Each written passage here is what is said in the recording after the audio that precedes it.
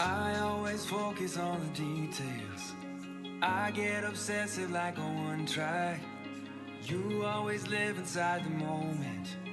You forget that you still have to own it.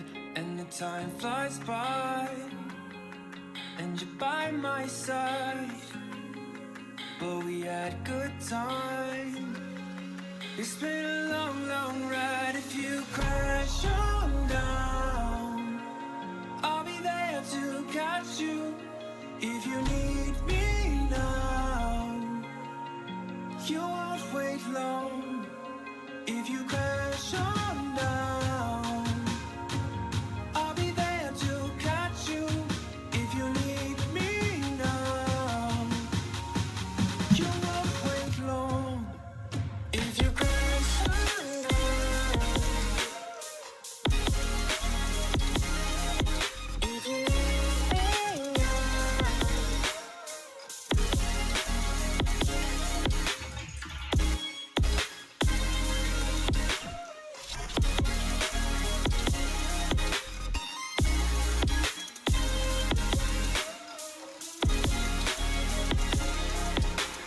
Don't have the energy we used to.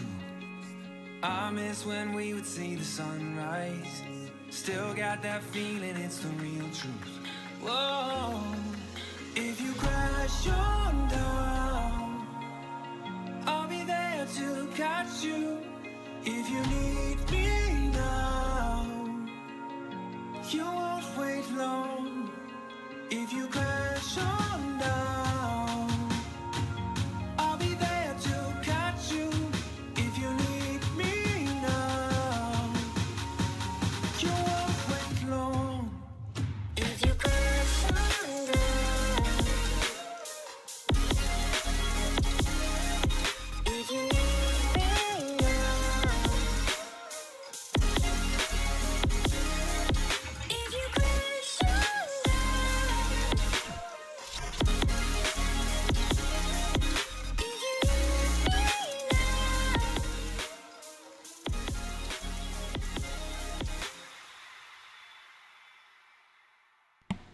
Hey, hey.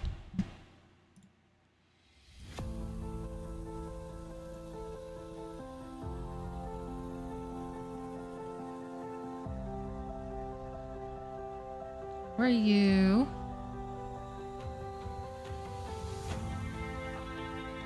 God, we're starting early today.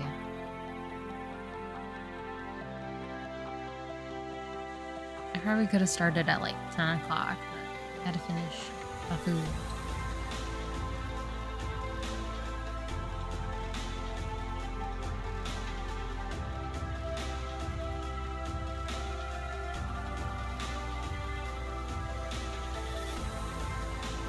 And it's really I don't know, the past several times it's been like 12 I started.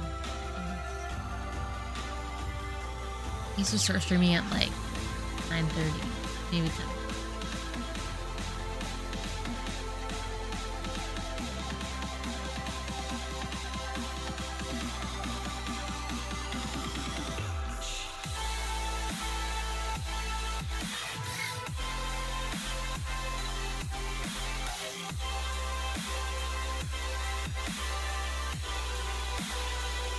Are you ready to jump back into Little Nightmares?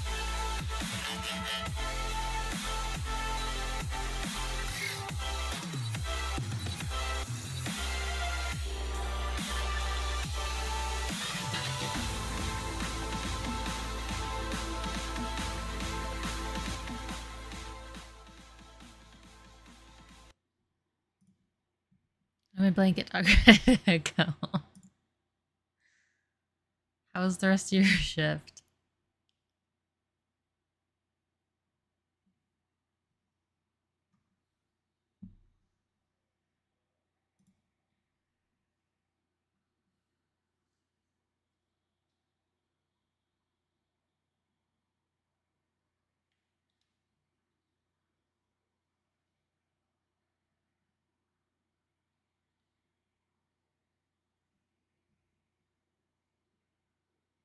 It's fine. David, the old DM, came in to say hi. Oh, I haven't seen him in a while.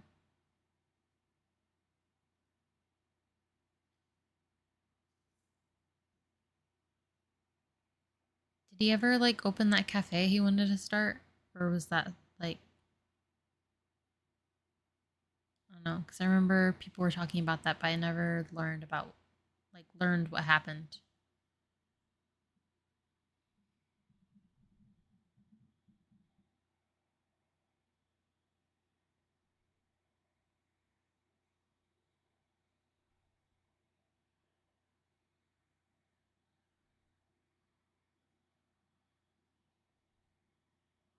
Because he and his wife separated. Now he's dating a woman who seems to be in her 20s. Ew.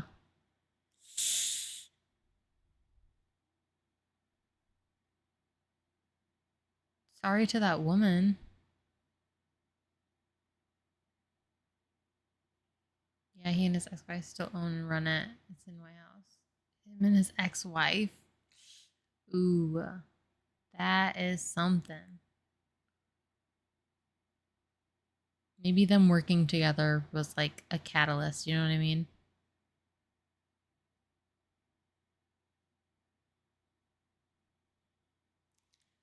Yeah. I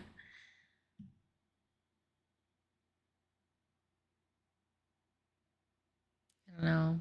That's crazy. I had that thought when you mentioned it to Nicole. Yeah. No, I like he was always nice, but I didn't like the way he had talked to me like he'd known me for a long time. Even though I just met him. And he never said my name because like he didn't actually know like remember what my name was and never bothered to even like read my name tag. And then I don't know. He was always just like, you know how the managers are sometimes, or they're just like super fake.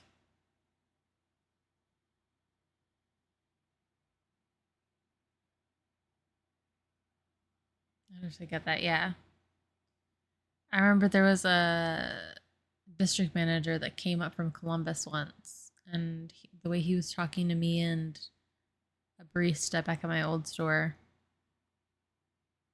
I don't know. I just like, and he cornered, he could buy partners. Is that what he said?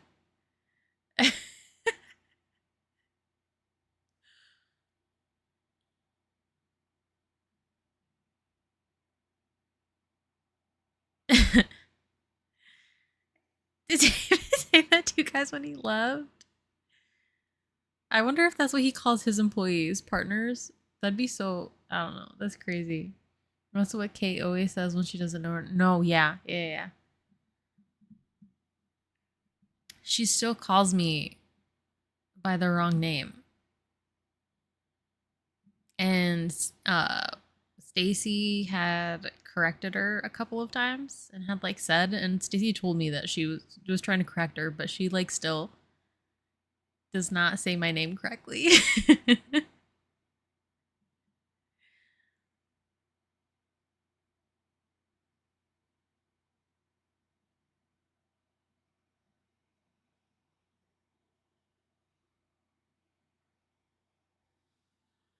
It's crazy. But that manager from Columbus, the district manager from Columbus, had cornered one of my old baristas, and because he knew that she was newer, and he like was like hovering over her. He was like kind of tall, right? And he was like hovering over her, and like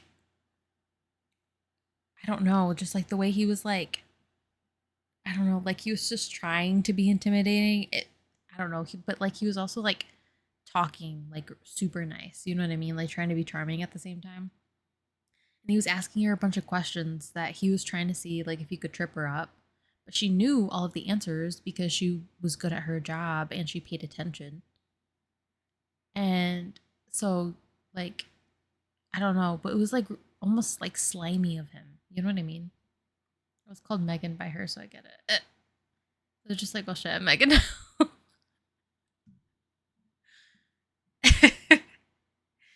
Oh yeah, she She always, I think it was, what did she call me the first time? I think the first name she ever called me was Selena. And then I think it's different now.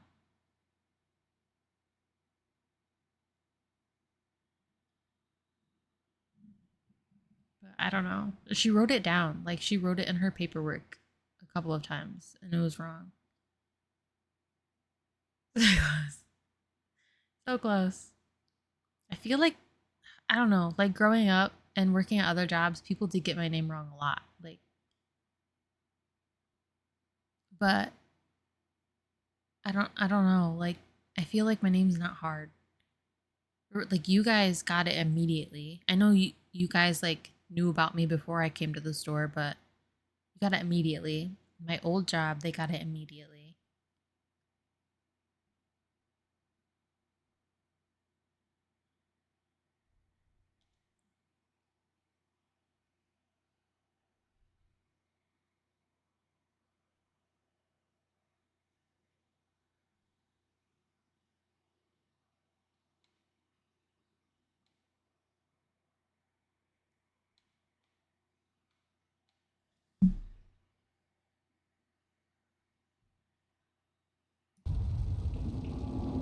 There it is. I just had to click back on it. I mean, just say hi, I'm blank, and most people should remember that. Exactly. I don't know. Sometimes on phone calls, if you introduce yourself really fast with your name, like I'll almost immediately forget because you start going on with like other information. Actually, maybe not. I think I've gotten better with that, especially now that like that I have to answer the phone at work all the time. Or not now, but like working where we work. I think it's kind of important to remember names. Well, obviously it is. You know what I mean. Just like now that we have to remember names or it's like part of the job, it's easier.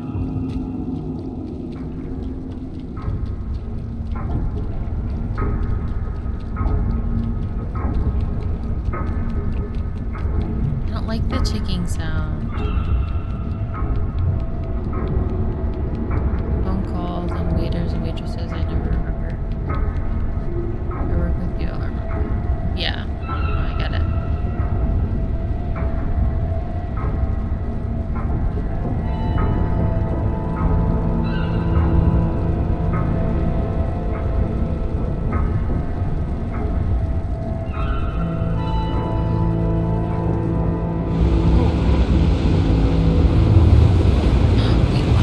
Shit.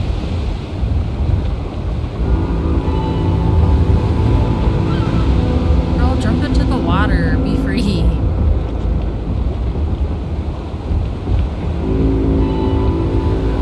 Is that another ship, though? That's another ship, though. I think it's just loud. Okay, I was gonna ask. There's only one volume.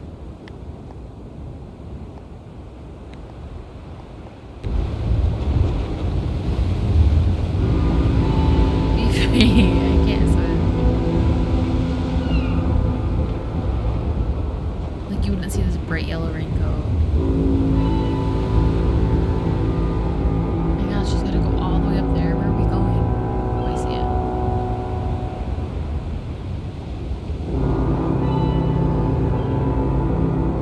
it. See, we're on some sort of like, it's like, we aren't on a ship. It's like tethered. It's tethered, like it stays still. Weird plan.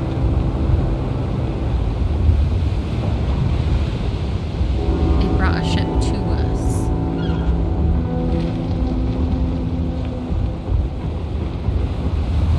Biggest ship I've ever seen.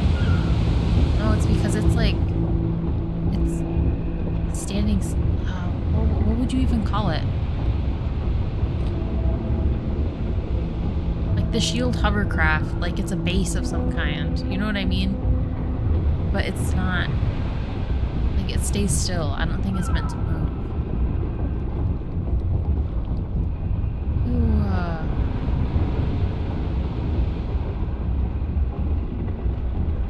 I don't like them.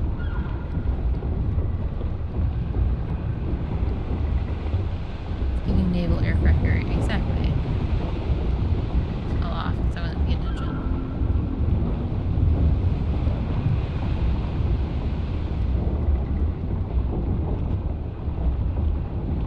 They repeat eventually.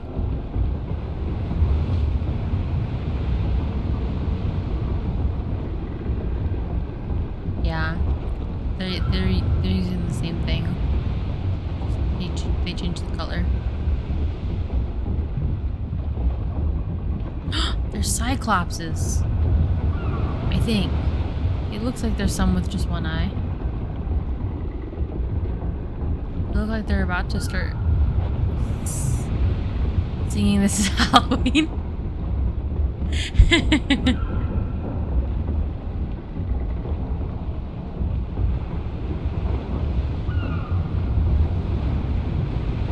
Creepy. I don't like looking at them.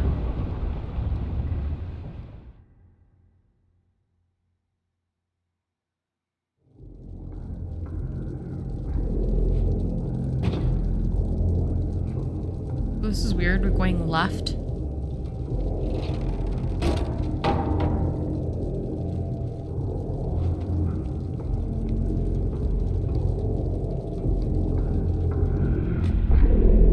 How are we supposed to escape if we're out in the middle of the ocean, you know?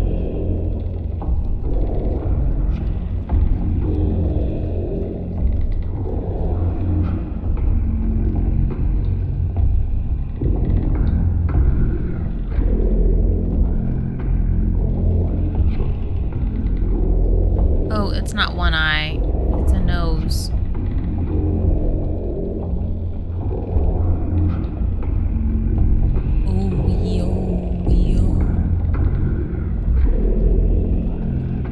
Better hope there's a quality. How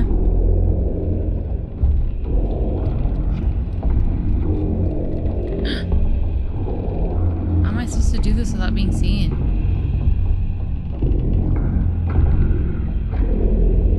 They're just supposed to climb up, you know?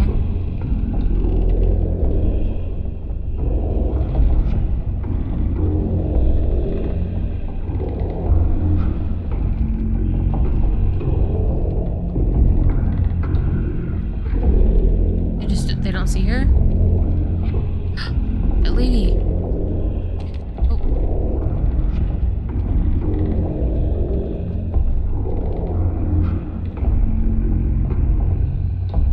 She is alive. I thought it was gonna be just like a statue. It's a living person.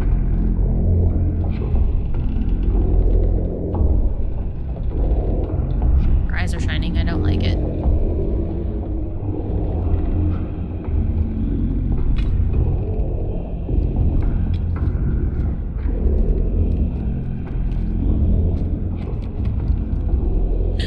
Fucking hell.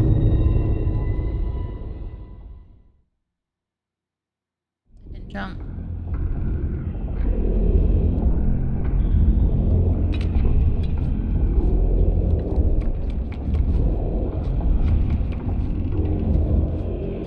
Nope.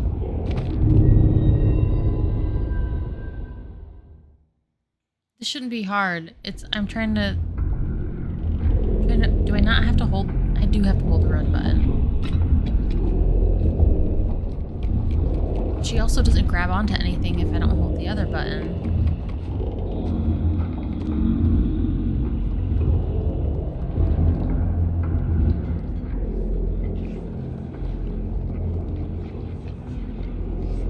Ew,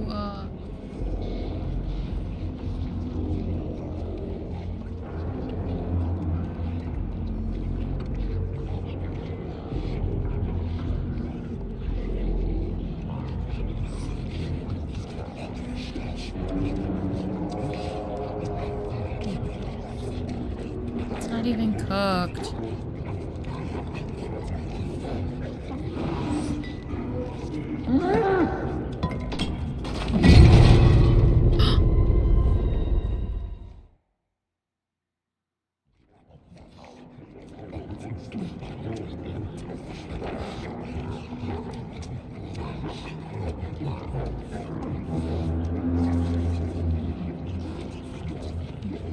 This way?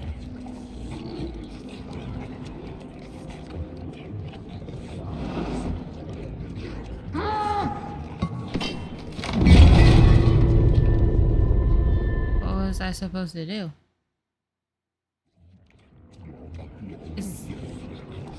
No, the character designs are awful. Did I get smashed by the table? Is that what happened?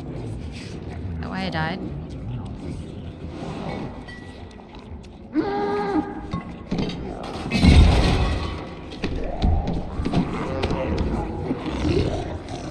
Ew. He eats me.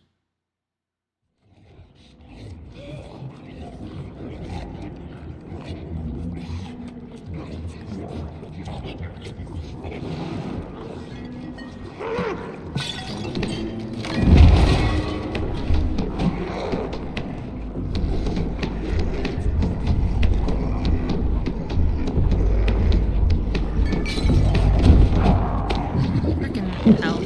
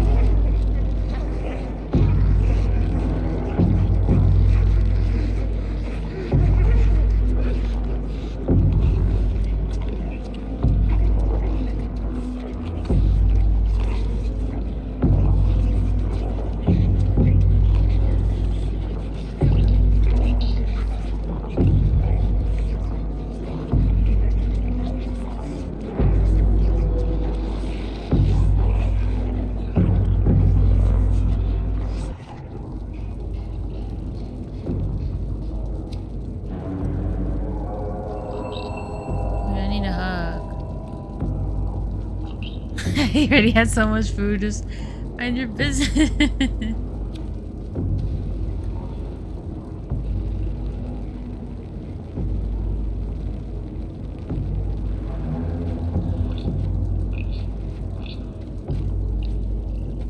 I have to go back out there. I'm sorry.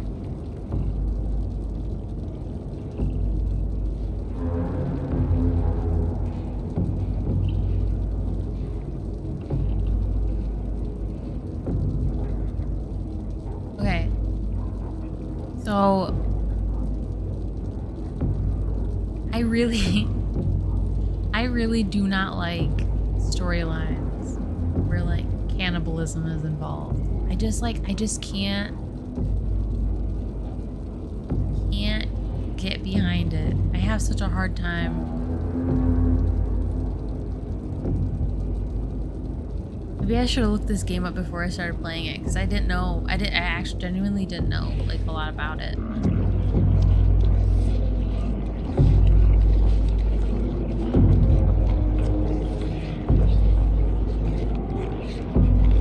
That's incredibly fair. I just like, I don't. How am I supposed to do this? What am I doing?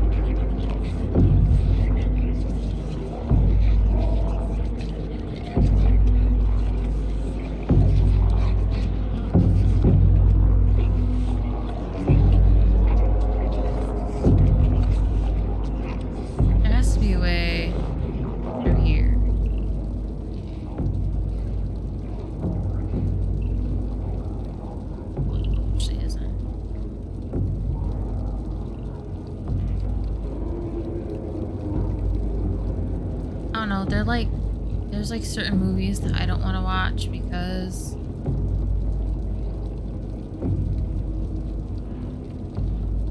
of that, like what's it called, Hannibal, or The Silence of the Lambs.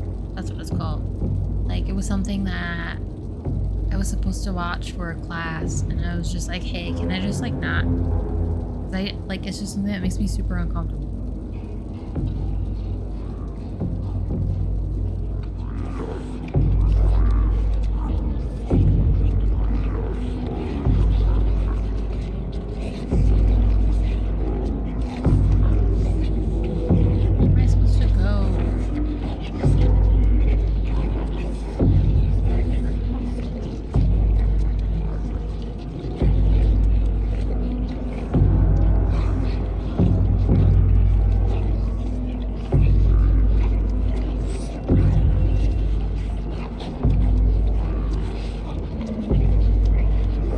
jump up there because that actually like gives me away. Oh, and go up there. And hell.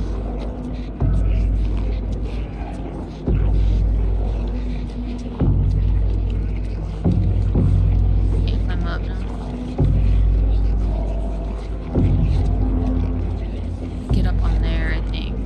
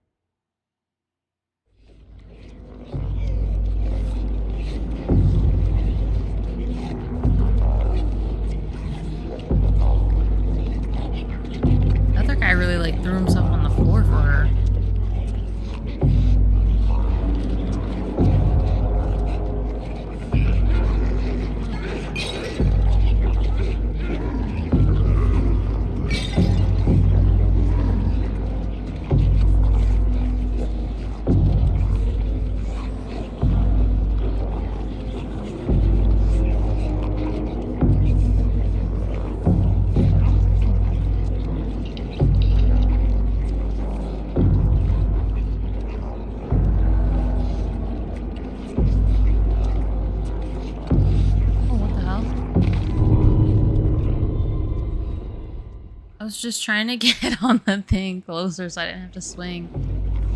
Well, it's okay. It's alright.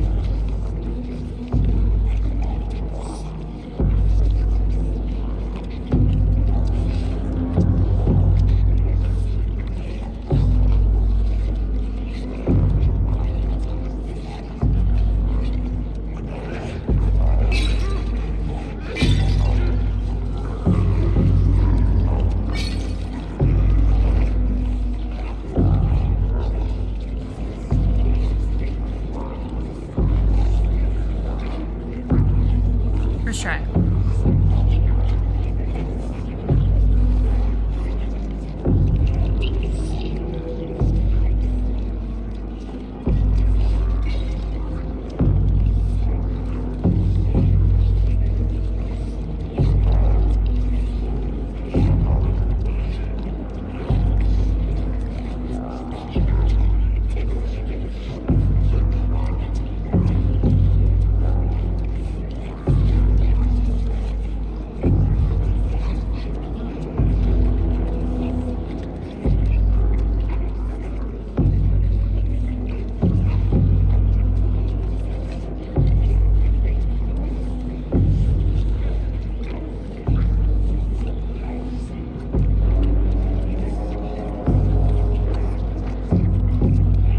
To go.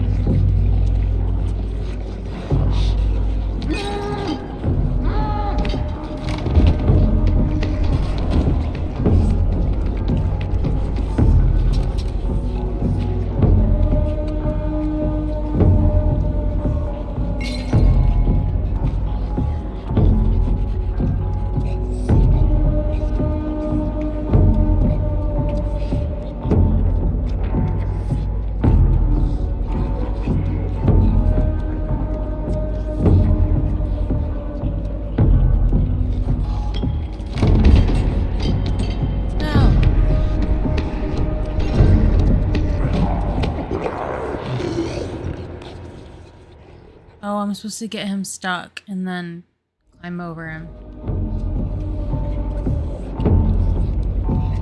This is worse than Golden Corral.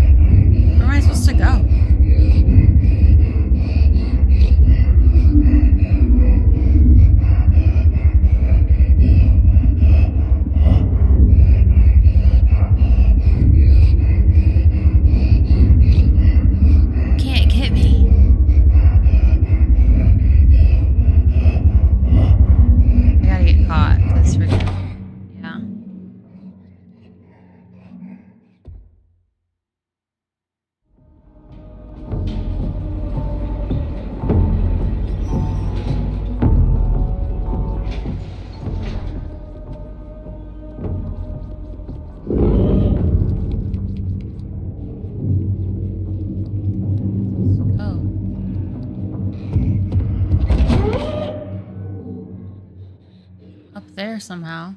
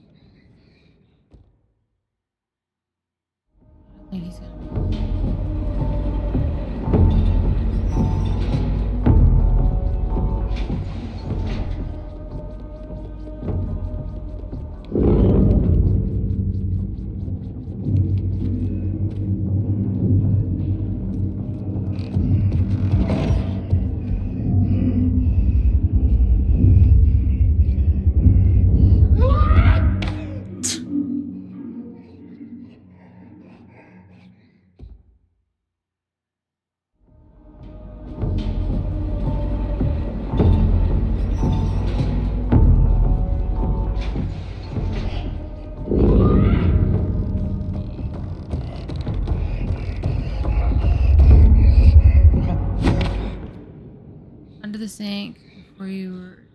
Oh. No, I don't... Can she fit under there?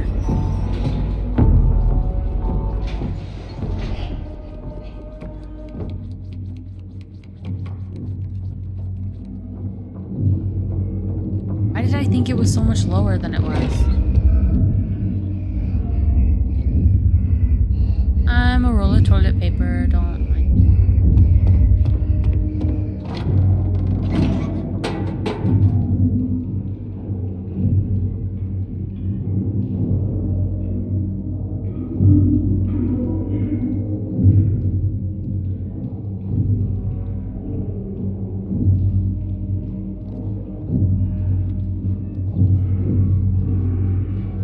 was a box here too.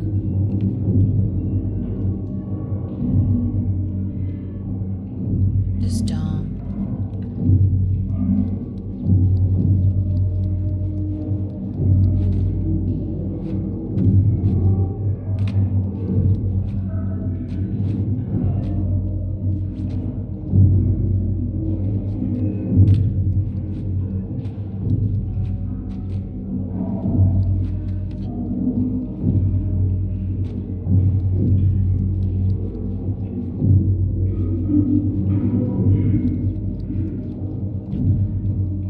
Oh, I am closing here.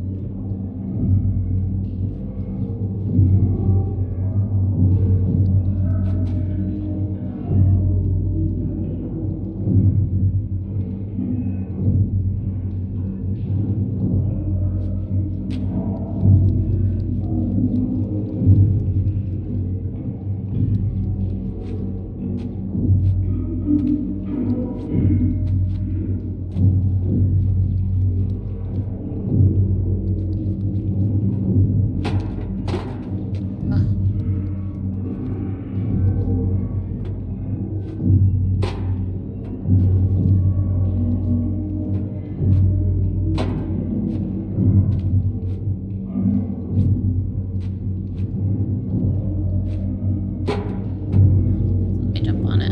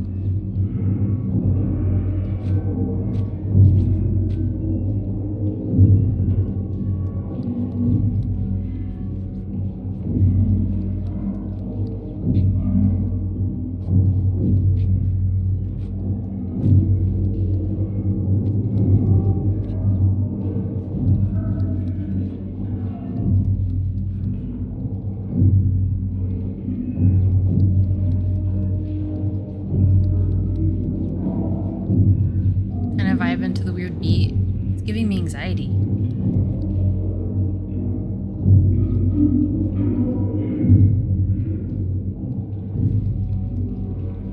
So in one of my discussions that I finished earlier today, they were talking about lab-grown meat.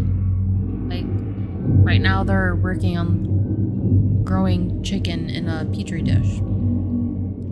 And they're successful. But each pound is worth like $600 or something like that. It sounds gross. Doesn't it sound disgusting? Like, absolutely gross. Like, but there were some arguments, and I kind of agree with this kind of argument, is that it's not too much different than like the genetically modified like plants and stuff like that we are still consuming, but at the same time it's meat. Like, it's they pick the cells from animals and stuff like that that they think will produce like the best meat, and they just like they grow it in the lab, and I don't know, it looks rubbery and it looks weird. lab grown meat. There was a student that was like, well, maybe if they re-advertise it as like synthetic protein. And I was like, that is disgusting. Technically, it wouldn't be synthetic because it's still like the DNA of like a biological organism. But it's nasty. Anyway, I don't remember the point of telling you that, but oh, I remember the point. That sounds horrible. No, it sounds bad. Might as well say 3D printed meat for sale. They I started my discussion off saying that I have like a plant-based diet because of like health reasons and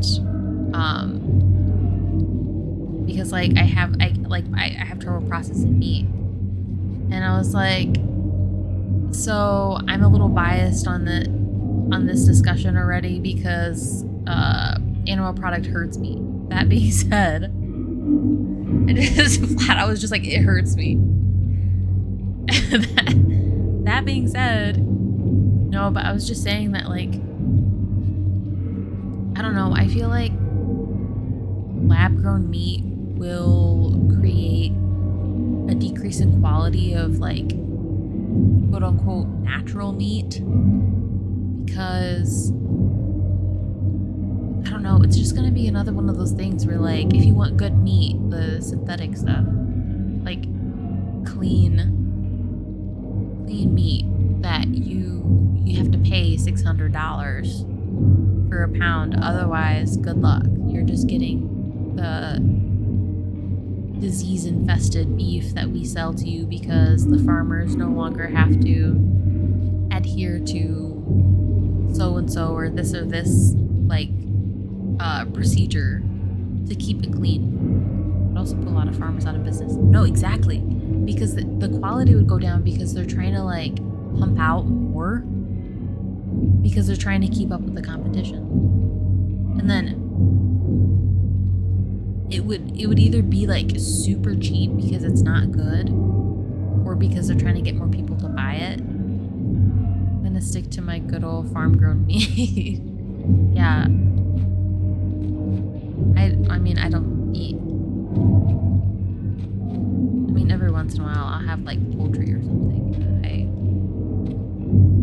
Chicken's questionable. Fish is questionable. Like farm raised fish is really bad for you because a majority of the time they're sick. They have like diseases.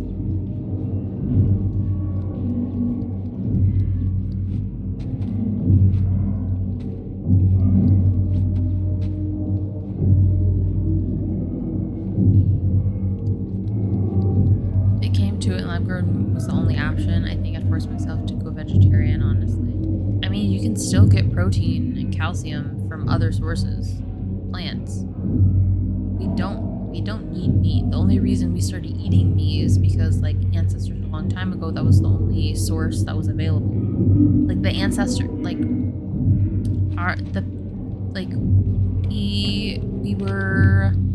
we split into different groups.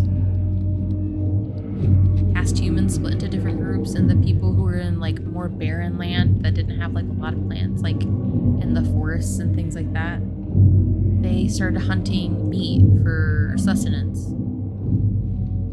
And it did, in the long run, actually increase or help increase brain growth, which eventually led to like humans now. But it's just because they had more protein. And we can get protein from plants. So, ancestor discovered bacon and steak. I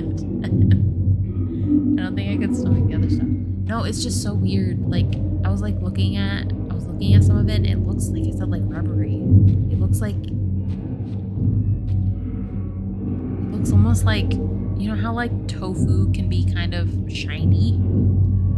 It looked like that.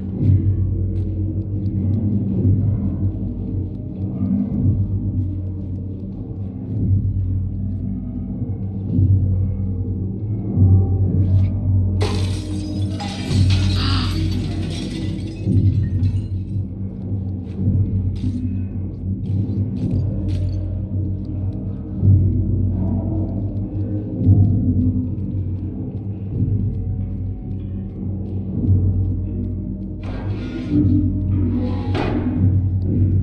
took me so long. I'd rather eat Morningstar. I hate Morningstar. Yeah, the Morningstar one isn't that good. I actually, I like Kroger brand vegan stuff. It's actually pretty good. I mean, I prefer Kroger brand cream cheese, vegan cream cheese, over the other stuff like Kite Hill and stuff. Not saying that it's disgusting. It just doesn't taste the way I'd want it, you know? Glass with no shoes on. I know, that's what it is.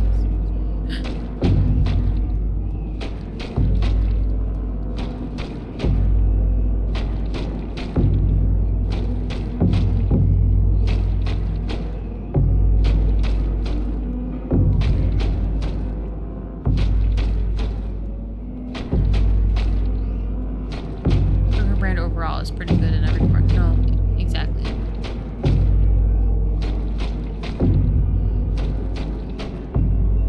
I think I have to go downstairs.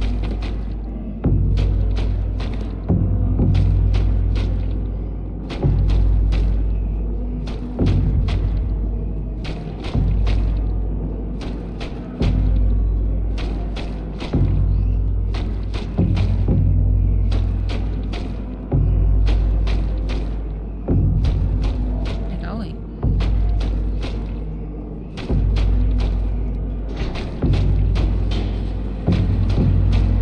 Oh, they didn't hear me.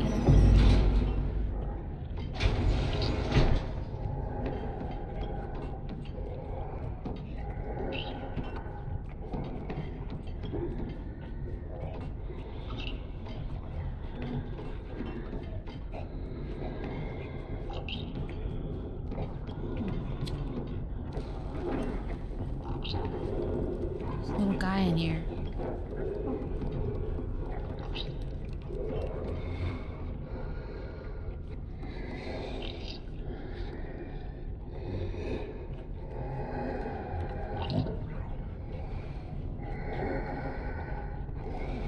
What do you want? Looking for?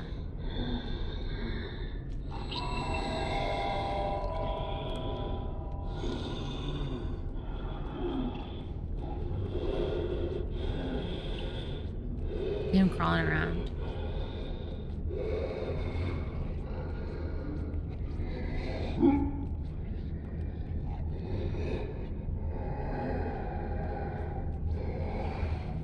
Trying to pull this.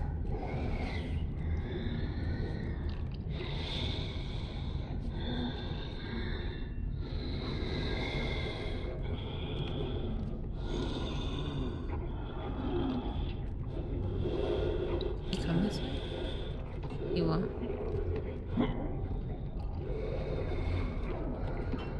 Okay.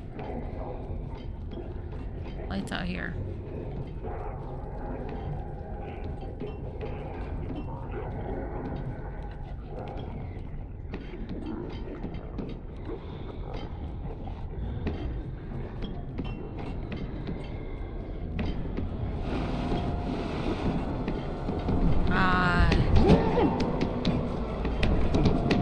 Gotta be kidding me.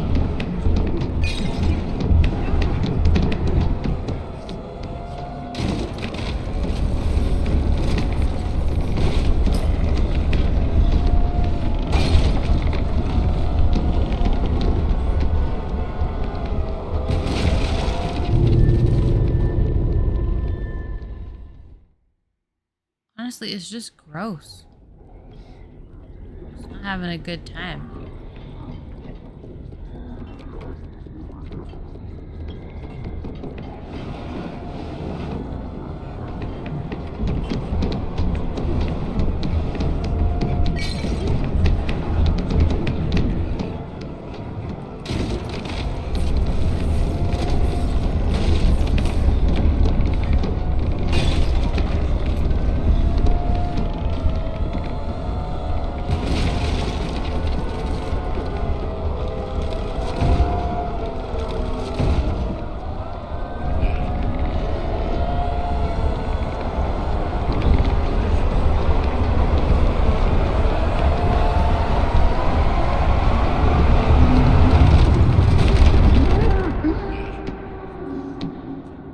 Good riddance. Good riddance. Oh, is it gonna do it again? Oh, I'm gonna have to eat another rat.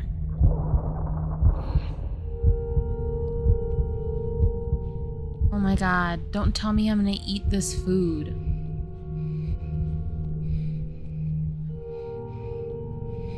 Like, it's made from people.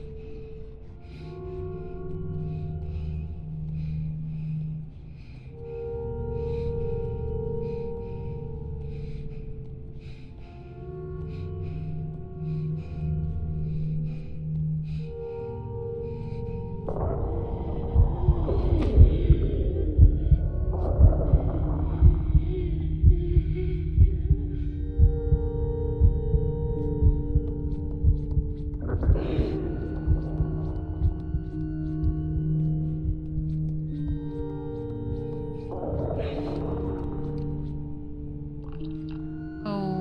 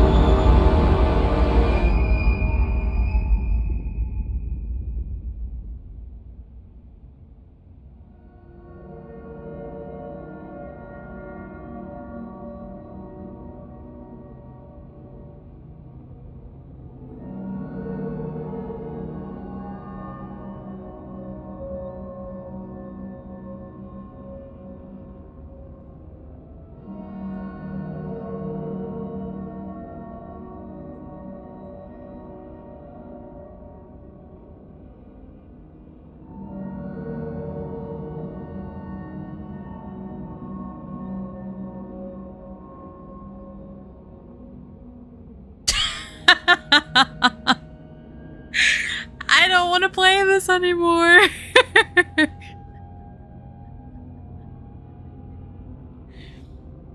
I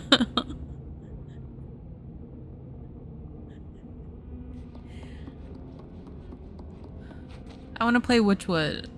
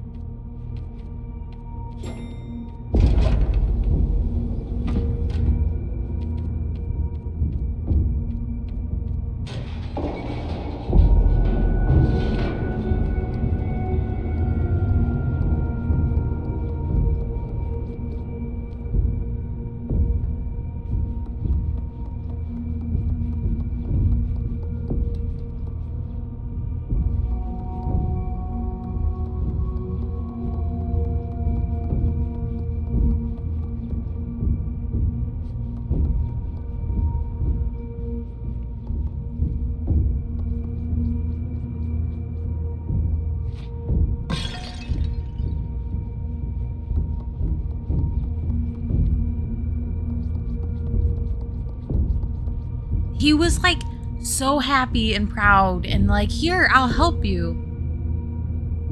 And the sausage was right there. And I was, yeah, sure, I would have been like bothered by the fact that she had to eat people sausage. But like, was she so against the idea that she ate one of the little mushroom guys? Like, I don't.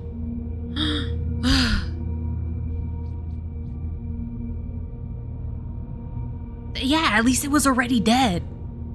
It was different eating the rat because like there was nothing else there, you know what I mean?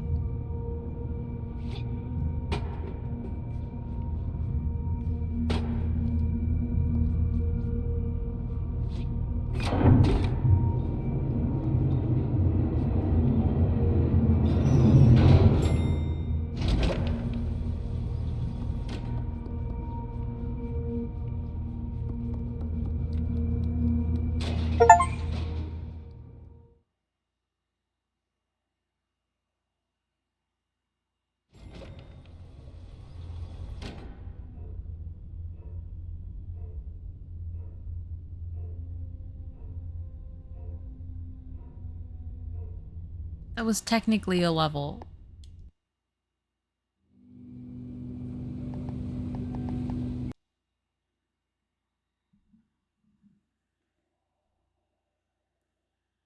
We all know the order of edible. It goes sausage, rat, people, sausage, gnomes. Get it straight, guys.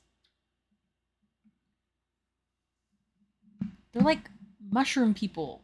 They're like mushroom gnomes or something.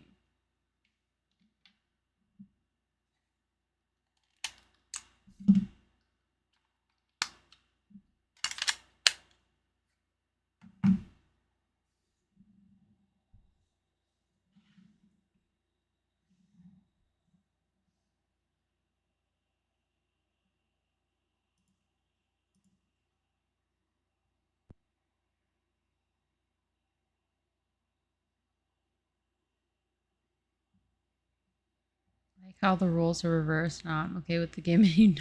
No. No, it's. I told you it's different. Like,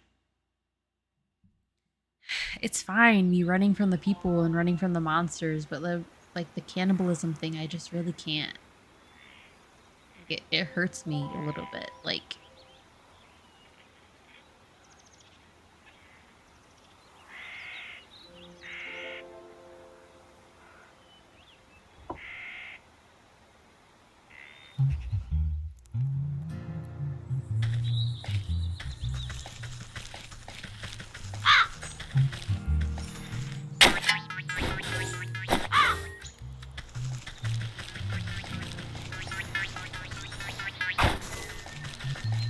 next time you want to do a horror game, I'll vet it for cannibalism. Well, now I gotta finish it because I started it and I want to see how it ends. You know what I mean? Like, I want to finish it.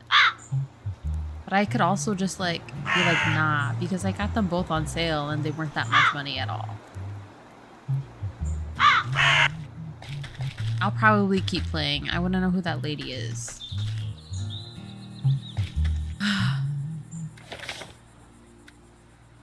I feel like you're towards the end of the first one. I feel like it should be taking, not that it's not taking me long at all. But yeah, and there's like some DLC content where you can play certain levels with somebody else. There's more DLCs that I didn't buy with it. But yeah. I didn't even play. I don't know how long the game is supposed to be. Like the main story.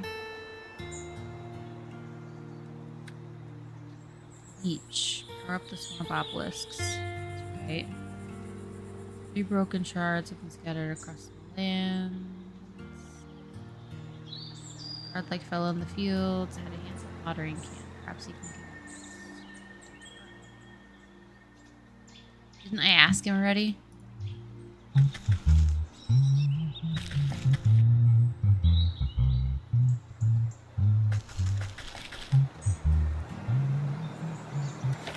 I asked him already.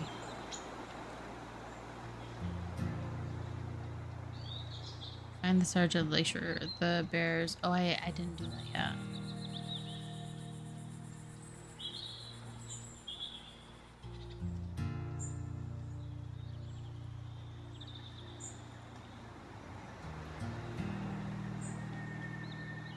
Let's go from eating the mushroom gnomes to brutally chopping up the mushroom babies. It's different.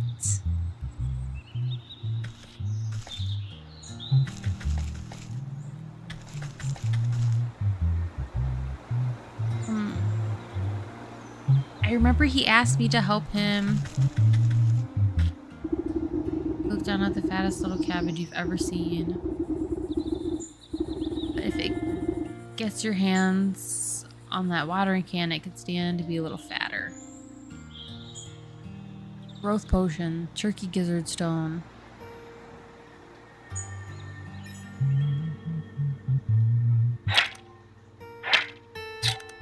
Oh wait, do I have that then? Growth potion.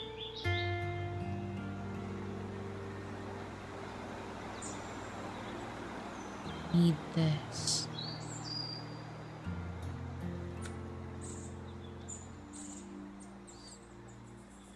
need move.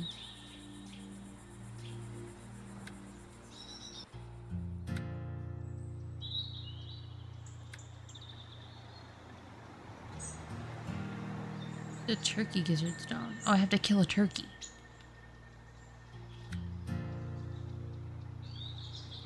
Jar.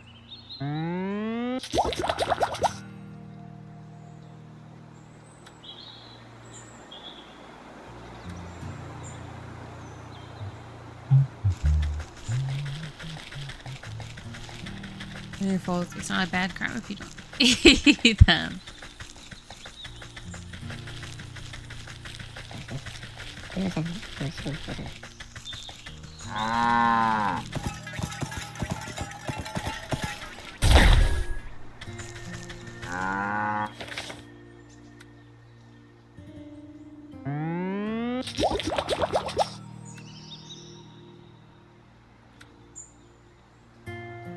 Need to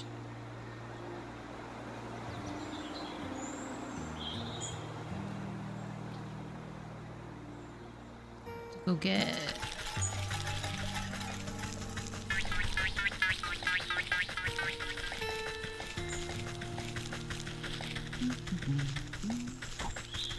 thing up here. I think this is where the swamp is. Into the forest. Oh, but I also have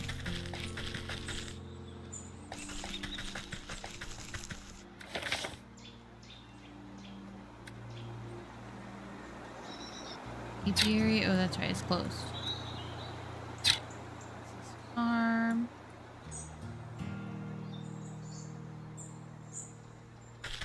There was a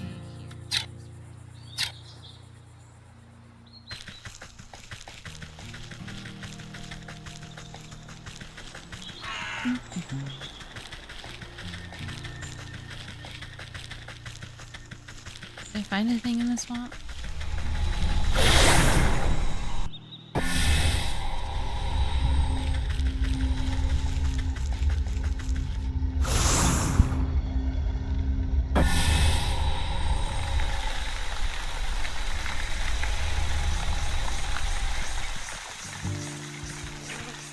Forgot. Oh, pellet.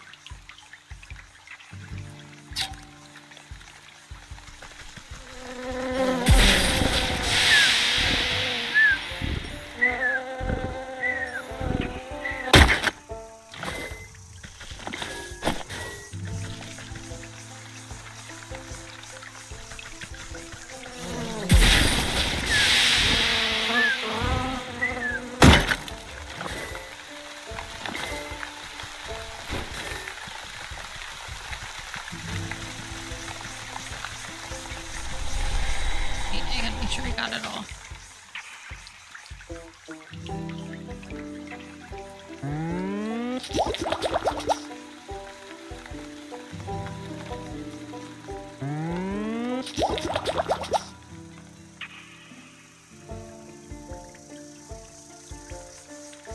Growth potion. Cookie gizzard thingamajig. Oh, I went back here because I needed the jack-o'-lantern bones. Jack-o'-lantern bones.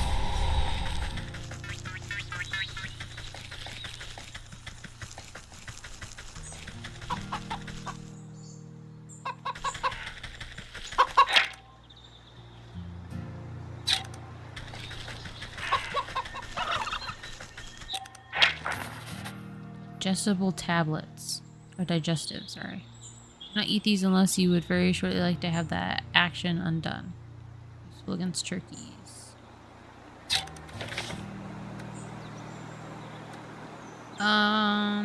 What is this? Goblin snot.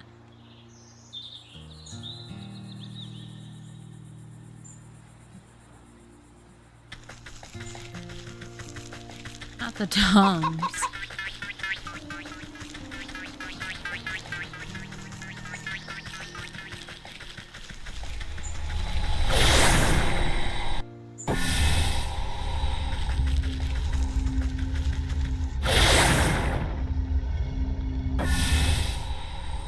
you remember where there was a goblin?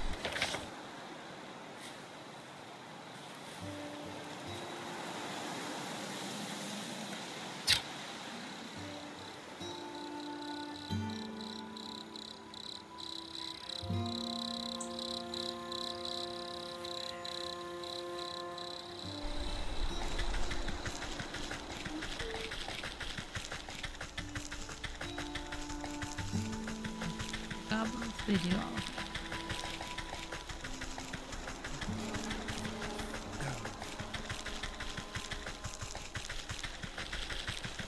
But try the forest.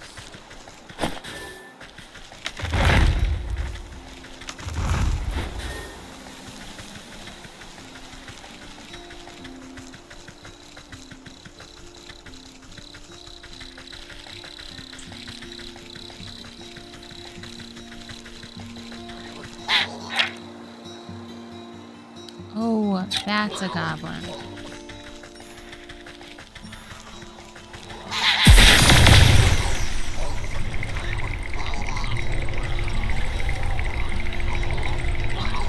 Should leave it to him to recover. Oh.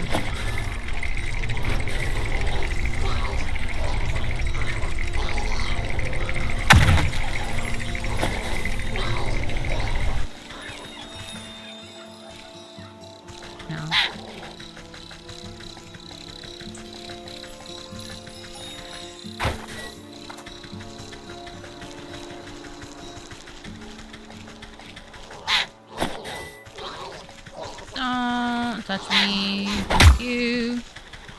Need the other snot. Thank you.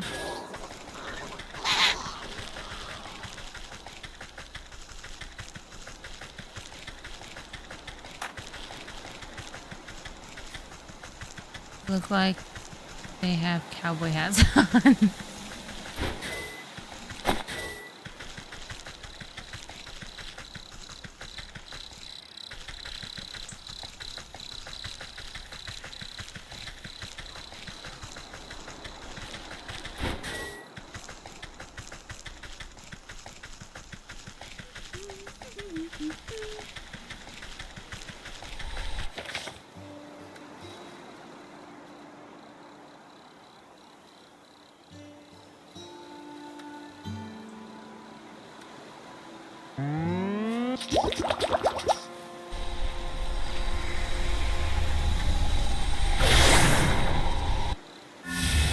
Okay, now we go back to the field and we feed it to the turkey.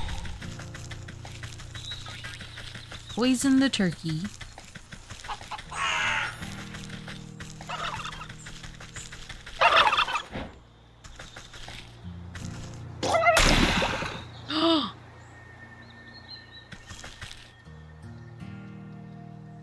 Gizzard's all empty. Turkey. Oh, it makes it pass a stone? That's crazy. How many stones did I need? I think I needed a couple.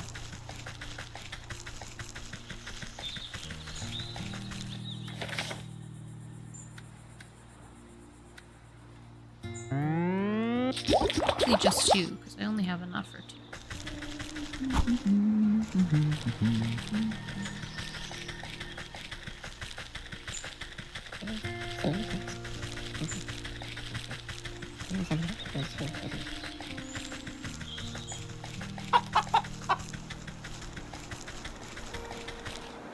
Is there another one somewhere?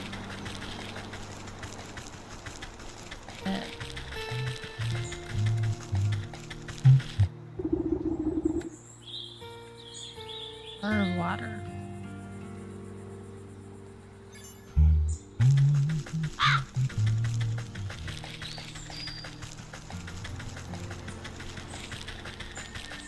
Can I get water here?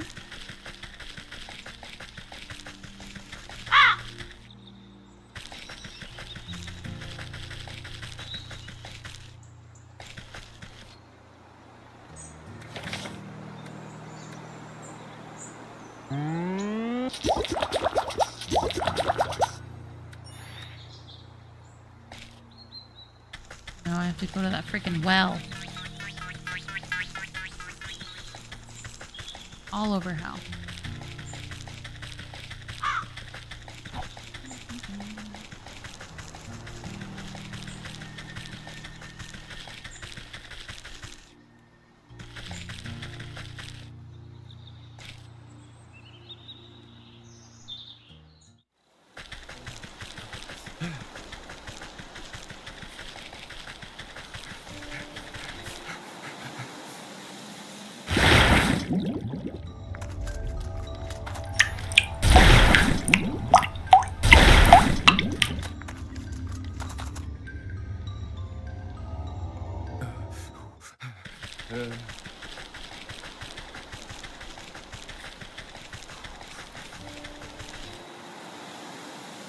Into the fields.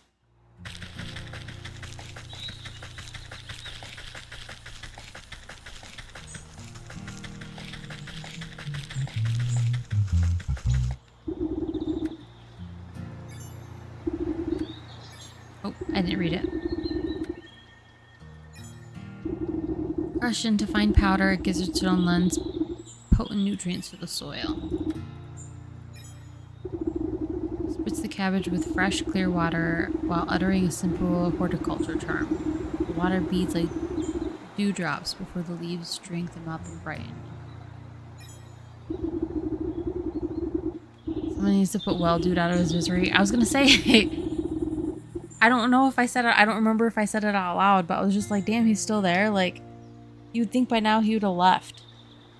He would have finally caught his breath. Budding plant changes to a bright purple, then blue, then yellow. It suddenly goes rigid and shrinks to the size of a marble. Farmer gasps in horror as his precious baby disappears back into the earth. He turns to you, shoulders stiff and pitchfork.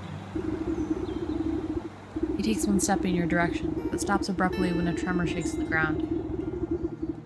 You look to your feet and watch a deep crack split the earth.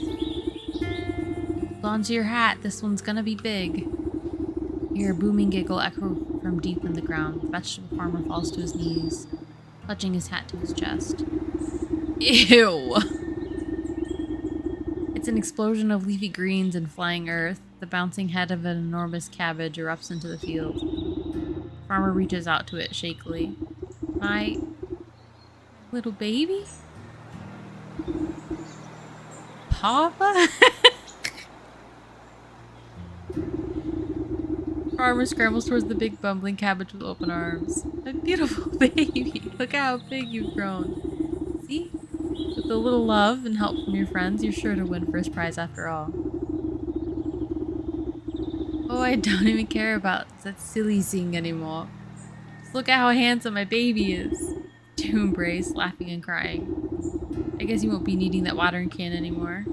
Please help yourself. You've helped me more than enough. Ew.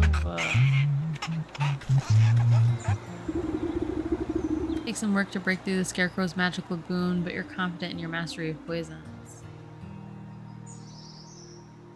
Potion of blight, word water, pumpkin jack bone. I need to kill all of those pumpkins.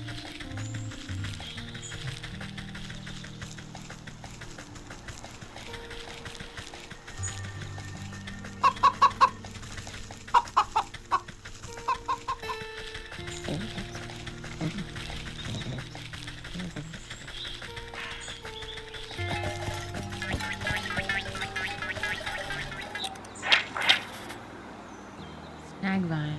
An effective snare at some distance. It binds tighter as a hold. Useful against pumpkin jacks and stick totems. Oh! Stick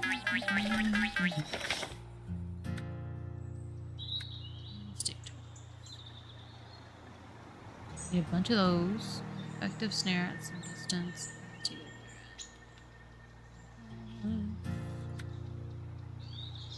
Need the newt. Eyeballs, and then I need to go back to the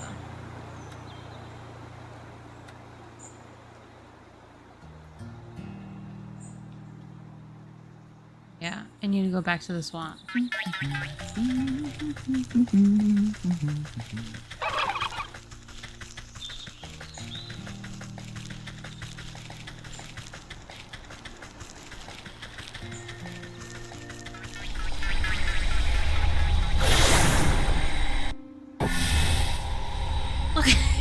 Look, where did I get that picture? I hate it so much.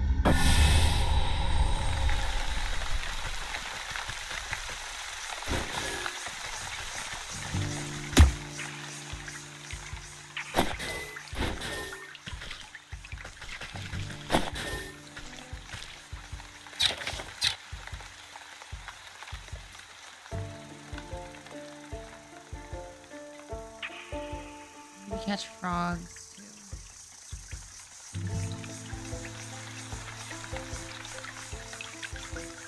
Need to catch frogs for these. What else is this? That clay? Need to get in mud puddles.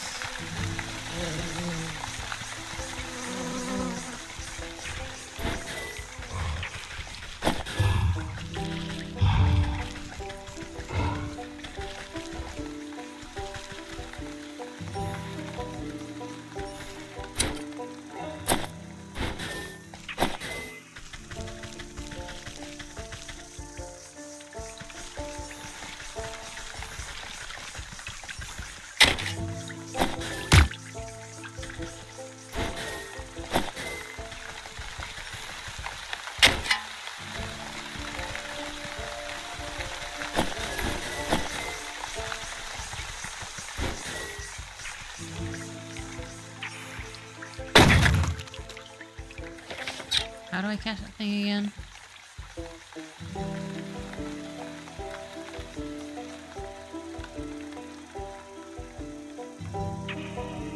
This.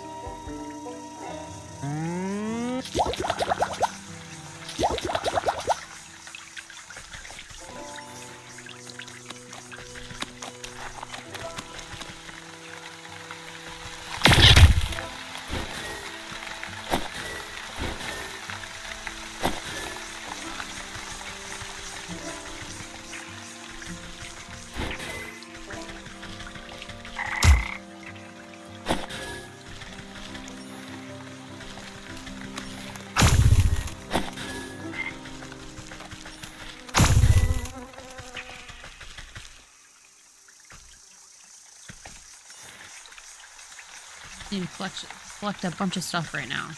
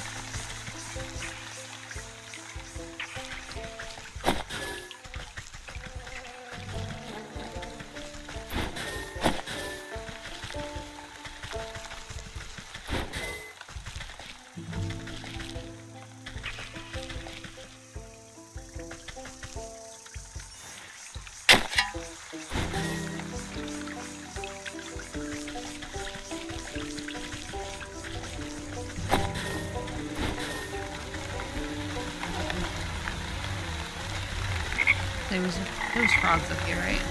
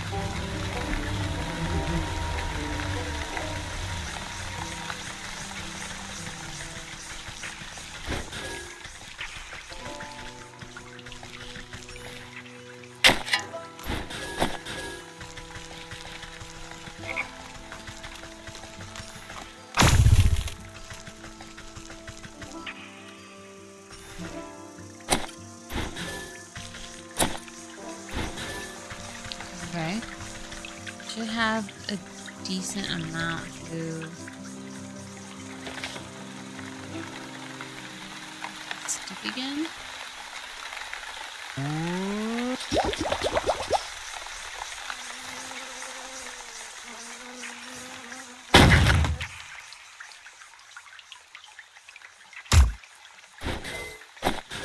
No newt in there.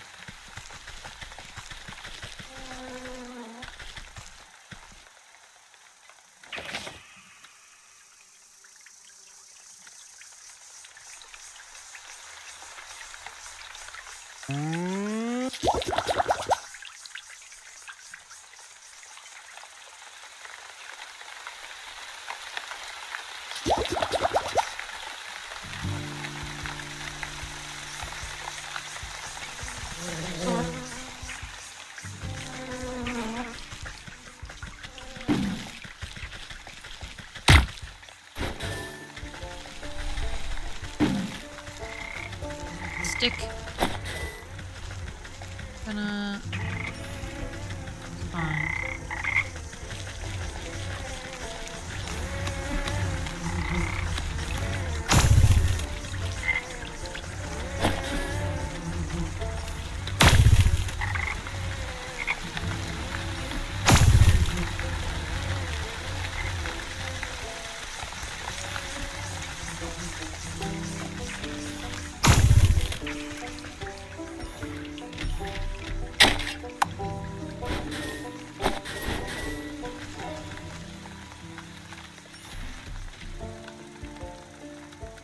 Oh, I know.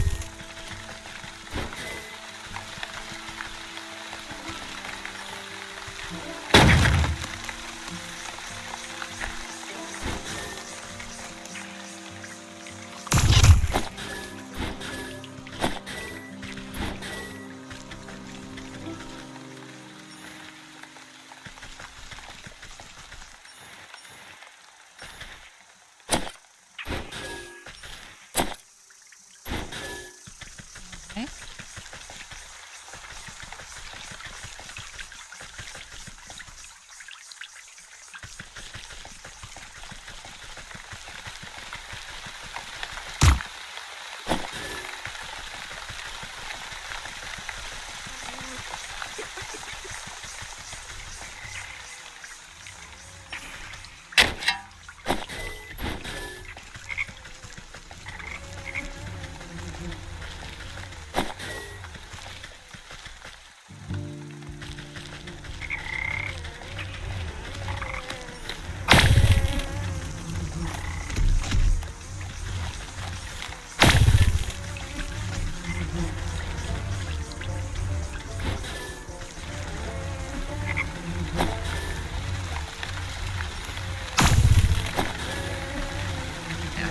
Please find more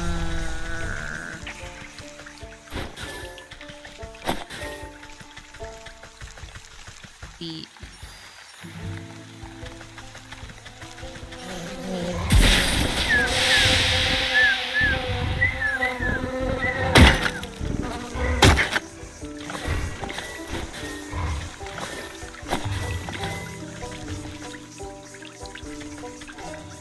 Okay. So I need this. I needed this for this.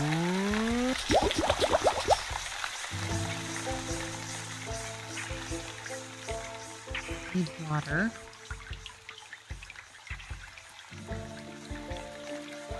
I need this. This. I needed this for this. I need a few of these.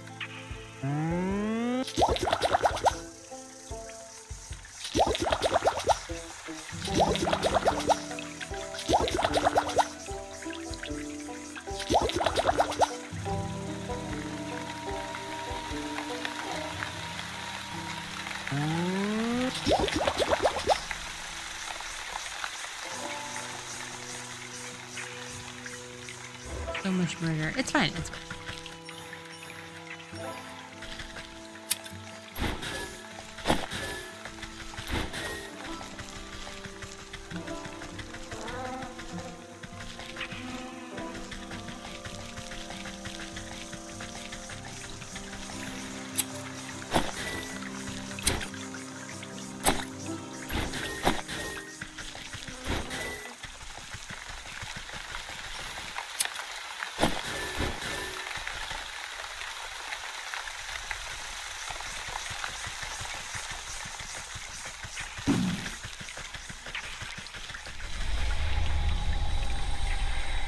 Actually, hold on.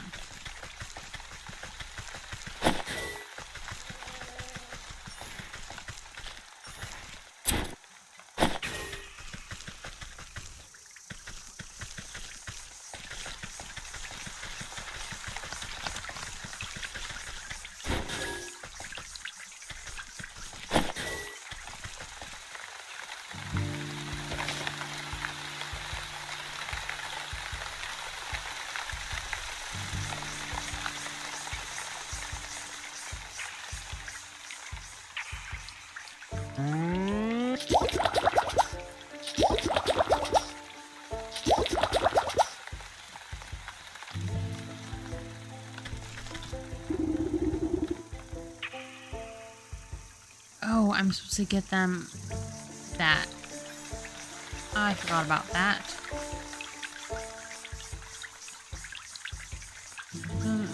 Atomic Moondrop. I think I have to take out...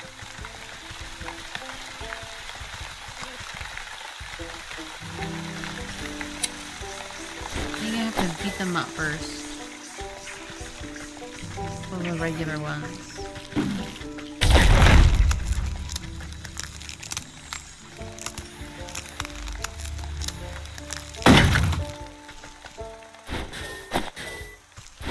Haha.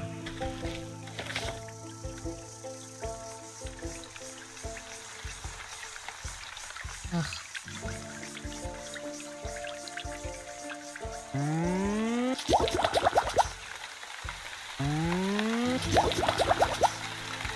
Another one of these.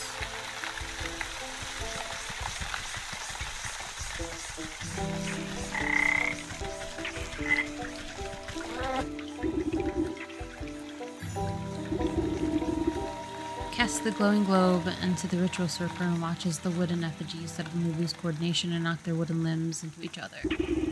Take the opportunity to slip between their tall frames and snatch the mirror shard before their frenzied dance begins anew.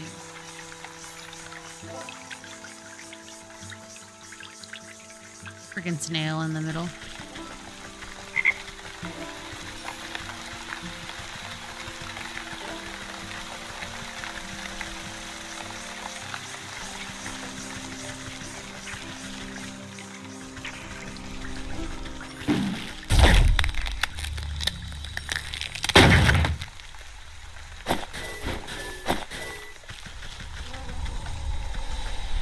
I don't know what I'll need the Moondrop for, but I feel like I'll need it again. Oh, the jar of water.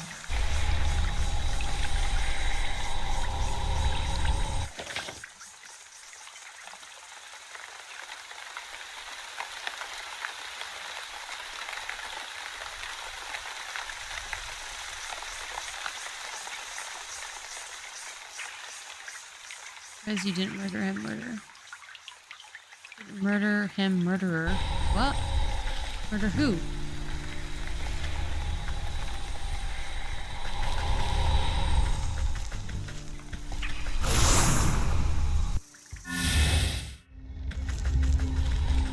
I may have forgotten something. Snaily? Oh, I do. Yeah.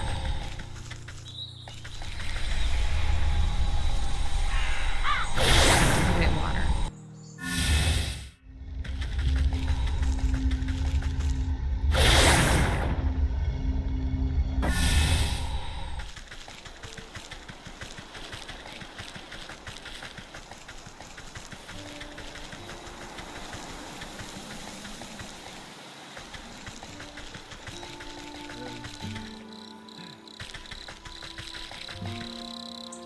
I need embers.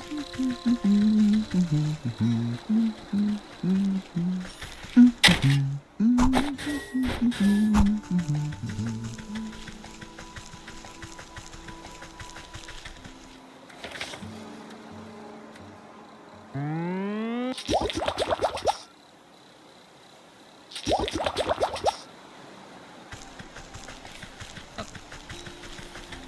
Yeah, yeah.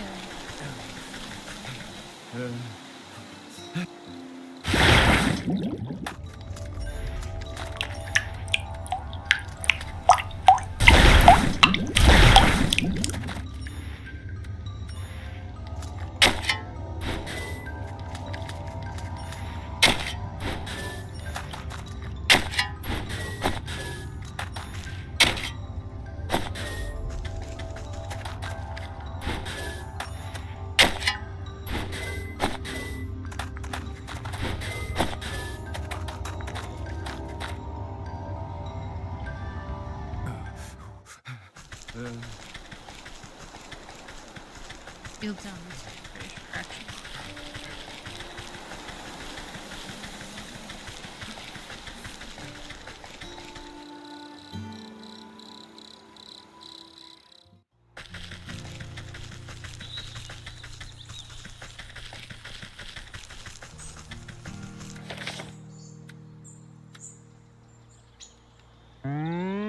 Got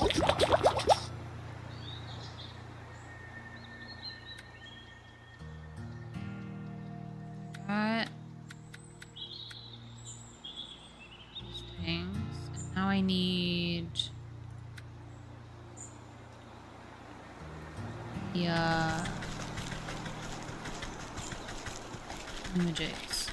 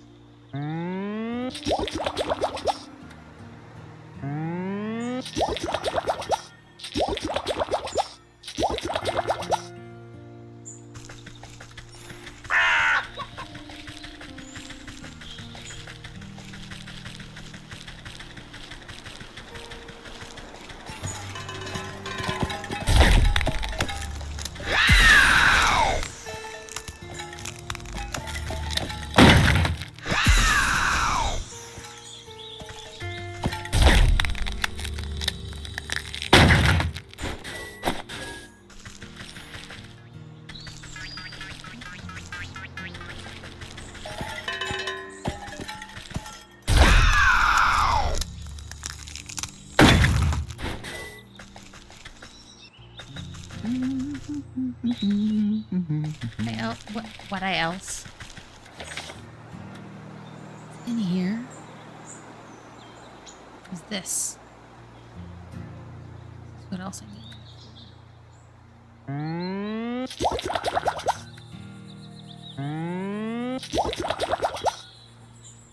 Needed that for something.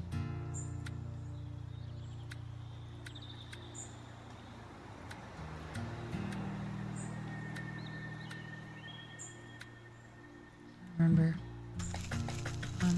Now I can go back to the guy. He'll respond eventually.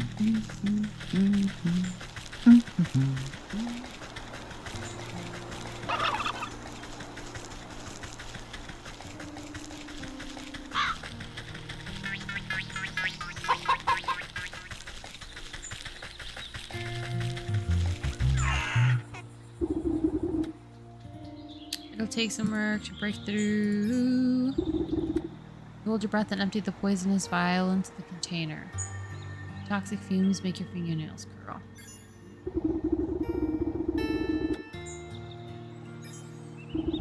Good amount of word water will dilute the poison to keep it from eating straight through the metal can. Crush up the impish bone into fine powder. This potent fertilizer will help spread the blight. Find a hefty stick to mix all the ingredients together inside the watering can. You know your work is done when the stick dissolves into mush in your hands.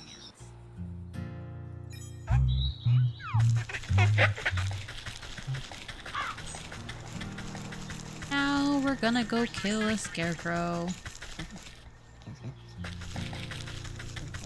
Get there.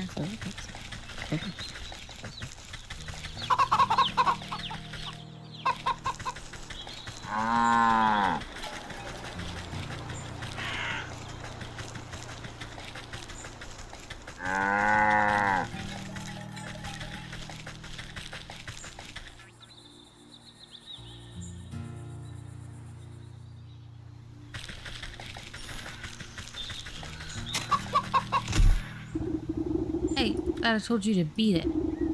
Raises his hoe and brandishes at you menacingly.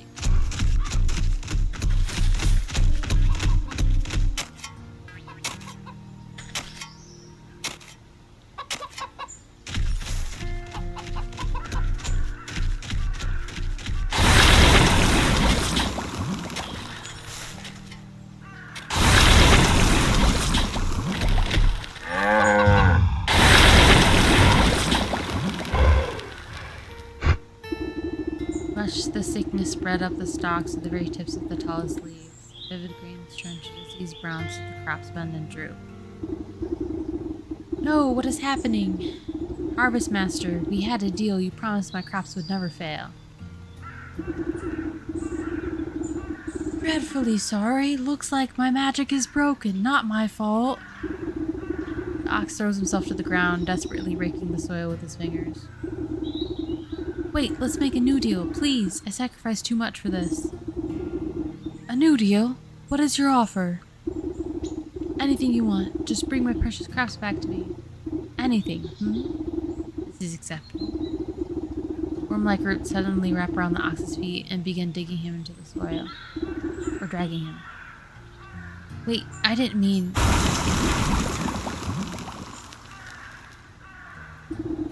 Dust settles over the spot where the ox once stood as if nothing had happened. The soil looks barren and diseased. A small sprout of leafy green catches your eye.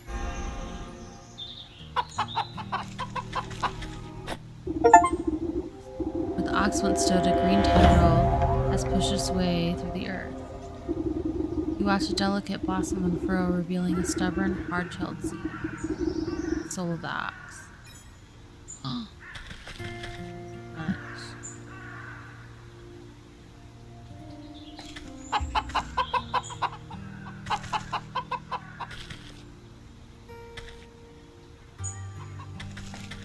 What about his dog?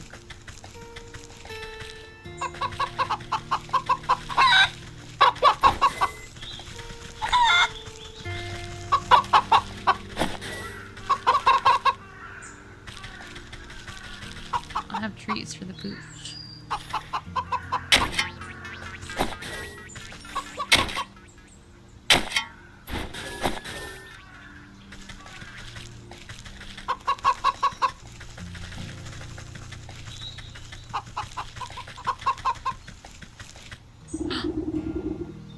Family. Standing at the front gate, the ox's missing wife and son blink in confusion as if they had just burst forth from the earth itself.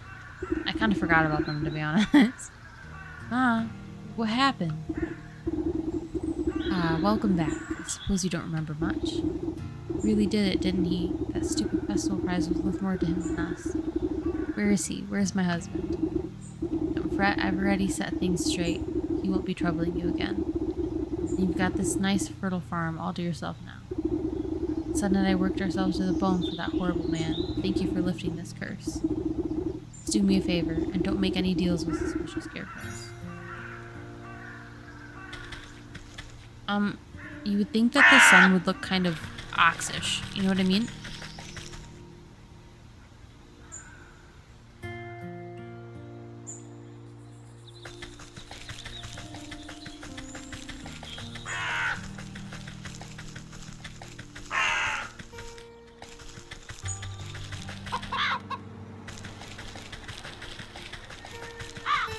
Probably cheated with little boy.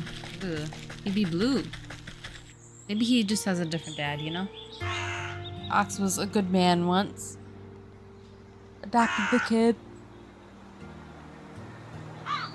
What next? Ox.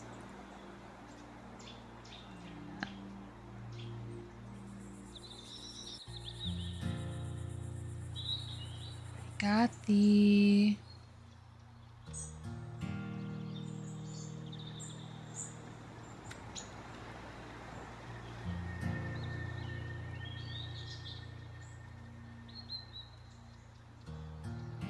Okay, I got the shard in the swamp.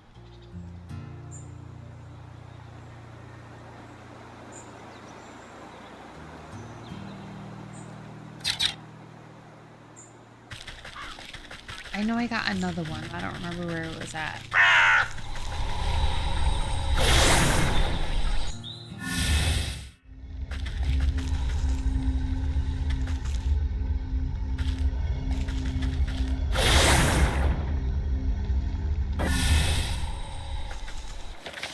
Okay, I remember there was like several things here.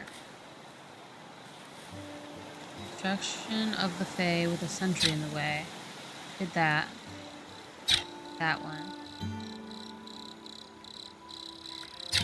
That way.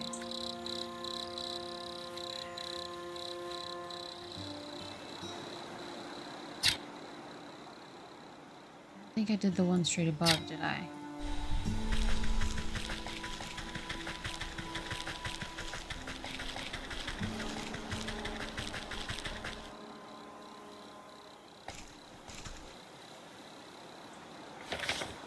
Dog.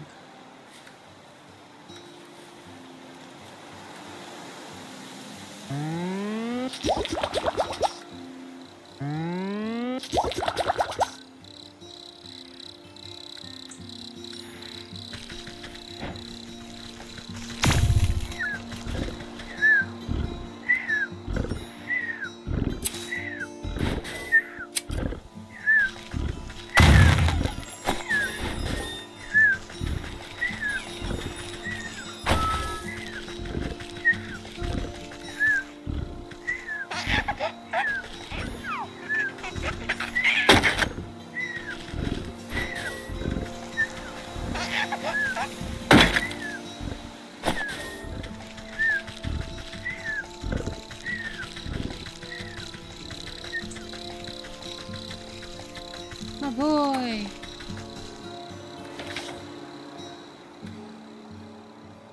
I got that one and that one. The next one I go to is him, I'm pretty sure. Last one.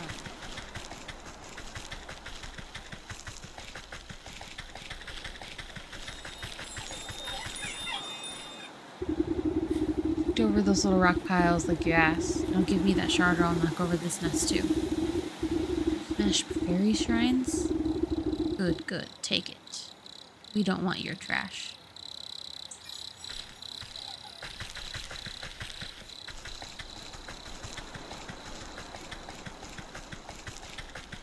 I was pretty sure. Yeah. I don't remember where the last one was, but have you found any of the mirror shards? I wonder where they could be. Gingerly hand over the broken glass shards to the maiden. She's careful not to cut herself on the razor-sharp edges as she slots them into the mirror frame. Pieces click into place perfectly and the surface of the mirror ripples like the water on a lake. The ripples calm, settling into the form of a pristine crystal mirror. She gazes into the mirror with awe. It's as good as new. The maiden's reflection ripples and morphs into the visage of a handsome young man. My love, is that you? Overcome with joy, a fresh stream of tears rolled down her cheeks.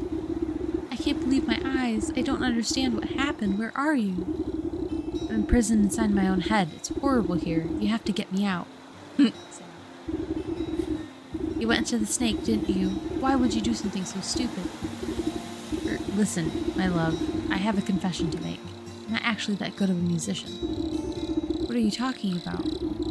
You're so beautiful upon your balcony, a bum like me would never get your attention. So I asked the snake to help me out a little. I thought I could protect myself from the snake's hypnotic gaze with this magic mirror. Then you went and broke the darn thing. Oh, blaming her. Rude. Didn't break it, it slipped out of my hand. Wait, don't put this on me. How could you be so irresponsible? One problem at a time, children. We fixed the mirror, so it should be able to break the snake's spell now. Yes, so you have no idea how unbearable it is being stuck in here. There's nothing but awful poetry and song lyrics that don't even rhyme. Red flag. Big red flag. No. He was like, but you, it's your fault. And then he immediately lied to her. And then he's not even good. Not even good. Got nothing going for him. Please, Granny, take the mirror. I can hardly stand to look at this buffoon any longer. Babe, wait. I think it'd be funny if he had like this like accent, you know, like exotic accent of some sort, and then all of a sudden he just like sounds like a dude bro.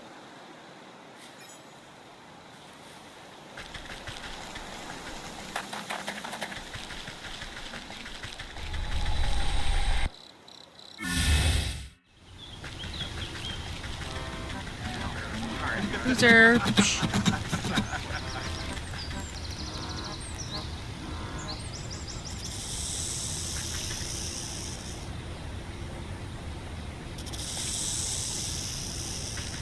Actually, maybe I do let him.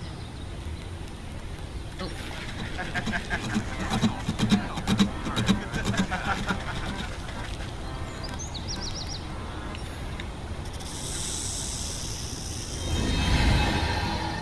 Oh.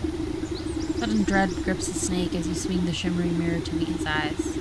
Mind-altering patterns of his gaze are reflected back to him. Slowly but steadily, the snake leans closer and closer to the surface of the mirror. Its forked tongue flicks against the glass and then disappears beyond it. It's so beautiful. Like a length of rope being pulled through an eyelet, the snake rushes forward and vanishes into his own reflection. The mirror jolts and bucks out of your hand, clattering to the ground. Stoop down, careful not to look too deeply. Hidden in the reflection of the mirror's surface, you can faintly make out a tiny wing-like shape, kept just beyond the veil of the world, of this world. The soul of the snake. Ooh. Got two.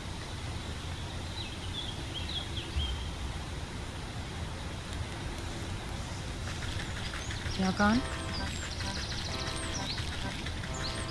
Guessing he's... Excuse me, sorry.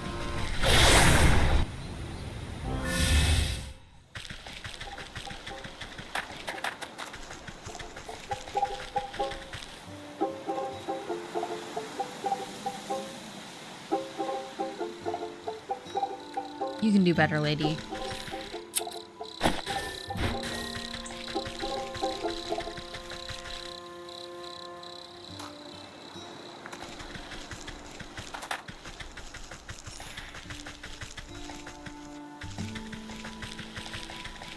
Don't do it. Leave him. No. Nobody listens to me.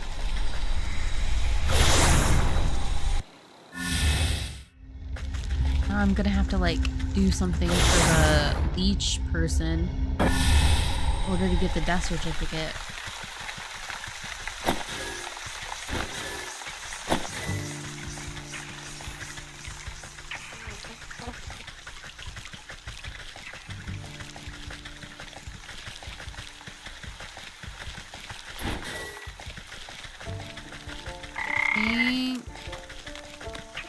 It's over this way, yeah?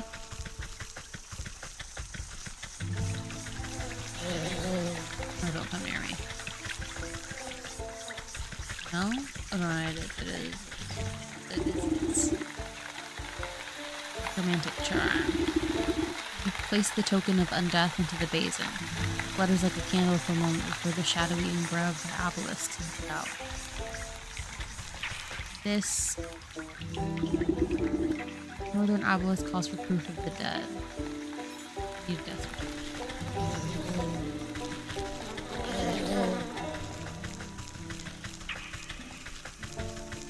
It was all the way to the left, wasn't it? Yes.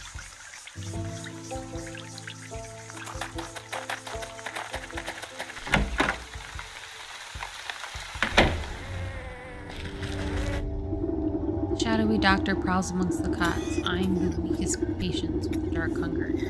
She snaps a quivering tentacle at you as you approach. Not a step closer. Who knows what sorts of disgusting maladies you might be carrying. Yes, I'm a pox-ridden wretch, I know. But I need a death certificate from you. Specifically of the short-bearded man we spoke about. His wife is in no condition to roll her chair through the swarm, so she's asked me to collect it for her. I don't simply give out death certificates to anyone claiming to be someone's aunt, grandmother, or friend. This is a legitimate operation. She turns her back to you and rummages through a nearby medicine cabinet.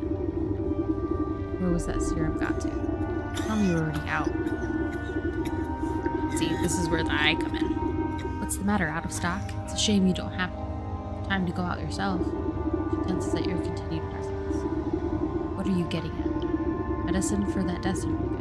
I think it's fair trade, don't you?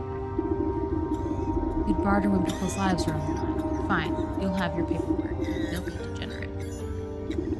Clearly too angry to speak with you, she shoves a list of required medicinal supplies into your hands. Highway Skeeter Snoot. I get it now. It's not just some weird skeeter as a mosquito. Snoot as in nose. For a mosquito nose. Oh my god. I'm so smart.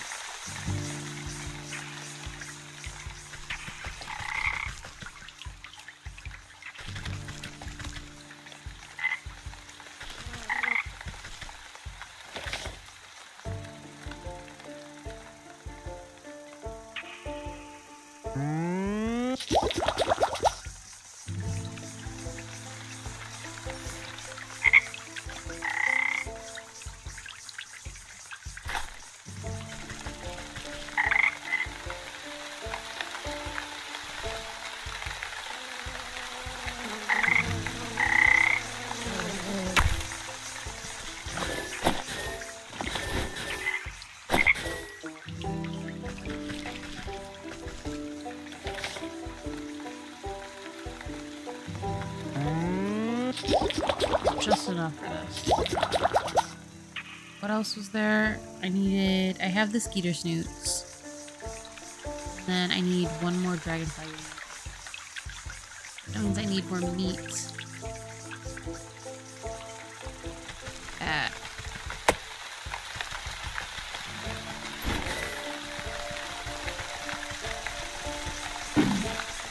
Kill some squirrels.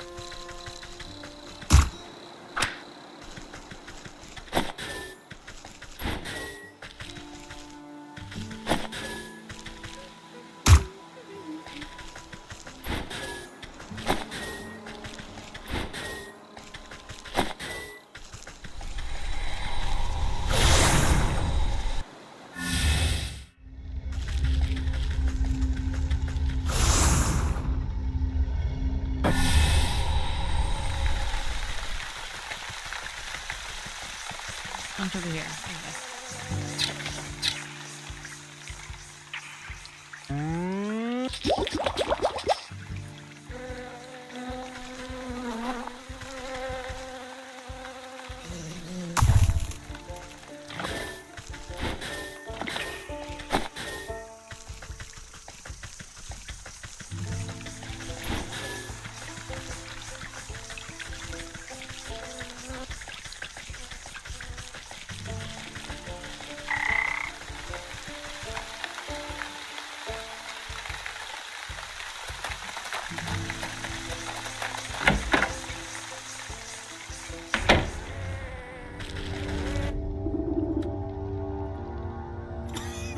poultice? Leech stuffs the poultice into an unsanitary-looking cabinet without a second glance. Leech takes the wings with a surprisingly delicate touch and lays them out carefully along the surface of a cube shell. Leech inspects the barbs before placing each of them carefully into a velvet-lined container alongside others. Excruciating-looking instruments. I run your errands. Now I really must insist on that death certificate. No need to get prickly. I have your papers right here. She extends her moist arm and thrusts a poorly written note into your hands. Shake the mucus from the paper. Prepare to decipher the loopy, illegible scribbles. You're not even sure that the leech spelled the poor man's name right. But you suppose it's better than nothing. Next time I need a doctor's note. Better off wording the signature myself.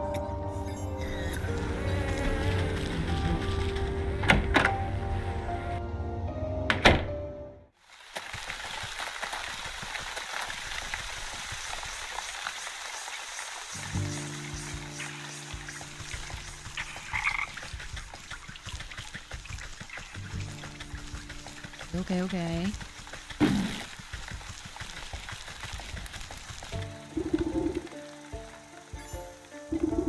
Humid swamp air has made the paper of the death certificate soft and damp. As you drop it into the bowl, it decomposes before your eyes until nothing is left. The final offering accepted, the obelisks surrounding the circle begin to hum. You can hear a strange melody playing through the discordant tones. Carvings on the ground burn into renewed energy, driving away the overgrowth. You quickly step away as you feel a vacuous force pull at the circle center. Suppose that's done the trick. Let's see what the writing has to say for itself now. Rotate your head to read the glowing letters on the edge of the circle. Place the vessel of the deceased. Yada yada. Recite the evocation of necrodermis. Blah blah. Apply the canopic ointment. Right. Seems straightforward enough. All I need to do is go fetch the body of that poor fool husband. He should be here in the swamp somewhere.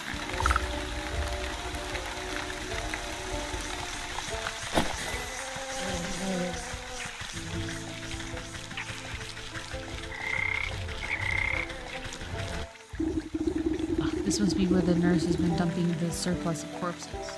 I'll need to take a closer look at each one of them to find the right fellow.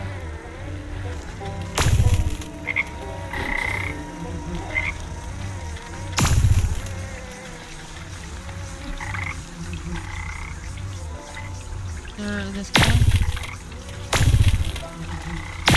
Be the last one to click on.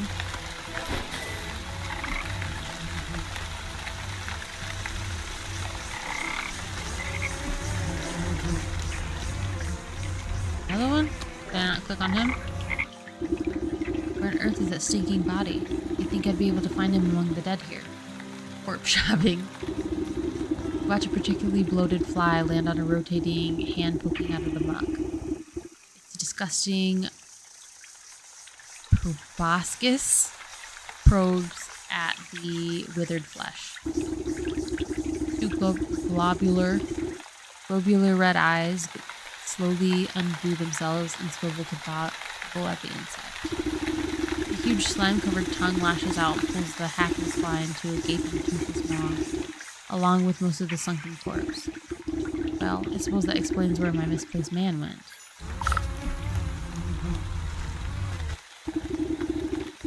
Can it be? Has a lovely young morsel wandered its way into my palace? Call this filthy bog a palace. Throws his head back, shaking the swamp with burbling laughter. Smaller frogs and newts scurry out of the way to avoid being crushed by his enormous bulk. Har har har. Wouldn't you? This place is a veritable bounty of insects, and my subjects have such healthy appetites, so they will all grow big and strong. I'll eat you too, but that head of yours looks much too hard. I prefer my food to be nice and tender.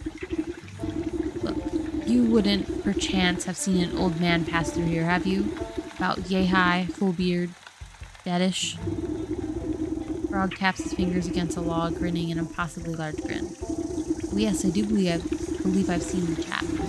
He had such a delectable aroma, and fall off the bone ribs. I'm sorry to say that once something goes down the hatch, it never sees the light of day again. We'll see about that. I'm sure I can come up with some just desserts for you. Frog rolls his eyes around and around as if daring you to try something. You wrap the juicy-looking grub around the medicinal tablets and offered up to the Frog King. Your Majesty, I really must find the whereabouts of that gentleman. Perhaps this small tribute will persuade you to loosen your tongue. Frog gulps down the tantalizing meal without a thought. Ah, a delectable gift. Thank you, my pretty. Now I already told you where. His nostrils flare for a moment, then he sneezes, sending specks of wet mucus flying. Frog's throat suddenly expands, filling with gas. The belch that erupts from its lips resonates so loudly that the entire swamp seems buzzing. You avert your eyes, but the noise and the smell of the frog's explosive eruption almost knocks you off your feet. Great Belinda's ghost, what a stench. Frog wobbles on its legs, looking thoroughly emptied. He teeters before rolling his huge body back into the swamp with a thunderous splash. You spot the slippery body of the husband floating in the bog water. Luckily, he seems to be missing some bits and pieces, so he should fold up quite nicely. Squeak.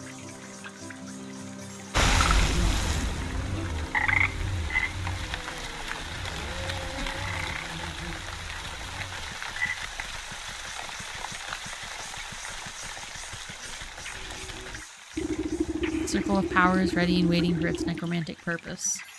With considerable effort, you unfold the husband's decaying body from your satchel and slap it down into the middle of the circle. Invisible shackles wrap around the corpse's limbs and pull it spread eagle across the ground.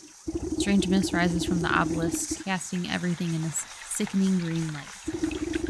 Slowly but surely, the corpse begins to levitate off the ground. He rotates to face each obelisk one by one.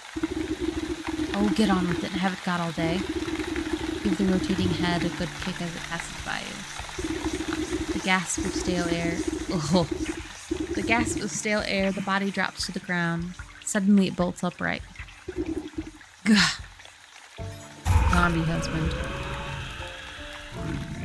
Hello. Well, hello there. Yuck. Kill it again. Caused me a lot of trouble, you know that? Reanimated corpse claws at his throat. Oh, sorry. Wait a moment. Near your feet, you see a disembodied tongue flopping around on the ground like a worm. You scoop it up and quickly toss it into the man's gaping mouth. Black. Though he moves his jaw, his lurching voice seems to emanate from someplace beyond. Murderer! What? I am not. You were quite dead when I found you. No, Leech murdered me. Clutches at his hollow chest as if trying to feel his heart beating. Gave me plague, drained my blood. Leech murdered others. He swings a limp arm towards the body-filled bog.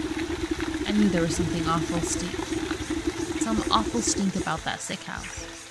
What sort of doctor infects your own patients? Her office. Find proof.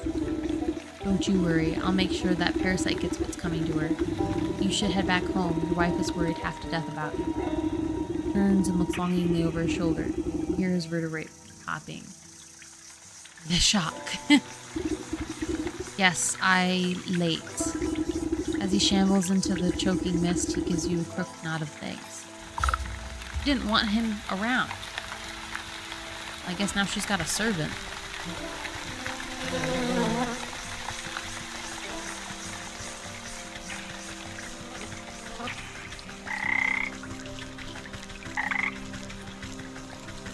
Or not that she didn't want him around. She was like barely worried that he died, you know?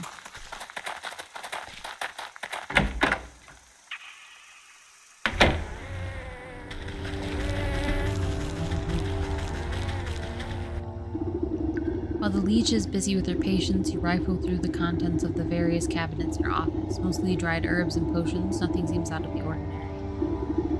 That is until you notice a suspicious-looking bookcase against the wall. The books are all fake, just chopped down spines glued to a solid plank. But so inconspicuous. Fingers race across the medical tiles, and quickly find a loose volume. With the click of a switch, the whole bookcase swings open to reveal a secret compartment. Your heart jumps at the sight. Racks upon racks of bottled blood are arranged like fine mines. Each vessel meticulously catalogs the name, description, and age of its source. It's like that thirsty slug's been sapping the living for years. On a nearby table, you spy a decanter half filled with ruby red liquid. You wonder whose blood it contains. A dash of salt would remind that slimy worm that there's worse things out there than bloodsuckers. Wine is just waiting to be salted.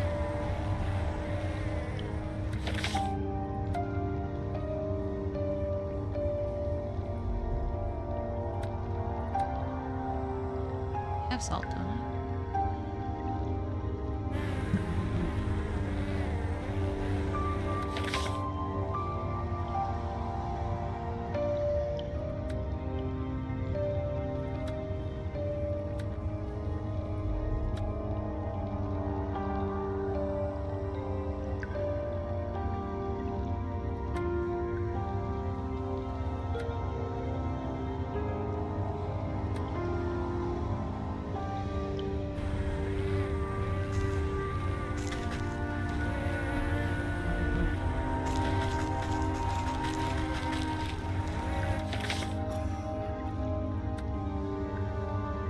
With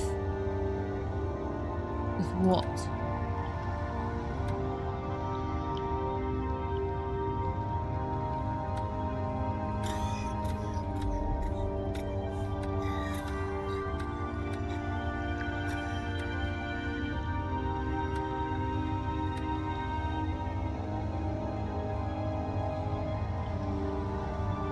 Ah.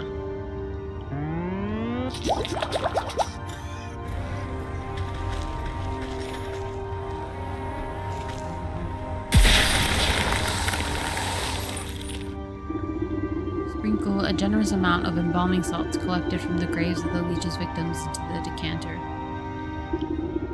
As the salt dissolves into the bloody cocktail, you hear the telltale squelching of the good doctor approach. What are you doing? Can't you see this is my private office? I already helped you enough, so there's no reason you ought to be here. She hastily shuffles you out of the room. Get out. This place is only for the sick. You're certainly right about that. You walk just out of sight before doubling back to hide behind a withered get-well bouquet.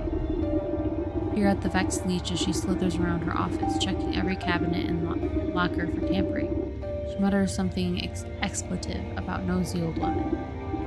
Satisfied, she sighs with relief and reaches to pour herself a glass from the tainted decanter. The addition of black fever adds a certain nutty quality. Maybe it'll pair well with an infusion of peat moss palsy in the next batch. She takes a sip, waiting just a moment before throwing her head back and guzzling it all down. Lovely. Sharp flavor, full body too. Suddenly the leech snaps to attention. Her limbs dart out. Breathing with uncontrollable gestures, she stabilizes herself against the table as sweat pools on her brow. The decanter shatters against the floor in an explosion of glass. What's happening? Leech spasms as the tendrils of ghostly spirits begin to suck moisture from her body. You watch as she dwindles in size, shrinking like some horrible raisin.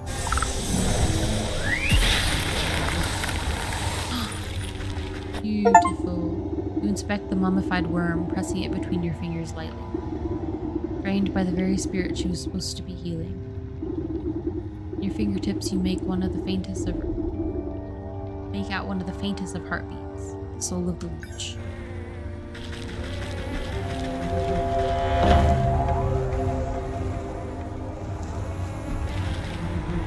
I don't believe this was happening right under my nose the whole time. Feeling a lot better. Good for you.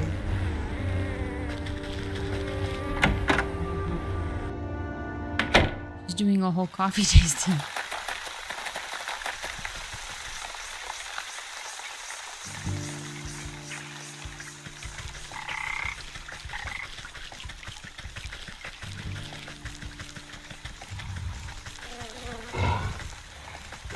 have to come back to this troll thing eventually. It's a bit...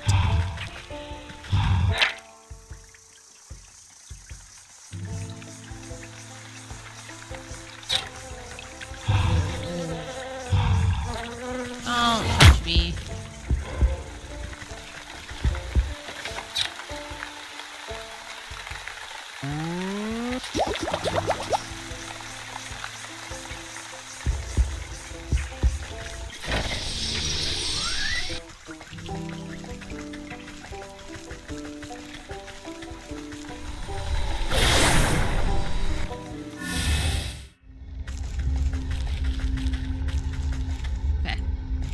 We have to go to the camp thing for the bear. If I remember correctly.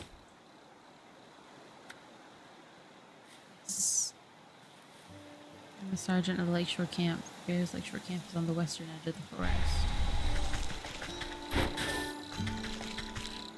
Please.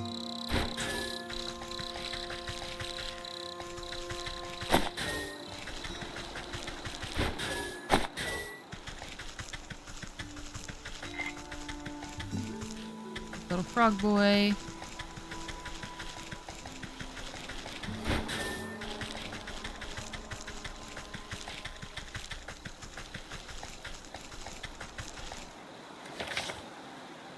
Go upward.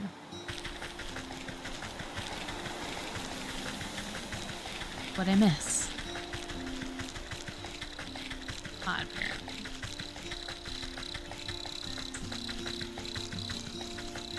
Or path.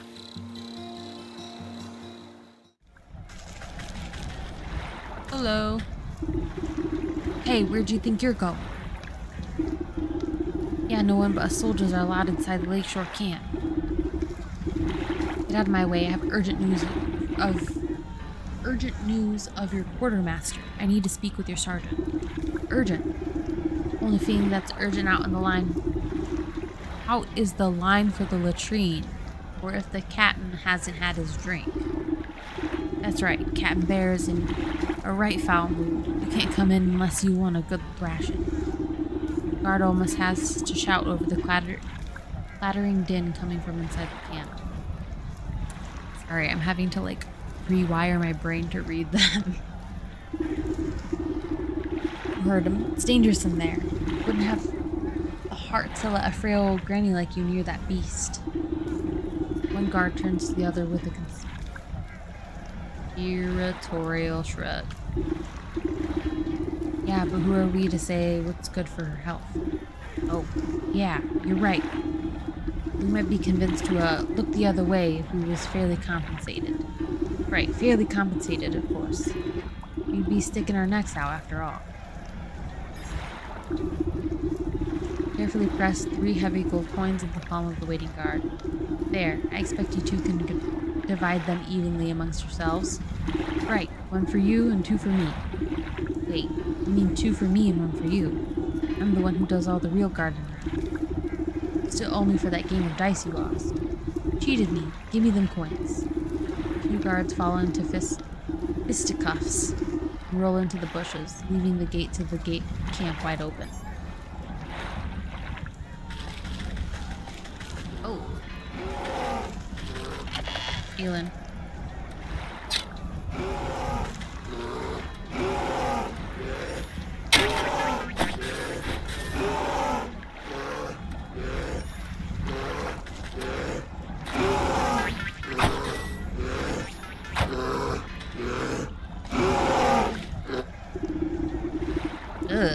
As you cautiously approach, the bear drains the last of his enormous tankard and smashes it against the head of a nearby soldier, knocking the hapless man to the ground.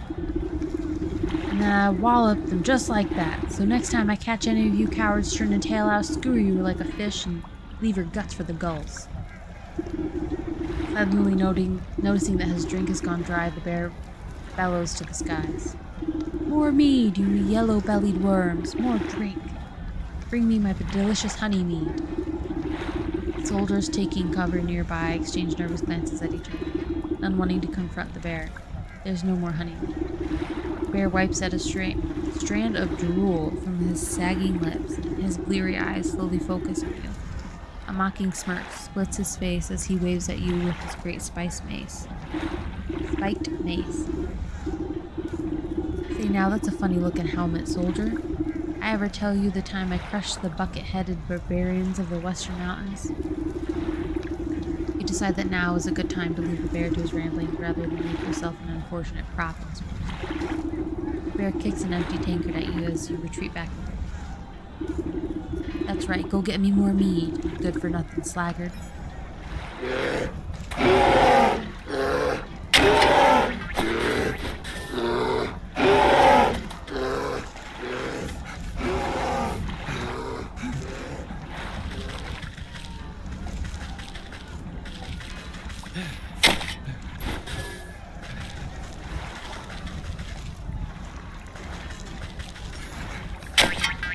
He needs to chill.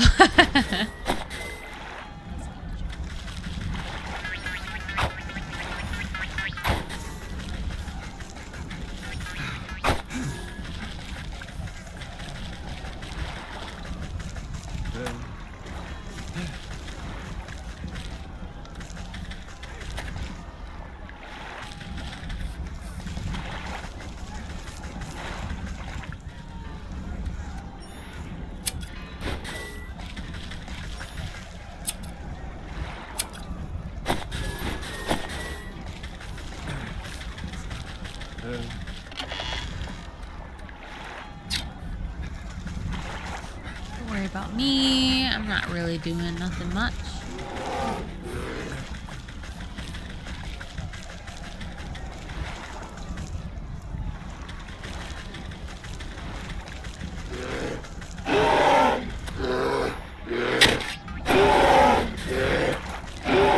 Oh, we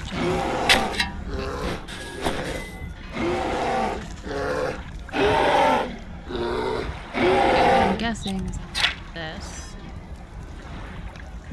No?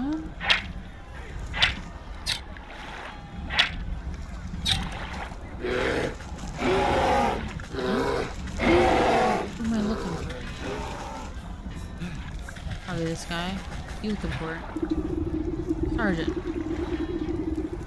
Frenetic-looking officer shouts hurried orders at whoever will listen, but most of the camp soldiers are busy cowering or knocked out cold. Man the gates! You over there, secure the perimeter. We just need to hold out a little longer. Sir, we're running out of men. Where's that damn shipment of honey? Step over an unconscious footman to address the man in charge. I might be able to answer that question.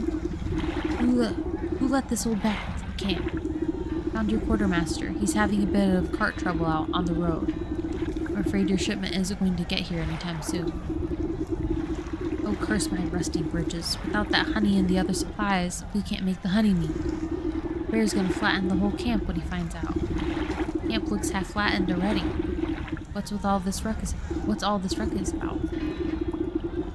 Well, the bear is the greatest warrior there ever was, which is grand and all when we're fighting the enemy. But once we set up camp, he likes to use his poor sods as playthings to reenact his conquests. Only thing the bear loves as much as fighting is drinking. Guzzles up so much honey mead we have to brew it right here in the camp just to keep up. Points to a squat-looking device tucked near some tents. Portable brewery.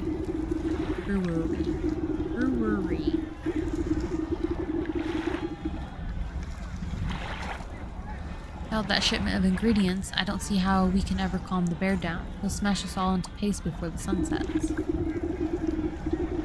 Let me take a look at this brewery of yours. If the bear is so in love with brawling and boozing, that perhaps it's about time he received a dose of his own medicine. Tongue-tied, man.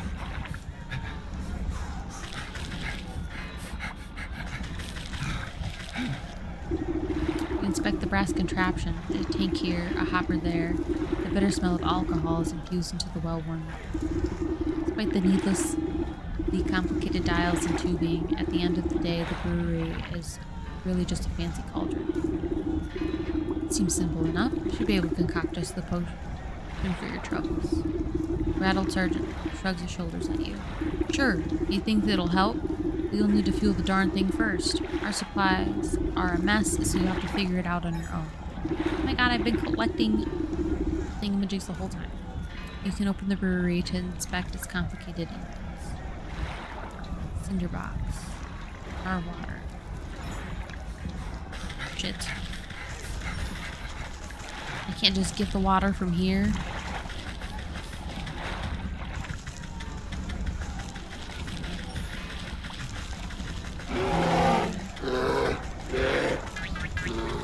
Maybe I'll just collect more.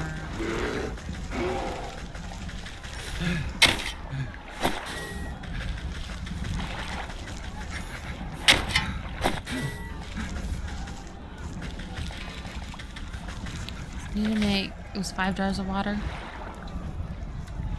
I make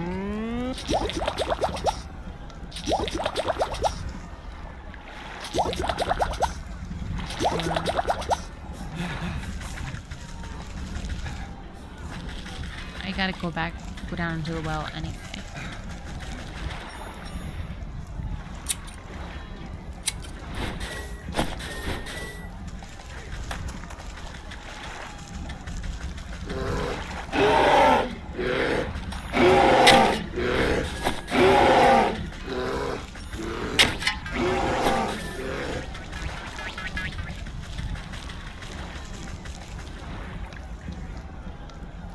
To the well.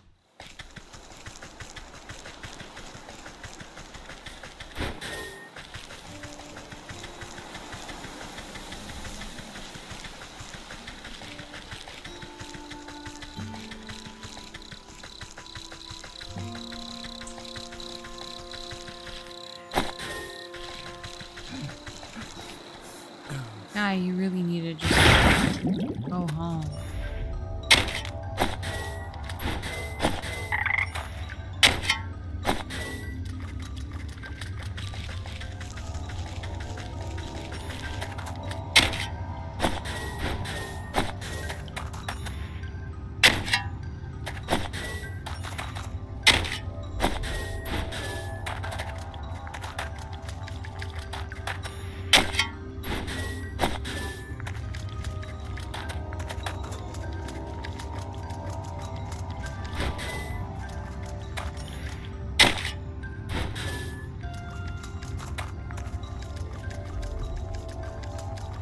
Need a key.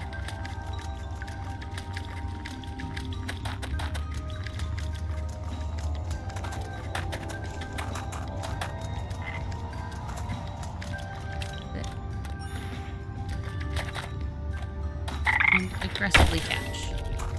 Okay. Need one more.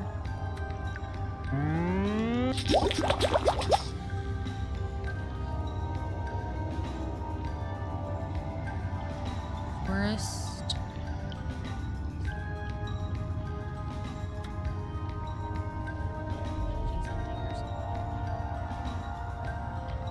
Okay.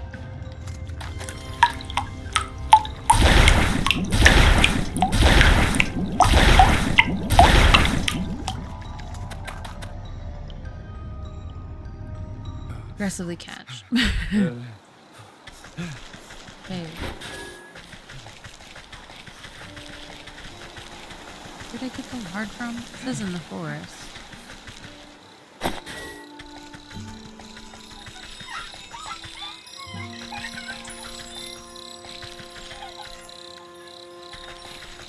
Had the wrong tool.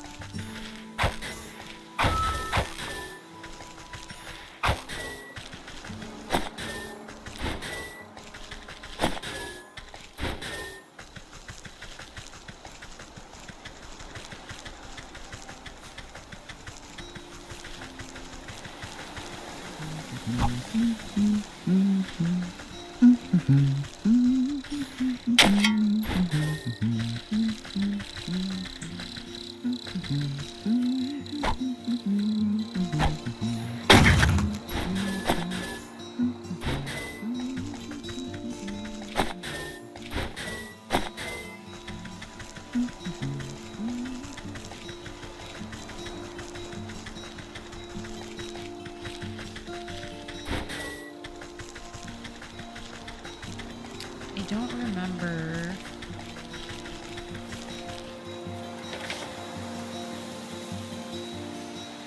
I need to make again this. Rodent lard. Oh, I catch the squirrels.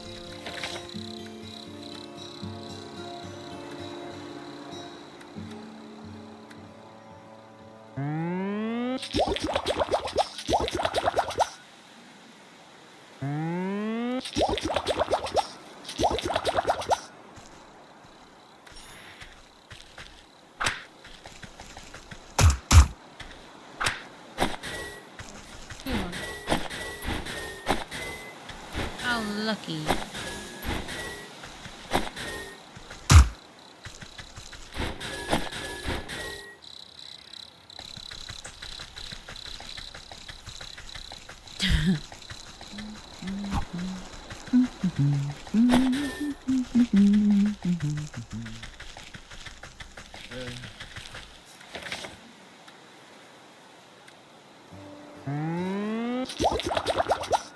So I got the water, the cinder block.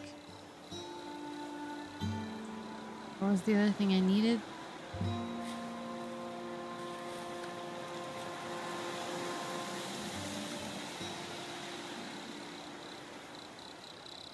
I have all the water.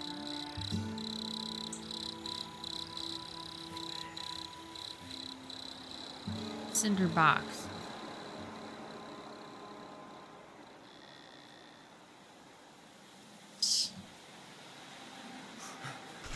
There was something else?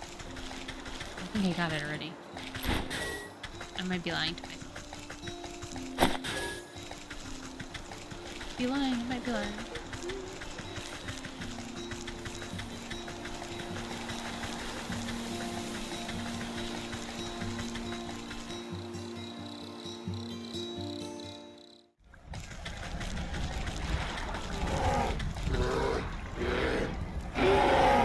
Box and third thing.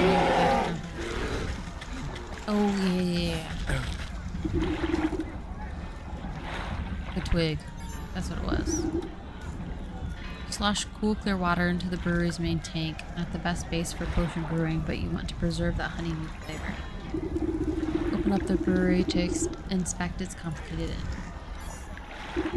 Snap kindling into pieces and scatter into the bottom compartment of the brewery. Should be fuel enough for the job. The heat of a cinder box, you set the stove chamber of the brewery alight. It will bring the tank to a rolling boil. The hiss of steam and the sound of boiling water, the rat in the brewery is ready for the next step in the process. Of course, I'll need honey for the mead. Quartermaster said he was coming back from the apiary in the fields, so I best tried there.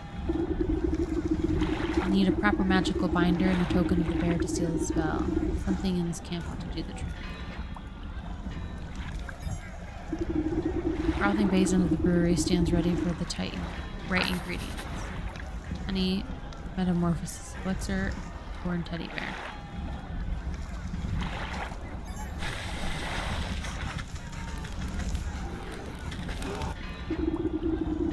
Through the opening tent flap, you catch a glimpse of pillared trinkets and treasures scattered about the spacious interior. Surmise that one of these precious objects might contain enough magical essence to use as a token of the bear. Your eyes have only a moment to linger upon the giant fur-lined bed before a hand pulls the door flap shut. The sergeant gives you a disapproving glare as he ushers you away. Hey, you can't go in there. This is the bear's personal tent. You know the kind of hell that would break loose if he finds out someone's been snooping? Don't worry, I'll be careful. Seems like your men are keeping him distracted anyway. Glance over at the bear as he tosses aside a soldier like a sack of potatoes. No way, no how. If you think this is bad, just wait until he finds out there's no more honey meat. You're so afraid of that stomping brute, why don't you just slip away into the night? Surely it will prolong your life a little. And abandon all my friends? We soldiers gotta stick together. It's our only chance. If only there was some way to stand up to the bear. Thought seems to cross the sergeant's mind as he notices the potions and baubles hanging around your belt. Say, you're good with magical doodads and whatsits, right? What if you made me some sort of protective charm or talisman? Then I could maybe have a chance against that monster without getting my head stoved in. What? To make you a protective talisman, will you let me into his tent? I suppose I wouldn't have much to worry about if you did.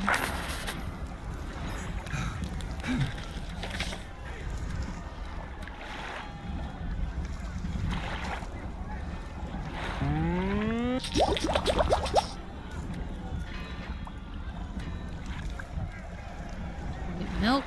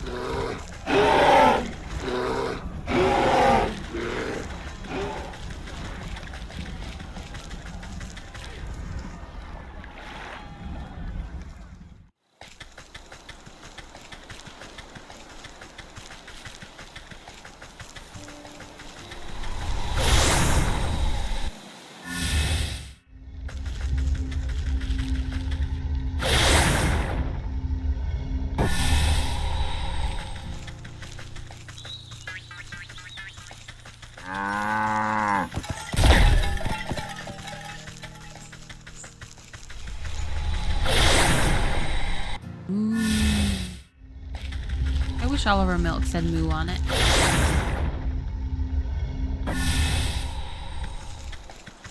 If that was just what it was called. What if it wasn't milk? What if it was just called moo? To moo with your cereal?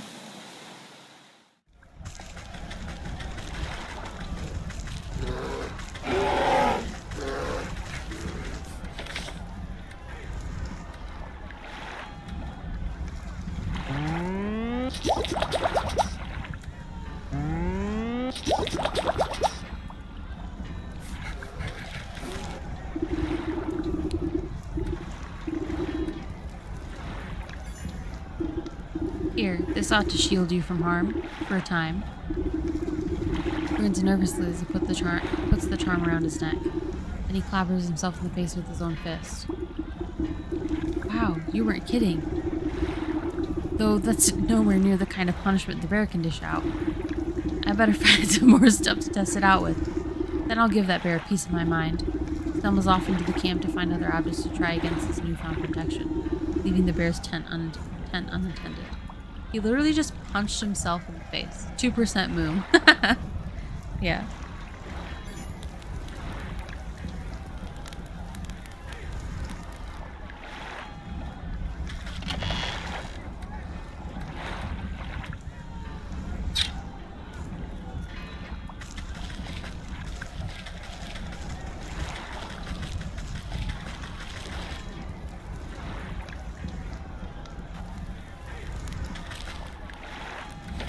What else do I need? I need this. Add fruit. Oh, I do have one.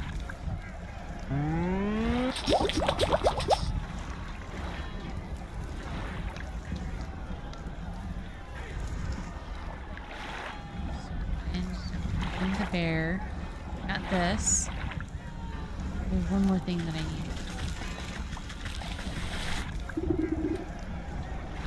Honey. Shrunk the kids.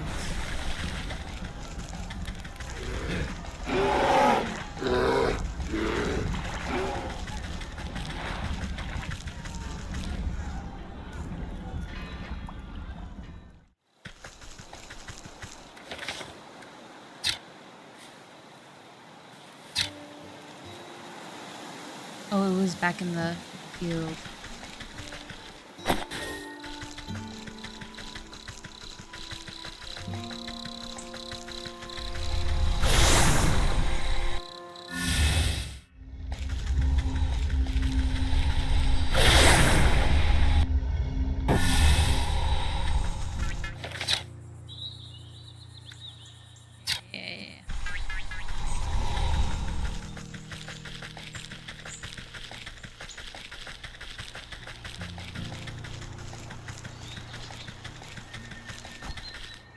Just give me a...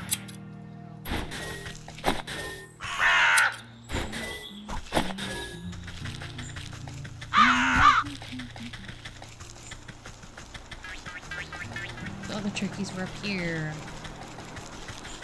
You don't touch me. Don't touch me.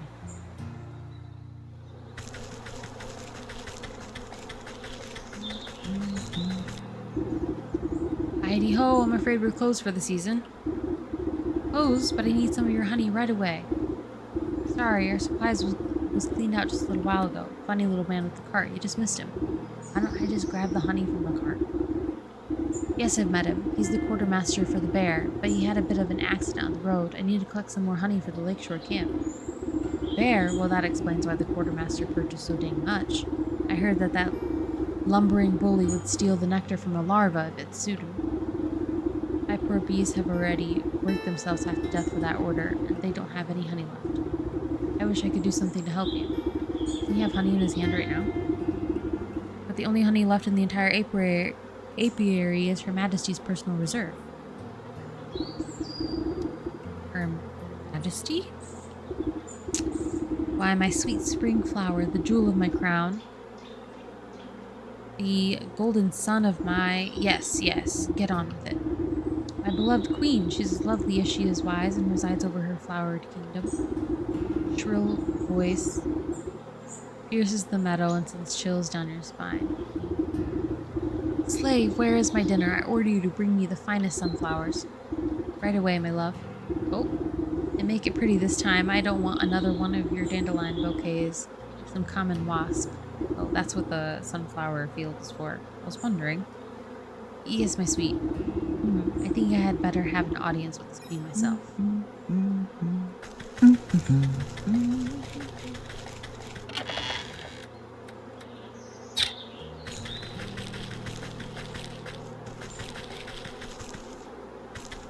Hello. The regal insect looks down, curled nose at you scornfully. That fool beekeeper is supposed to stop the rabble from trampling my delicate garden. Good help is so hard to find, isn't it? And I suppose you've come to lend a hand? No, I don't think so. What do you want, little beetle? Seem like a very busy woman, so I won't waste your time. I need honey. Your best honey. She tilts her long head back and lets out a buzzing laugh. Ha! Do you think I simply give my carefully cultivated riches to just any commoner? Do you have any idea how much time and energy is spent managing this colony? Everyone always wants something, but no one ever wants to work for it. In a rustle of petals, the beekeeper comes running over, holding onto an assortment of beautiful prairie flowers. My darling sweetheart, I offer you the finest meadow flowers. I hope you find these to your liking. Is this marigold? You wax-brained fool, you know I despise the stuff. How many times must I repeat myself? Get out of my sight, all of you. My love, I have wronged you. Let me try again. Follow the beekeeper a short distance away while he busies himself picking more flowers. She seems to be in a foul mood. Does she always treat you like this? Well, yes, but it's really usually my own fault. Sometimes when she really gets her venom up, a little bit of smoke and soothing herbs calm her down. Right away.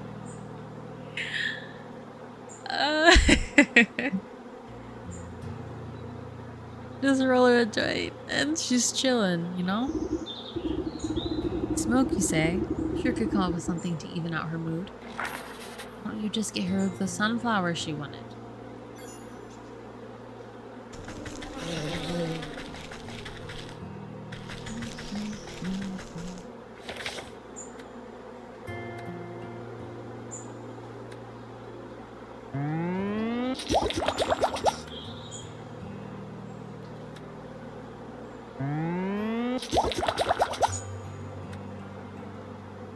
Jar of water.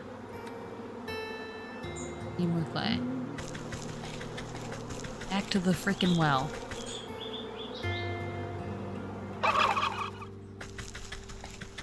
He's trying to smoke bomb her with raid. That's gonna work.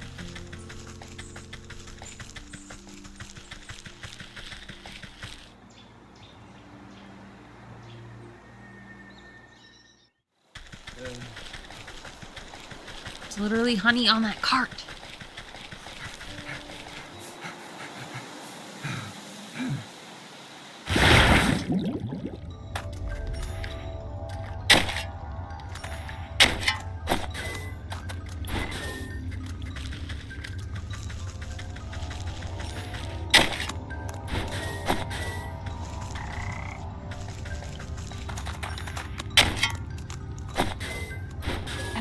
frogs this time.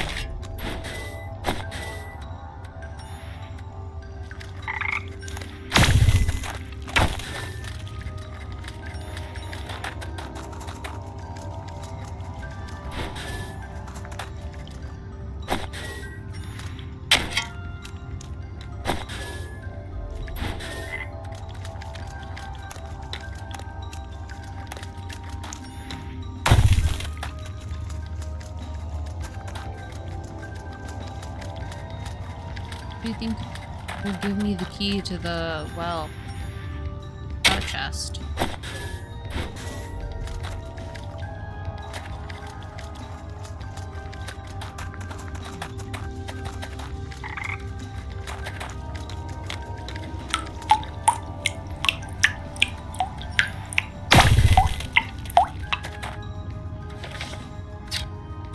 Oh, I didn't have to make any more jars. I had a couple.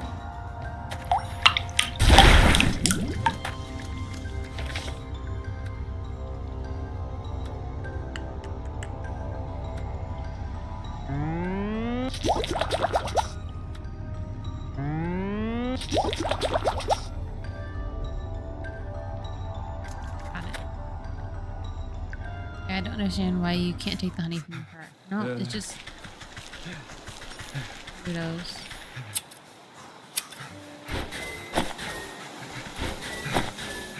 Plus more water just in case. I was thinking about it. I always need it. Oh my god, look.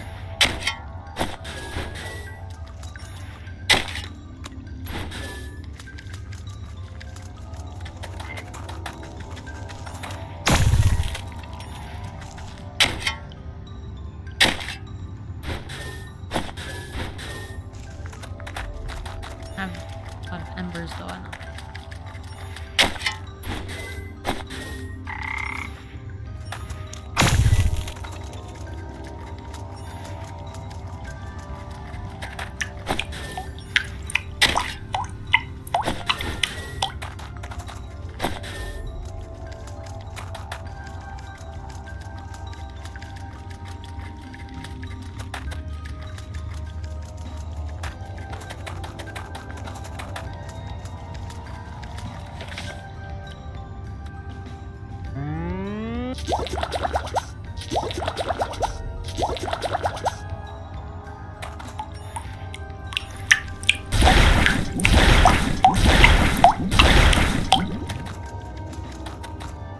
That or I need moo.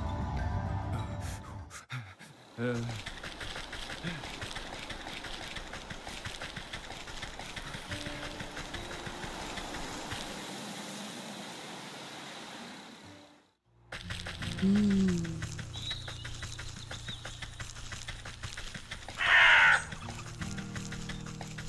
Touch me.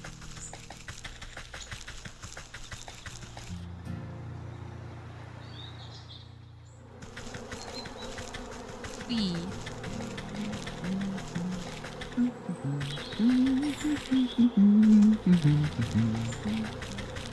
I just get her the sunflowers.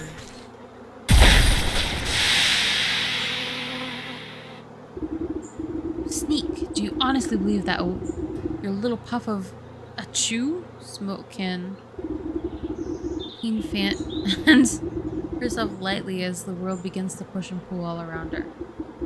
Ooh, does anyone else feel a little hot? Anyways, as I was saying, you can't just sparkling sun bears down on the queen like a warm summer's embrace. Aye, look at all of these beautiful colors. Have they always been so bright? Queen Bee stretches her arms across a sea of flowers, brushing the tips of her petals gleefully.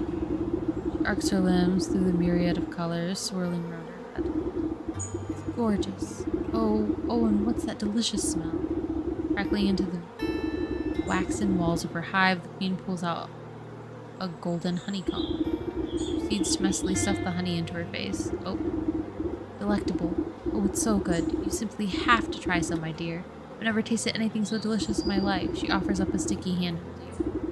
Why, thank you, my queen. Oh, I thought I was definitely gonna have to go do something else.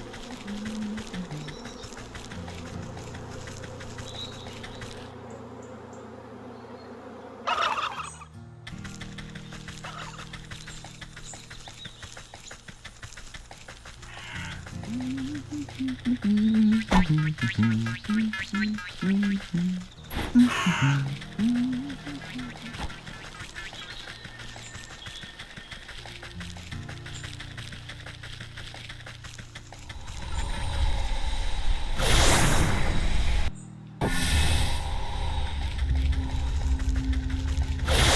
the camp. We must flee.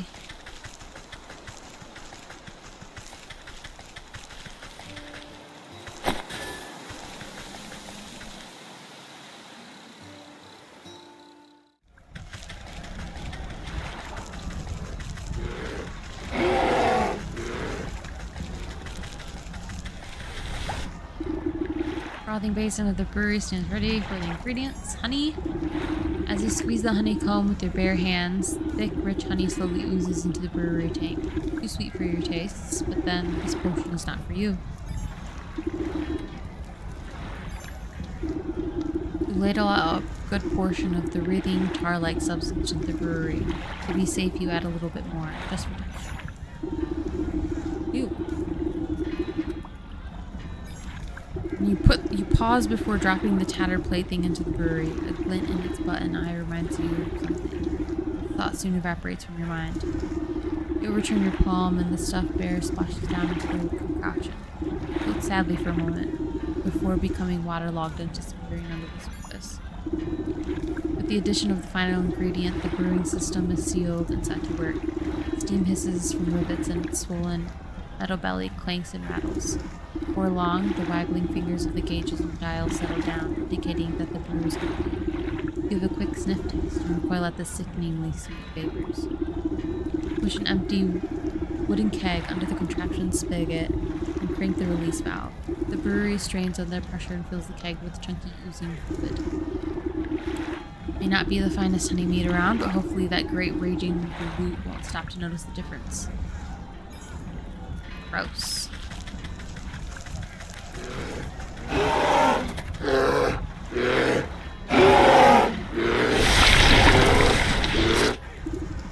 Ah, Captain, I brought you more honey mead.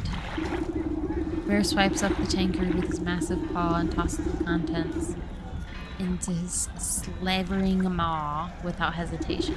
He licks his chops, savoring the peculiar flavor. With a sudden jerk, he bears down on you with suspicion. Say, this tastes kind of funny. What did you do, soldier? It's a new recipe. I thought you might enjoy something with a little more sting in it. You know I hate new things. I'll teach you to mess with my favorite brew, you hayseed. The bear is upon you with a frightening speed. He raises the huge mace in his paw skyward and you brace for the impact. With an equal measure of speed, the sergeant leaps between the crashing mace and your head. Here through your fingers as a great clang resounds through the camp. The bear roars furiously as his blow is magically repelled from the sergeant's talisman. The mace goes spinning out of his paw and falls into the lake with a great splash. He gapes, dumbfounded, as the sergeant stands before him completely unharmed. Ah, that'll teach you to pick on us, you big oaf. This has been a long time coming. The sergeant wags his finger at the bear. Who do you think you are, huh? Do you think you're so big and tough with your fancy feather hat and your big honking club? Well, look at you now. Watch the bear eat him. Camp soldiers gather to witness in stunned awe. Miraculously, the bear seems to shrink in the face of the sergeant's onslaught. If it was up to me, you'd be dishonorably discharged for disorderly conduct. You're disgraced uniform. You're no captain of mine. Fear welling up in his eyes, the bear shrinks and shrinks until he's reduced to the size of a small cat. Another thing. What's happening?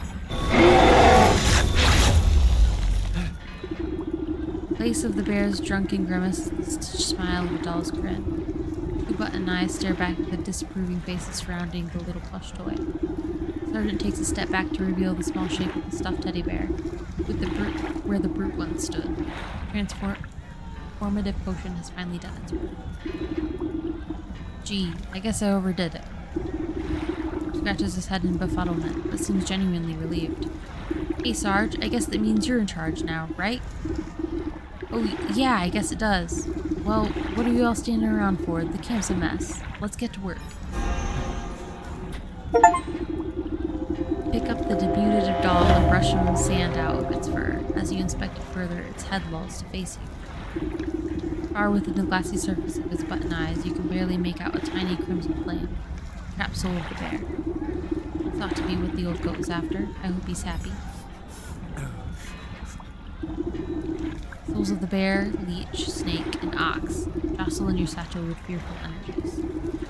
That's that then. I better get these back home to the goat before he ransacks the rest of the place. All the souls. Why a cat? I think it was just saying the size of a cat, not like he turned into a cat.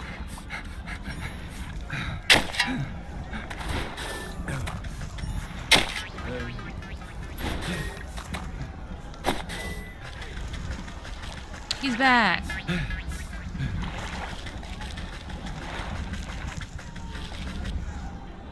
Oh, that makes more sense.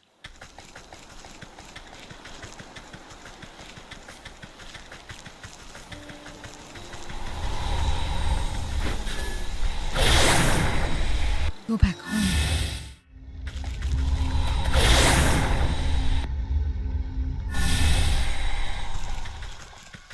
Home.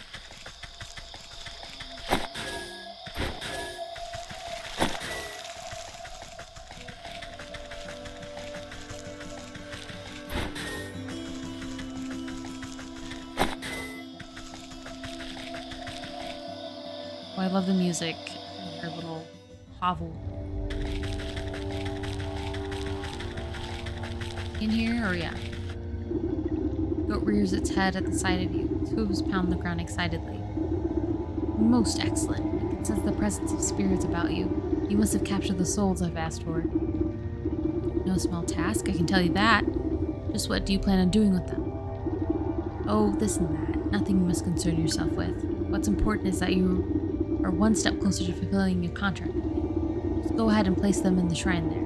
I'll take care of the rest. The goat shakes its head towards a carved relief at the back of the room, grinning in a horrible way that no goat should. As you bring the stuffed bear close to the carved stone relief in the wall, it spontaneously bursts into flames in your hands, burning away until only a harsh red stone remains.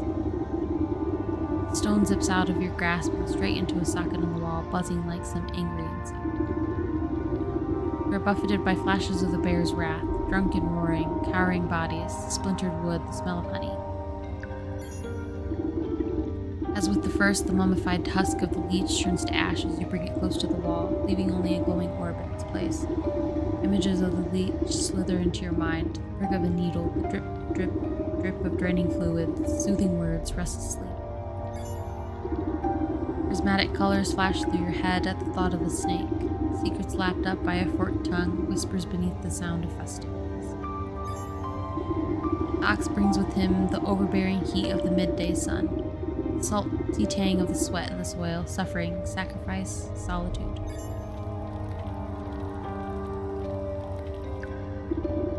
Step away from the shrine and its smoldering stones. Your burden suddenly feel much lighter. Beside you, the sleeping maiden stirs in her sleep, but does not wake. Now then, you've had a very long day. Why don't you get some rest? Tomorrow we shall pick up bright and early. Yes, I am quite tired.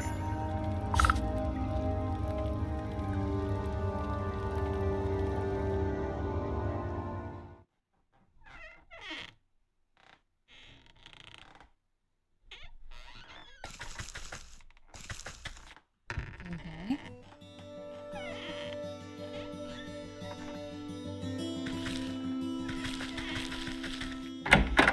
To the outside.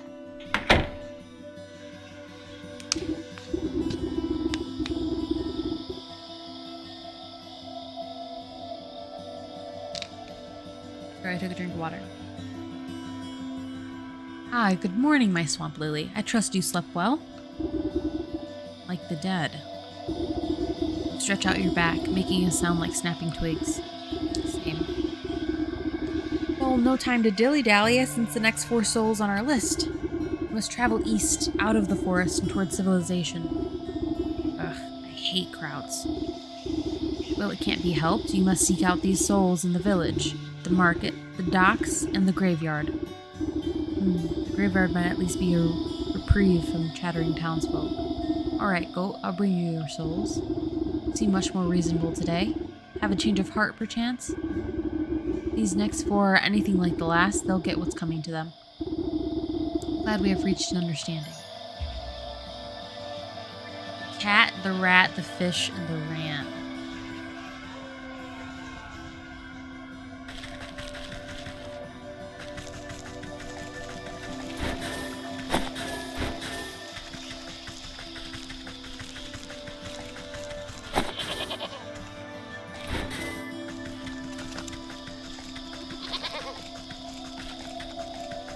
More souls. I thought we were going to do something a little bit different, but I guess the souls continue to make sense.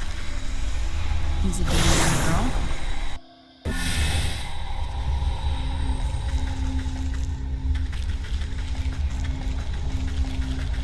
Okay, he says back to the forest. Game is longer than I expected. Well, I paid like, what was it, 20 bucks for it?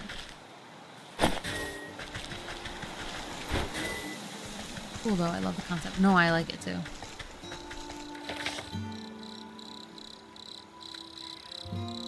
Path.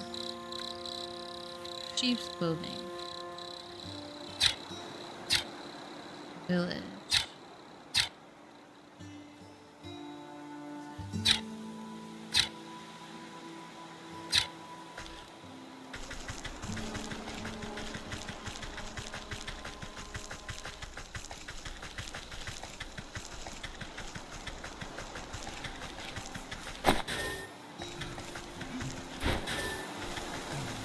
We're still here.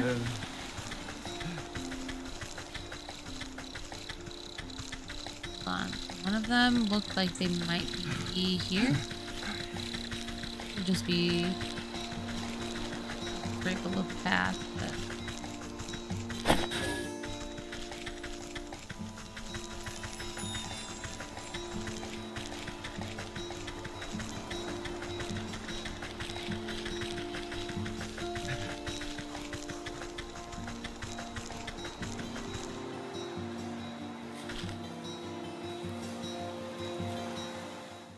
not a fan of the old leech, but it's dead now. It is dead now. Oops. Got the fish. Just need to get here.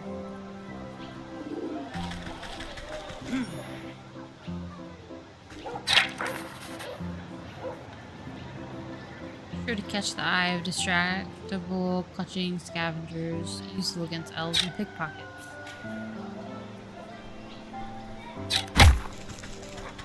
That's mine! Oh my god, the dog. This anxious little dog attempts frantically to get town guards' attention as they stand watch in front of the smoking ruins of the burned down shop. Please, you have to listen to me. My friend is missing. Guard stifles a yawn, annoyed at having to work. Oh yeah? What's your friend look like? Sleeves of the sheepdog's oversized sweater flail about comically. She's about yay tall, wears a green vest, has black wool. So she's one of them sheep, huh? Probably just got lost, you know? Them types ain't too bright. She didn't get lost, she's gone missing. The wool shop was burnt down on purpose. Can't you smell it in the air? Calm down, sir. We're investigating the situation. I'm sure this fire was a simple accident. I bet your friend just left the kettle on or something. Why don't you check with the ram in the town square? If anyone knows where a lost sheep is, it's probably him. How can you say that? Everyone knows that the ram hates the black sheep. Look at all these footprints. I bet his goons have something to do with this. Listen, you're starting to get on my nerves. Just leave this to the professionals, alright? Turns away from the dog and goes back to doing absolutely nothing. Professionals indeed. They couldn't find a fish in a frying pan. I better look into this funny business myself.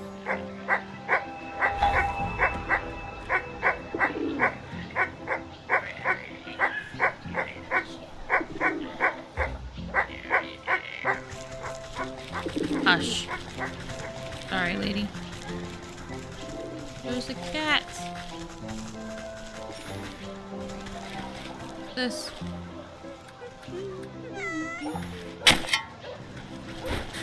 Cobblestone.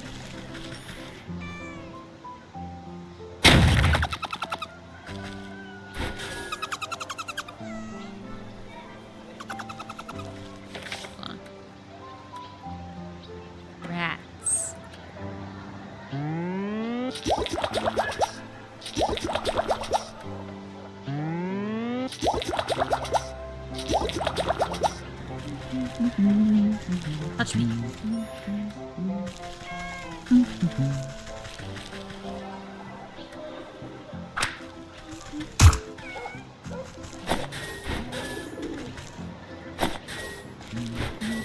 Rat's tail.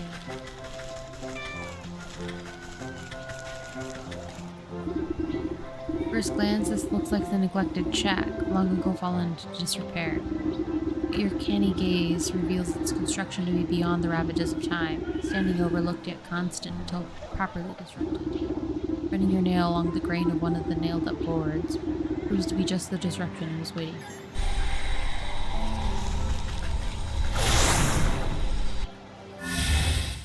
I love how the witch has gone from not giving a damn to making everyone's problems her own problem. Yeah.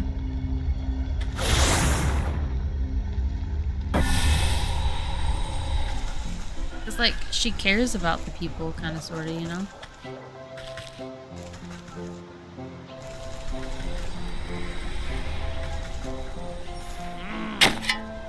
Don't get near me.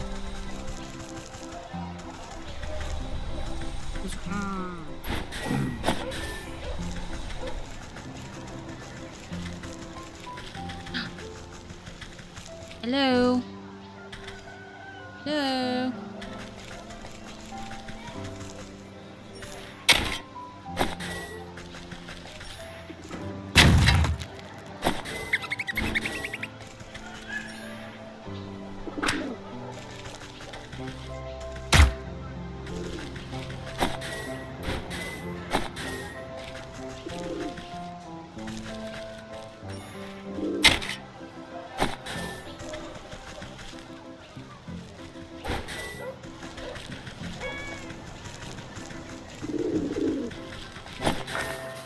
Skeleton key.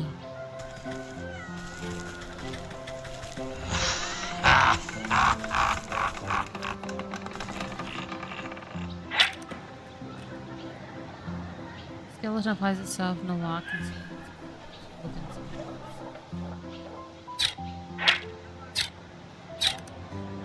and that's what's down in the thingamajig.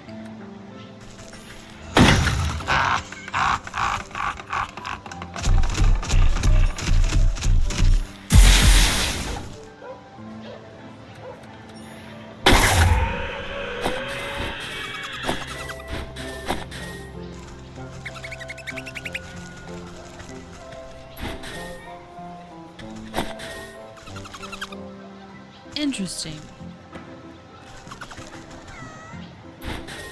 Oh, Mimic's toe?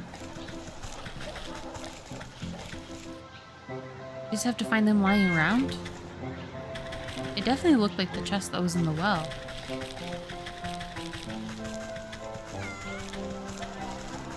Laugh is funny too.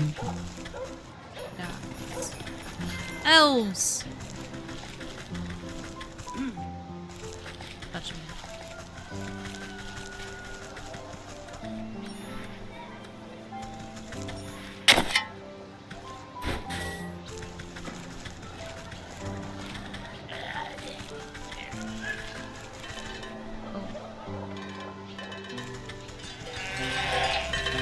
Hello. Ugh. Listen closely, brothers and sisters. We must wear our wool proudly and show the world that plain is best. That's right, plain wool is the best wool. Oh.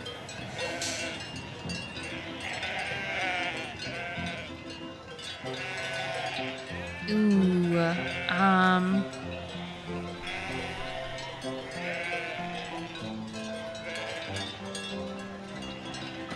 Supremacist.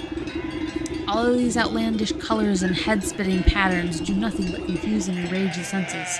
They are the product of misled individuals. And as we all know, individuals are weak, only the united are strong. Together, we speak louder than a single voice. Racist sheep? That's it. Wait, are all the colors bad then? What about gray? It's almost plain white. Gray is forbidden. Gray is a gateway to blue. And where there's blue, green isn't far behind. Then what's next? Yellow, purple, even red? Oh no, anything but red, no. Always remember, colors lead to discord, to chaos, and with chaos the wolves will come for us all.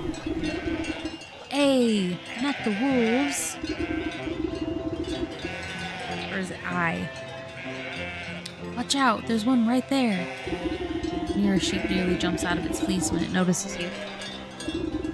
You're not a wolf, you halfwits. Maybe not, but you're different, and that's just as bad. Right, boss? That's right. So what is it an outsider wants with us? You here to tempt my flock with your anarchic? Oh, I thought I was trying to say archaic. And I was just like, wait, what? Anarchic ideals. Now, you lot would have room in your heads for any more ideals. But no, I'm just here looking for the black sheep. It seems her shop was burned down last night. You wouldn't happen to know anything about that, would you? That bothersome black sheep is a thorn in my side. Never heeds my warnings. Always goes against what's good and proper. And I assure you, it was tending my flock all night. So I had nothing to do with her disappearance. Little sheepdog begs to differ. He says you've always had it out for the black sheep. And I'm inclined to believe him with all your prattling.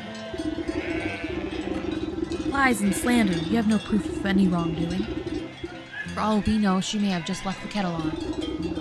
As the sheep stomped about, you noticed flakes of ash, leaving black marks on the cobblestone of the village square.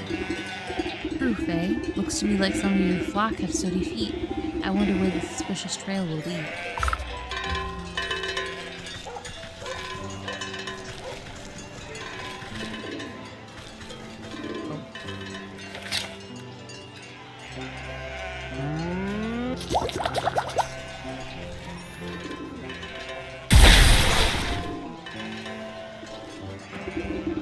Sprinkle the revealing powder over the cobblestones to reveal hidden footprints, still blackened by ash.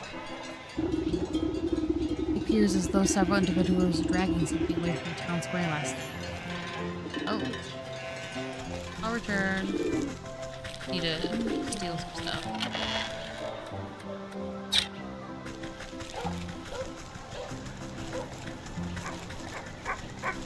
Been here.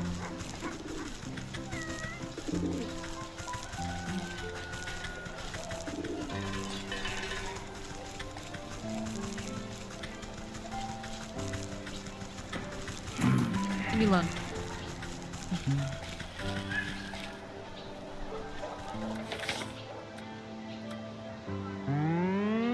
Grand 2024, make sheep great again.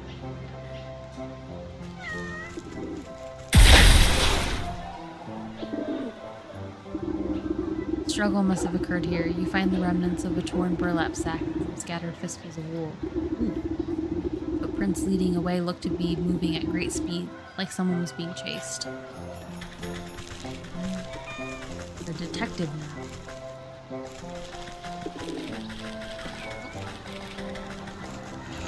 Have a skeleton.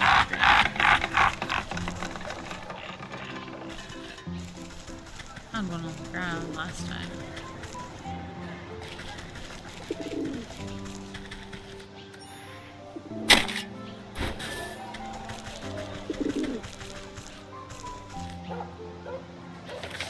Wonder if it's like a one-use type of thing.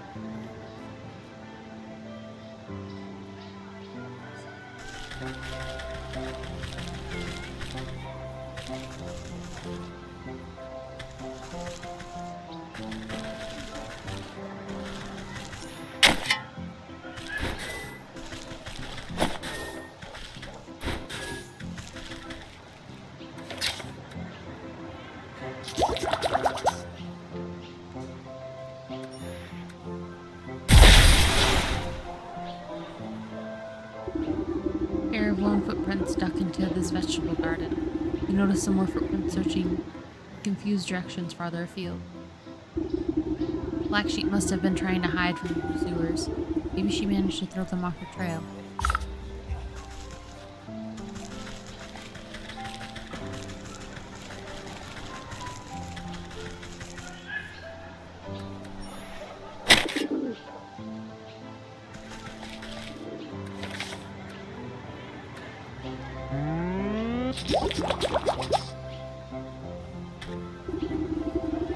following the ashen trail through back streets, you come to a dead end.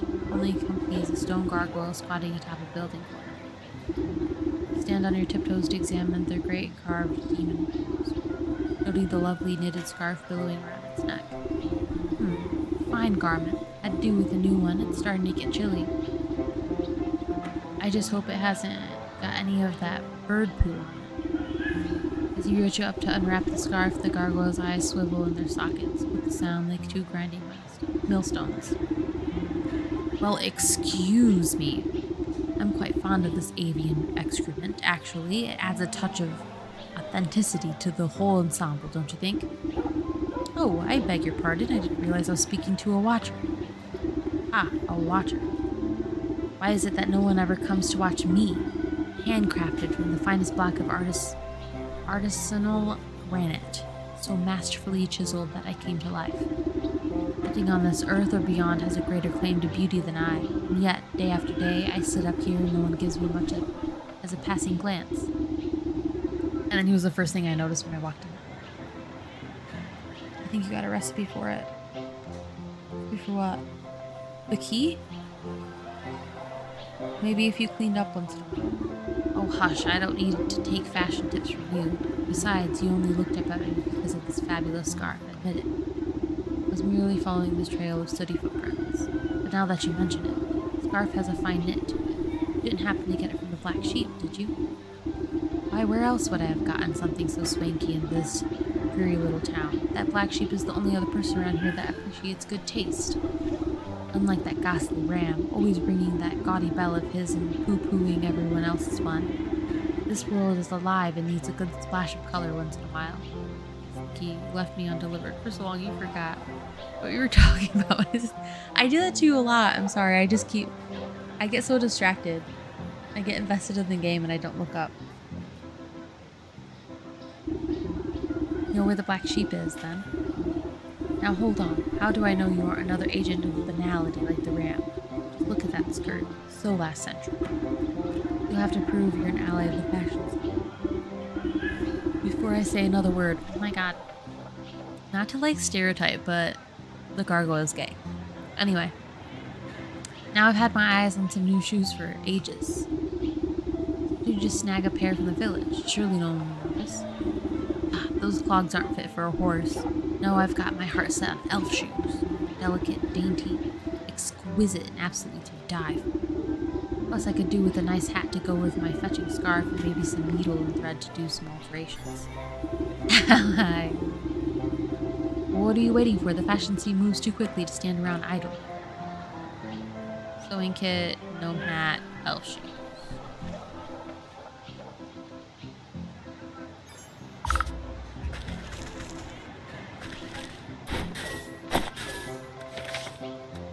Oh, I do.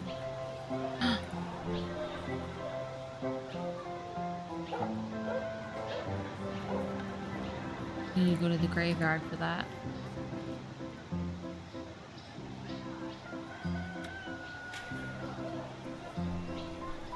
Distractible elves and pickpockets. How many elf shoes do I need? Just one?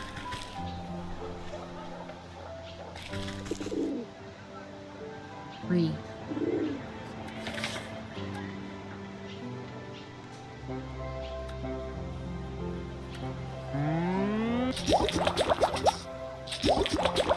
Did have a bunch.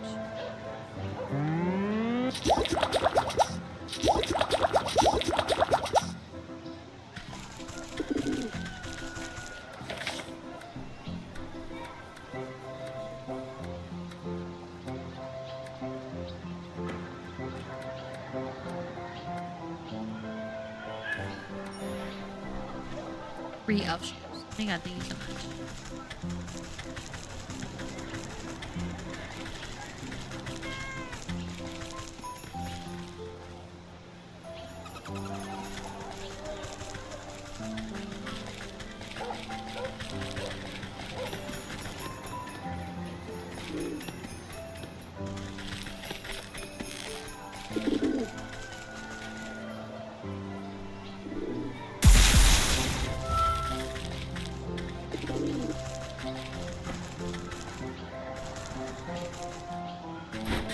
What happened to him? But still, what happened to him? He just like evaporated.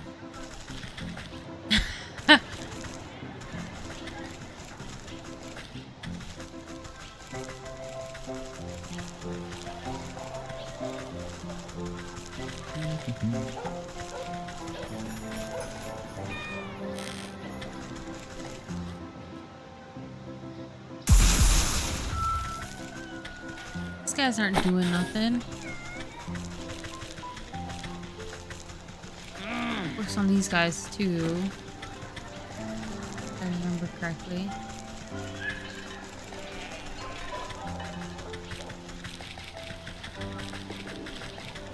Oh, no. Graveyard. Well, might as well find the majig.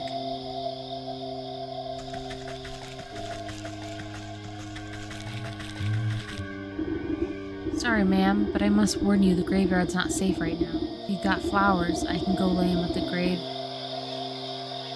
If you want. When I croak, nobody better bring me posies. What's the matter? Something's got the spirits of this place riled up in a real bad way. All restless and cranky days. There's this horrible howling coming from the mansion up the road, screaming that chill the bumps right off your roofs. Every time I gather up my wits to go take a look-see, my knees turn to jelly as soon as I set foot on the path. Mark my words, the creepy old place is haunted by something more than just a sleepless spirit. Ghost stories are for children. When you get to be my age, it takes something special to put the fright in you. Well, if you're so sure about that, could you go up there and tell me what you see? Maybe it's just something to do with what's got all these ghosts so agitated. Being toasted as sugar plums. Even the damn electric chair. Oh, there's a dog.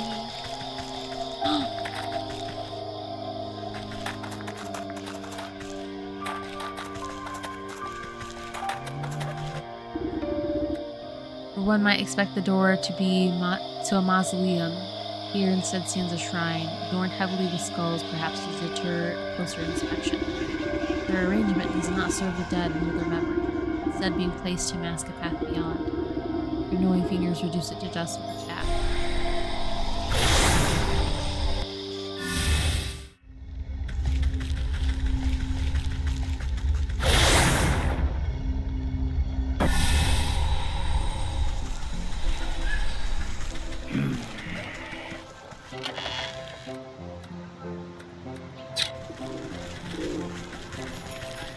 There he is.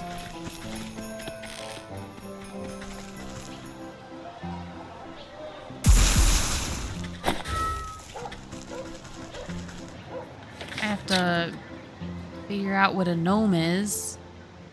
No. You know what a gnome is. Like gnome. Field.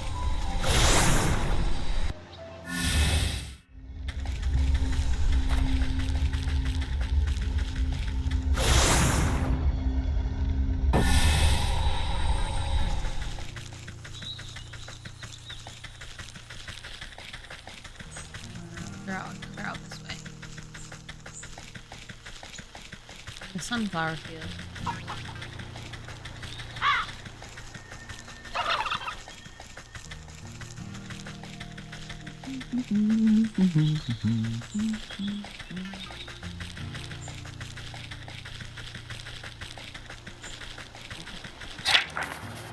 Puzzle box.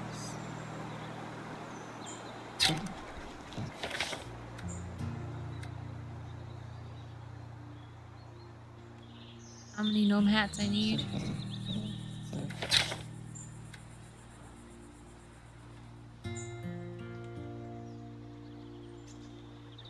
A gnome hat. A singular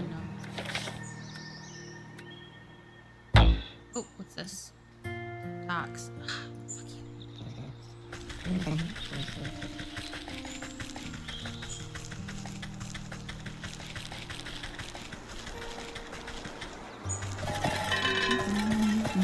I need some sticks.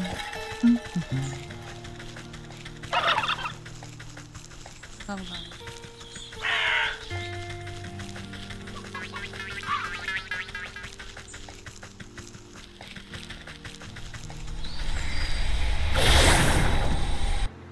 Merry freaking Christmas.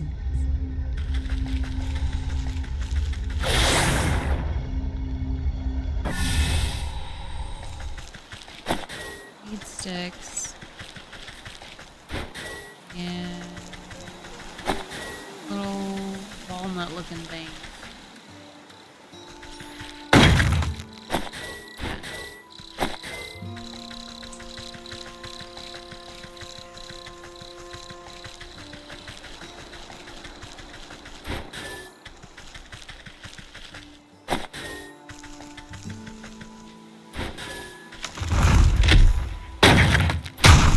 Ah.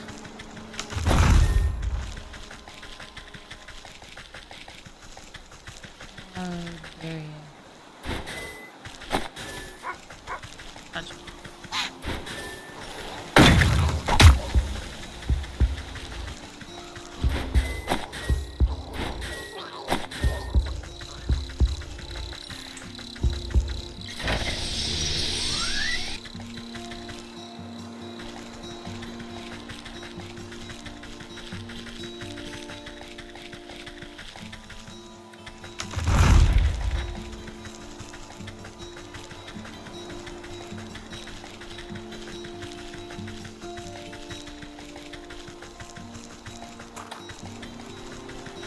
Those are still out here.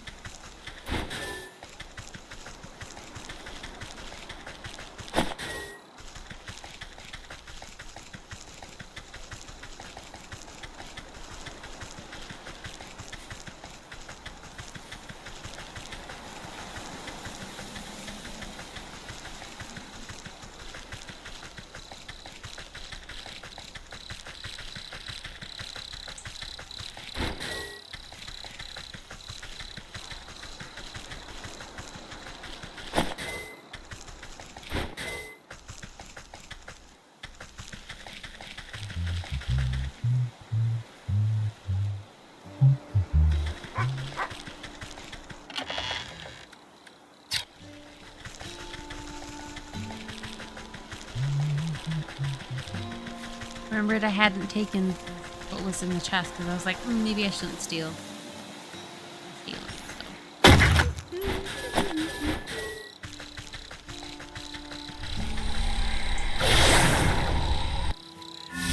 I've been stealing stuff. What was I doing? Oh, I need to go to the docks.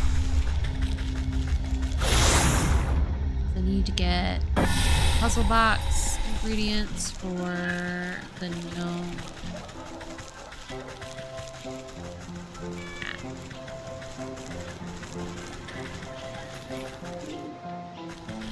Oh, murder, but stealing is wrong. Say not.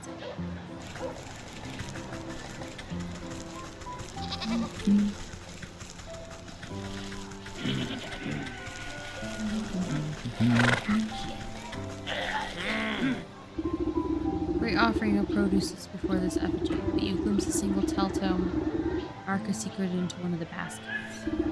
Quick tug and the illusion is dispelled.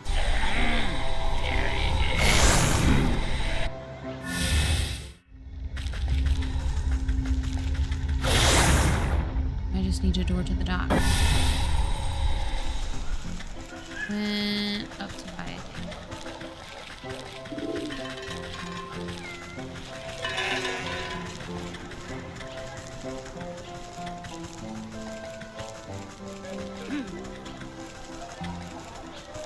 What are you doing back there?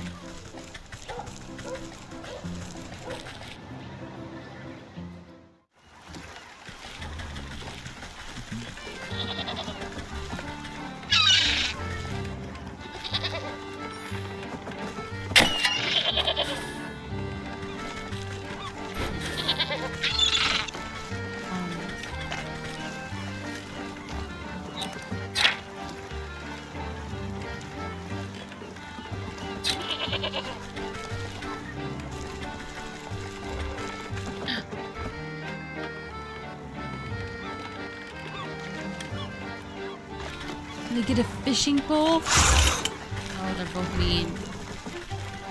Be able to catch crabs?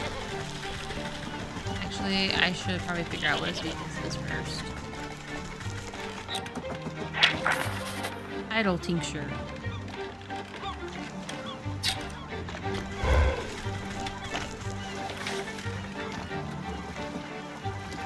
What did I find? Where did I find this? Arcane forms. Calm the distress and set pain soul at ease. Roll against weakness. Oh, the graveyard.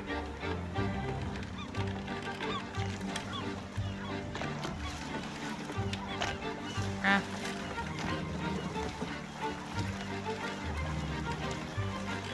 Need seashells. I need one of these.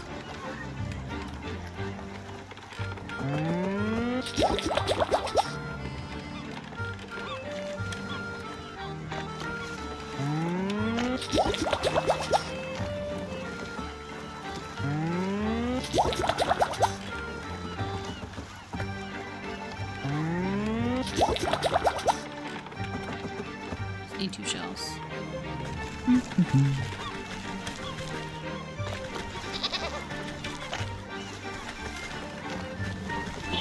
To get it.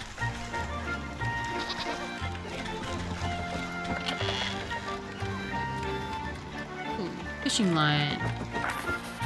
Hey.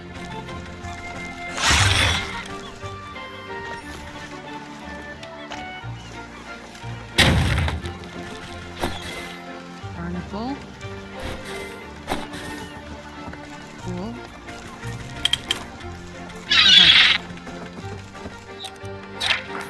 Crab trap.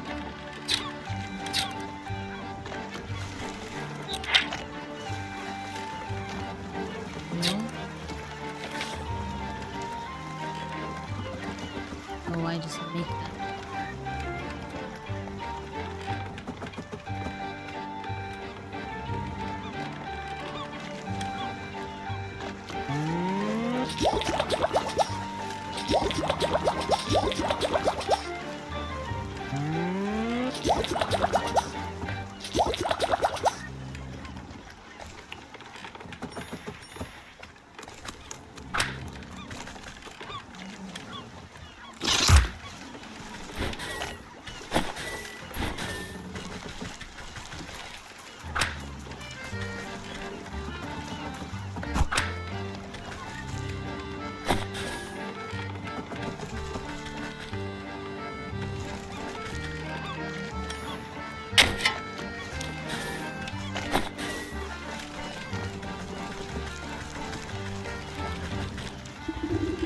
Snazzy music.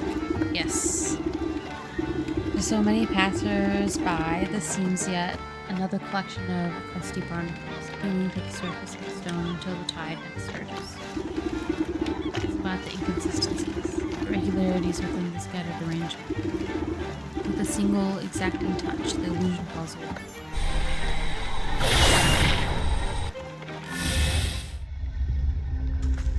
All the portals now. And this thing.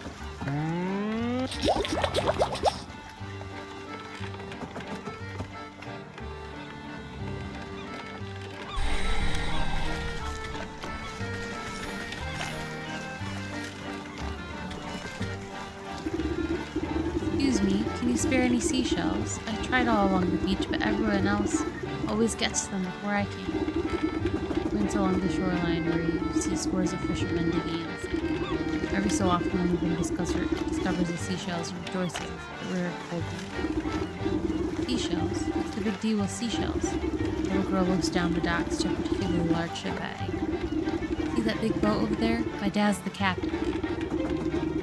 He was supposed to come ashore and tell me all about his adventures in the high seas like he always does, but he hasn't come out since they died. So I tried to go and see him, but there's a grouchy sailor who says I can't go inside the boat unless I got seashells. So I tried to find some, but now everyone else is trying to find them too. There's not enough left for me. Sounds fishy, alright. Stay here, little one. Let me have a chat with the sailor and get to the bottom of this. Really? Oh, I bet he listened to a grown-up like you. I promise I won't move a muscle. clam muscle.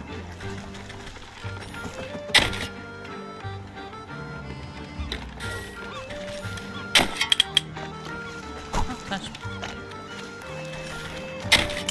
Ah.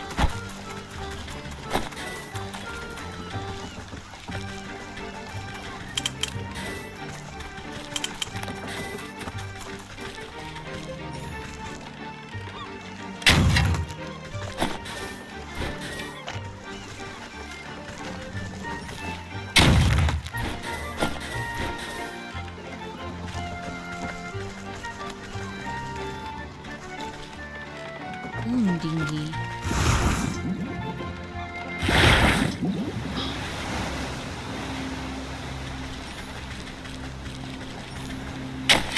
Found magic.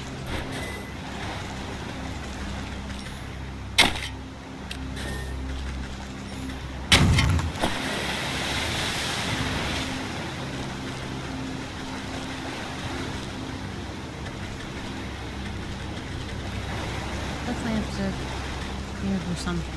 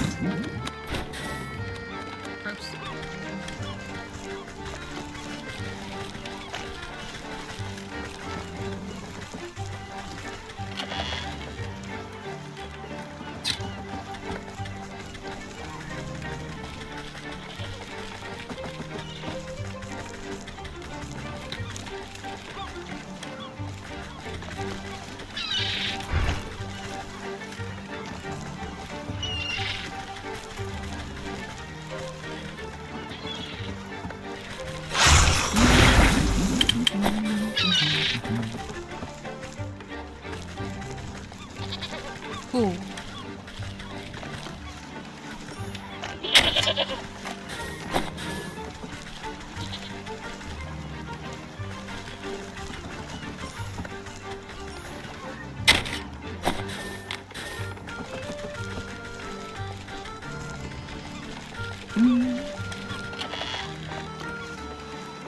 Oh wait, I needed that for something.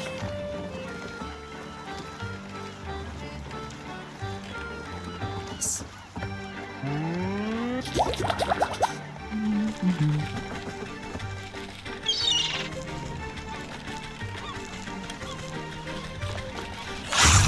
Don't touch me.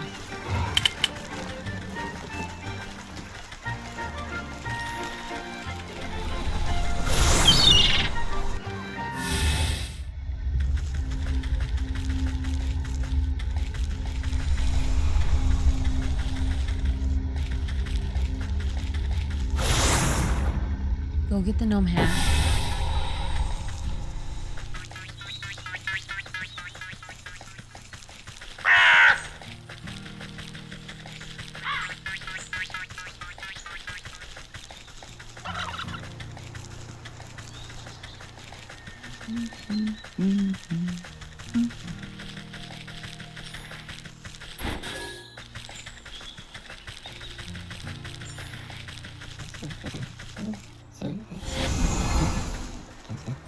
Do I get two?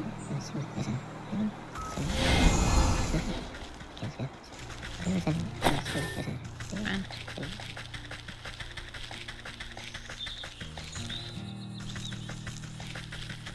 Run into the pumpkins.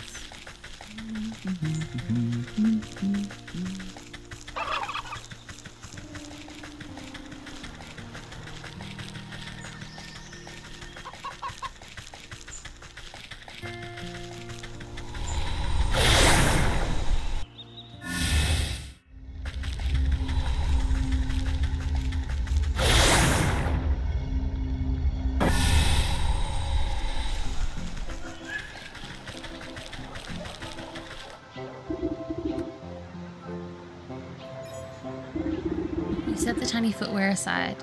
Did you just Thanos snap a... No? Yeah, I did. Don't worry about it. Well, what are you waiting for? The fashion scene. Tuck the sewing kit in a safe nook nearby. Set the little gnome hat nearby. As you present the handful of tiny clothing, the gargoyle lets out a grinding screech. Eee! What's wrong? These are simply magnificent. The excited statue seems thrilled about the elf shoes in particular. Nearly gave me a heart attack. I don't see what's so great about those things. They're barely the size of thimbles. Ignoring you, the gargoyle slips the minuscule shoes onto its wiggling toes. Oh, but aren't they just lovely? And they match my scarf. Well, I think you look ridiculous. Now tell me where the black sheep is, or I'll turn you into a grab next. This gargoyle is, in fact, flaming.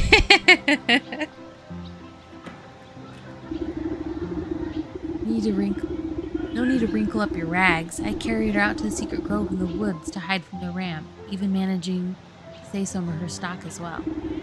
Since you've shown yourself to be no friend to the ram, I guess I could fly you out there too.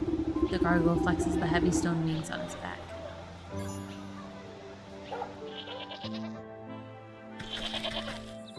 it Oh, it's a secret. A little I can't get to without her. Without it.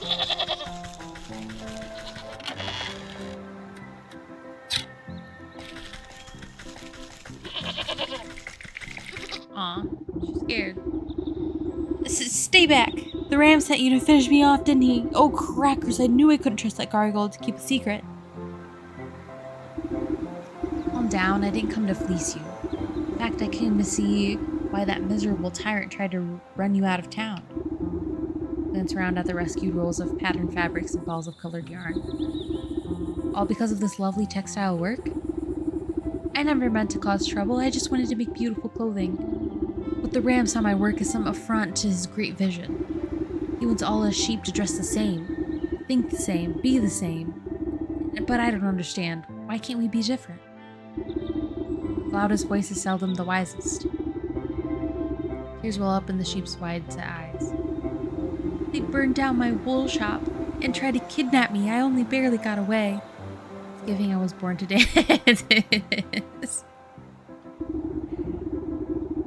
Thankfully, that helpful gargoyle was able to salvage some of my things from the fire. At a time like this, knitting clothing is the only thing I can do to calm my nerves. I hope I have enough yarn to last me. My poor spinning wheel was broken, and the journey here, so I don't think I can make any more. Shame. I too am a weaver of sorts. Your wheel can't possibly be beyond repair. Could I take a look at it? If you think it would help, be my guest.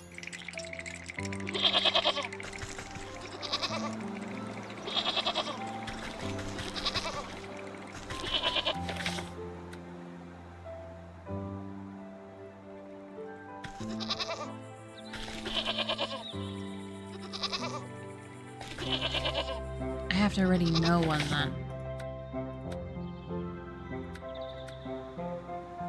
Ending? Could it be this one?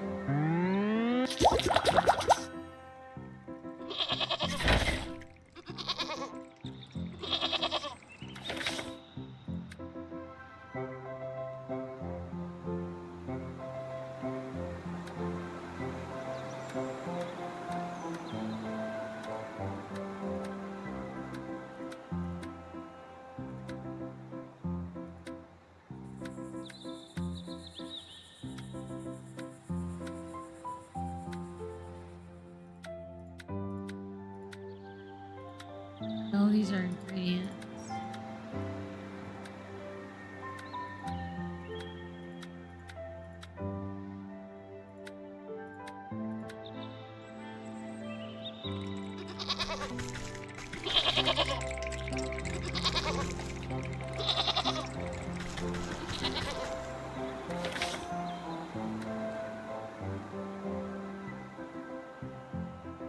Crazy.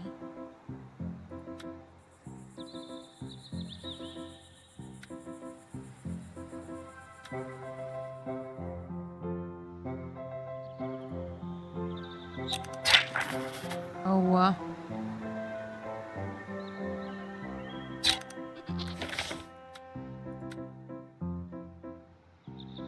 In fact, need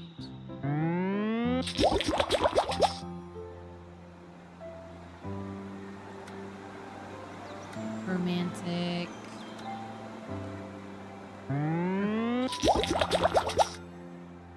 Some.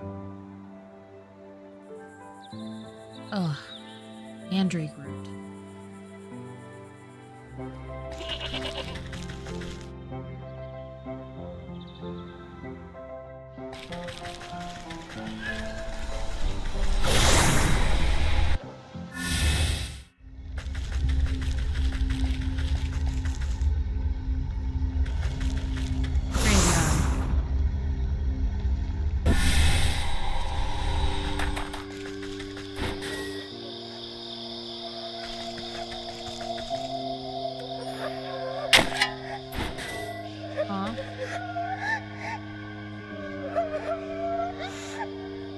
Wait, what's this?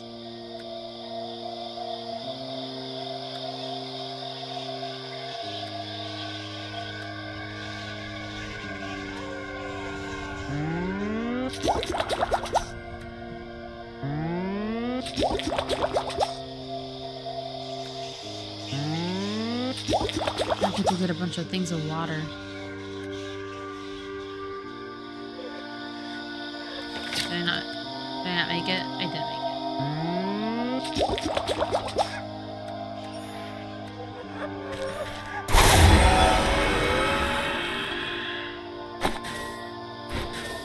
Spectral tears.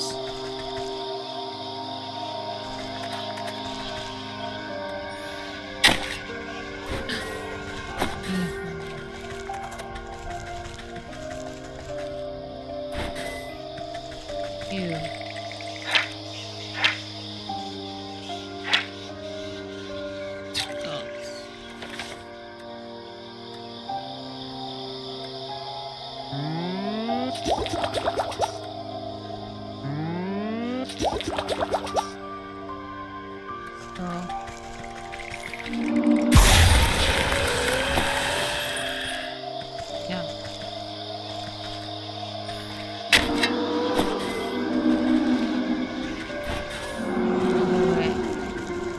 Dirt, I can find the mandrake.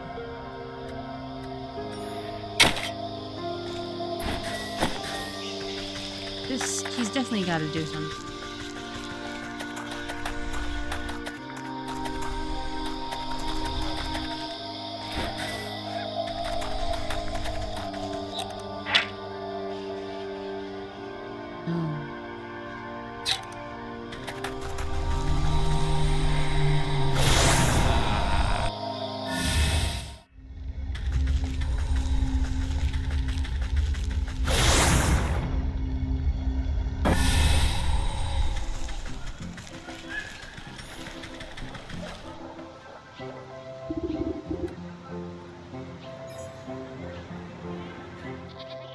Favorite flower. It was beautiful.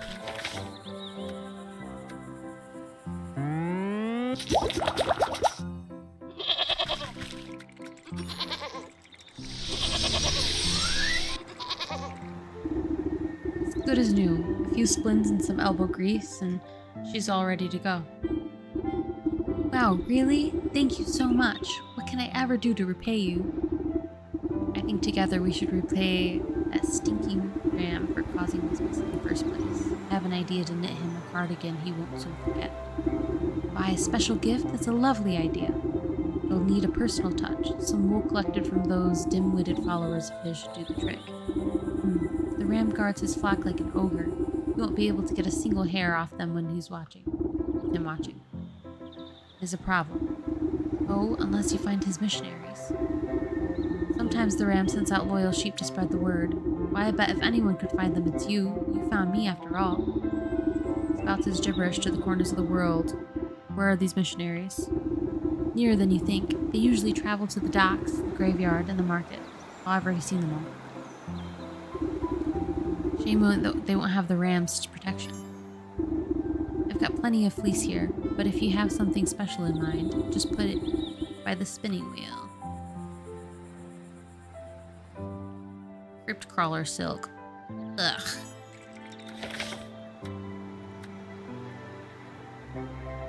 Oh, I need to get...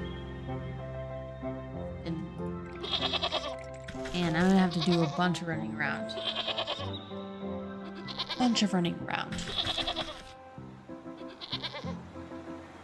Okay, where are we gonna start?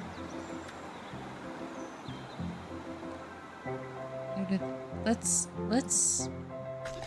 collect water. Get all the stuff that we're gonna need.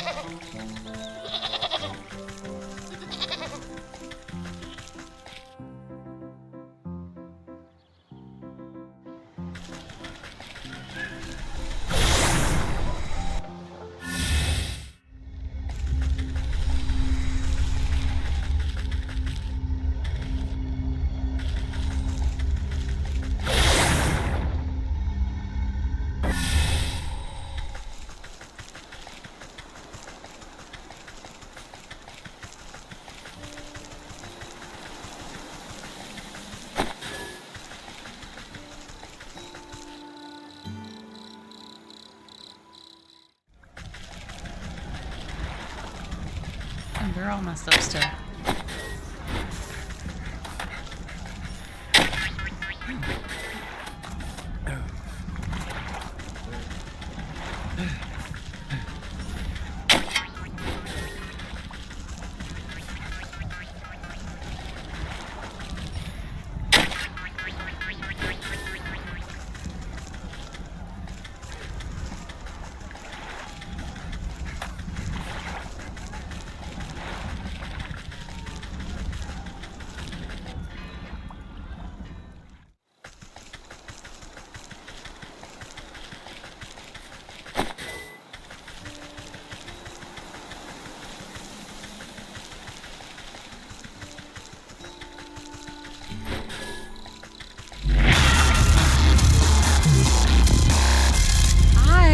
Welcome in.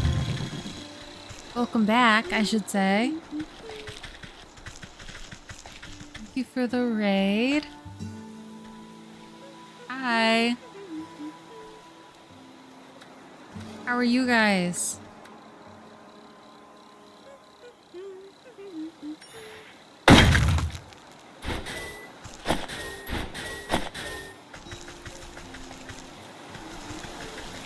So tired. Why? What were you guys playing? Or is it just because you were up late?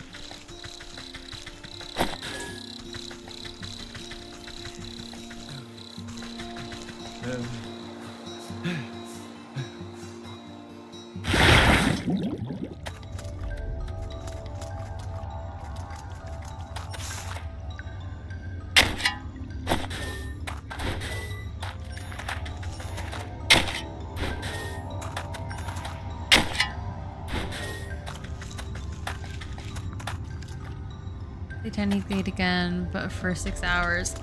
Oh, wow. Oh my gosh, you know what I just realized? You could have been making a joke about your name, or you probably still are, but it just completely went over my head. I respect the grind. No, but...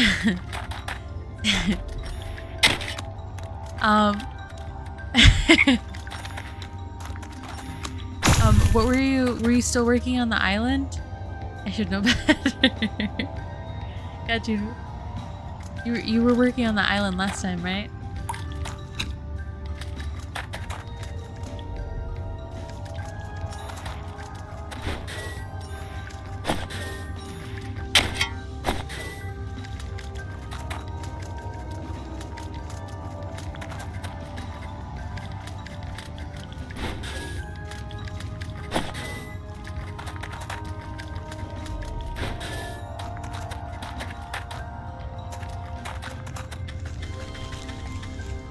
I did for a little bit, but it got laggy, so I prefer to go build for some hours. Well, that's cool.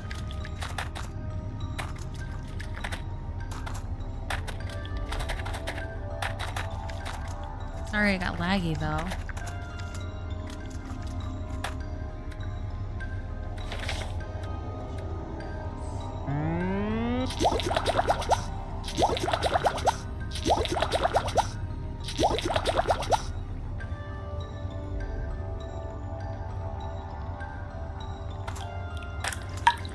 I'm really tempted to get tiny glade though. I just know that it's gonna take up, that I'll get stuck in it just like you did.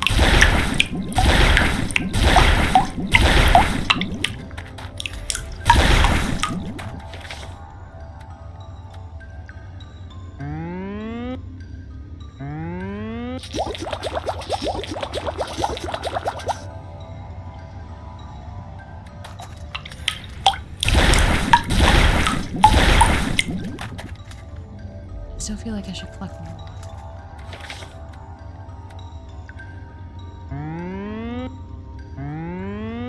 I'm gonna work two more anyway.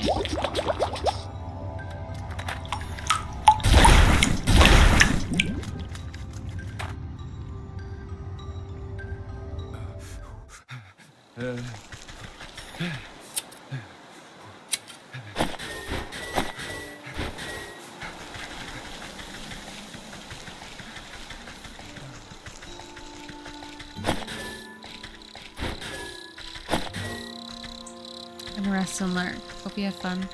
Thank you. We do get some rest. I'm sure you'll need it.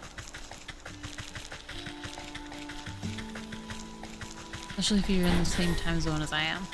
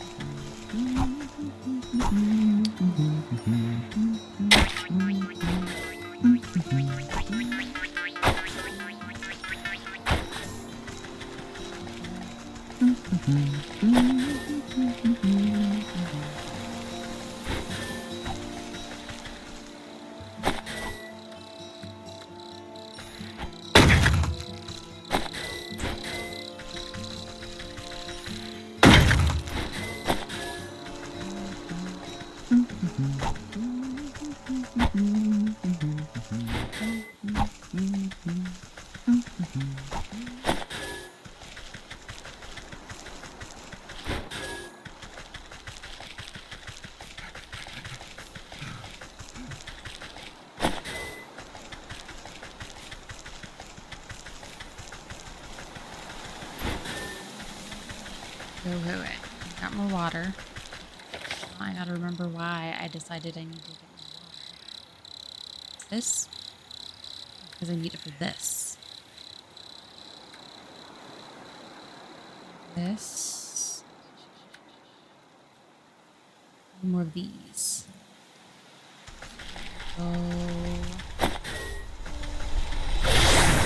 Swamp?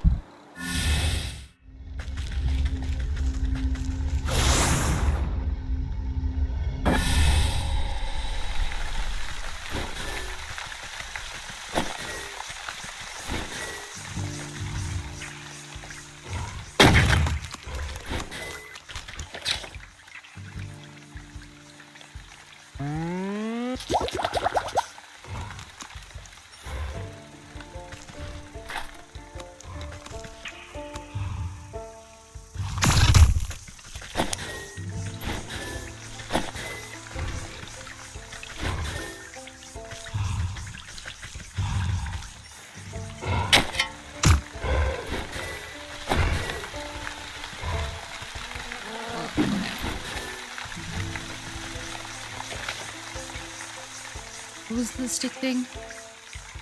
This. I have one left.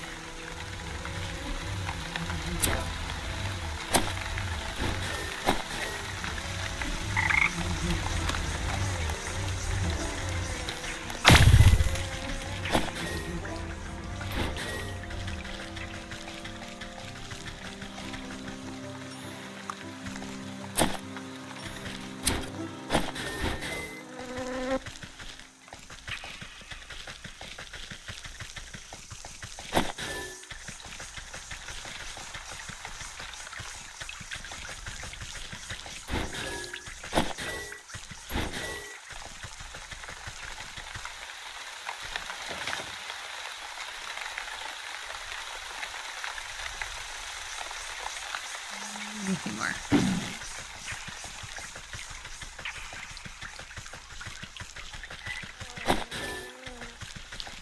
I haven't had to use like the shells for anything, have I?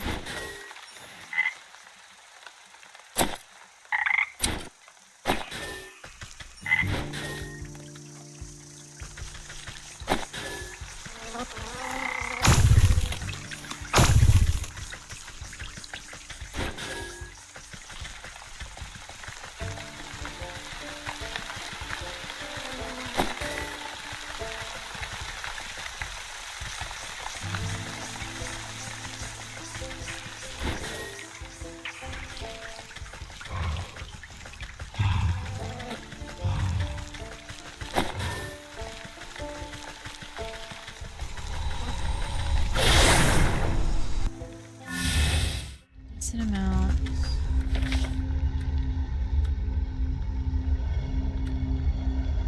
Butter have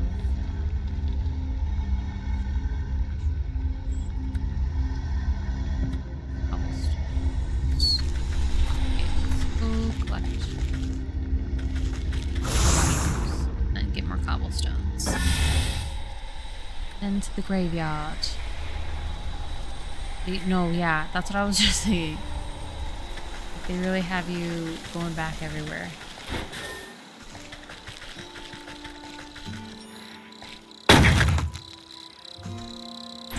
And it's kind of like impossible to figure out what you're gonna need because some of the ingredients will just like pop up.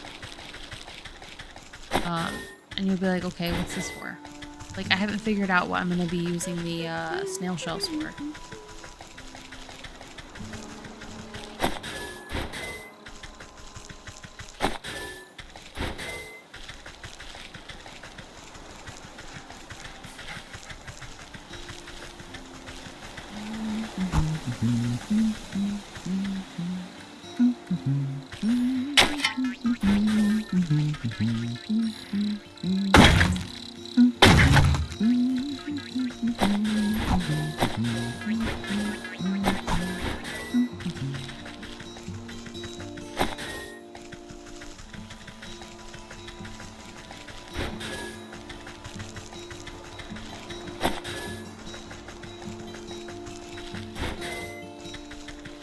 I don't think I've used the bird feathers for anything either.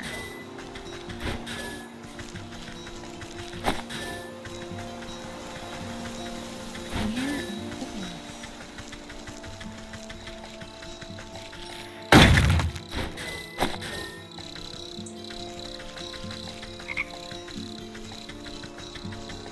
Failed.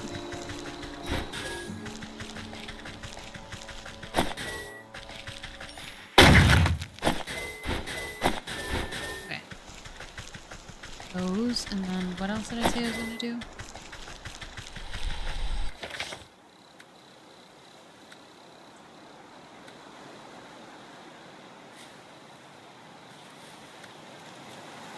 Cobblestones.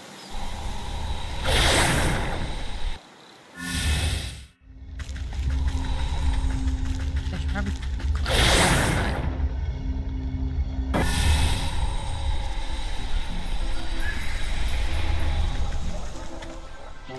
standing right on top of them.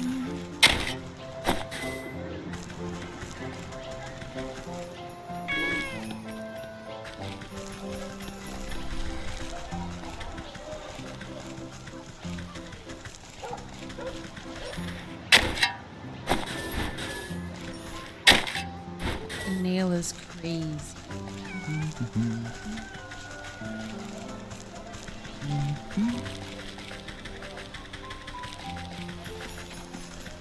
This is gonna be me when I go to Salem for your cobblestone.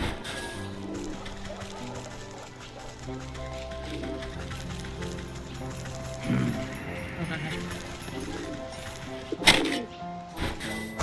ah.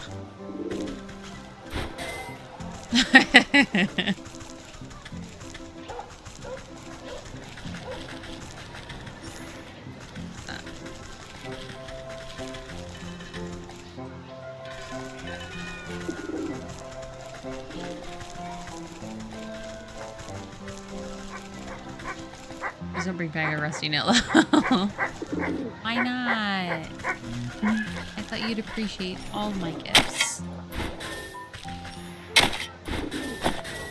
Hey, it's an iron nail. It's not even rusty, man. Perfectly fine.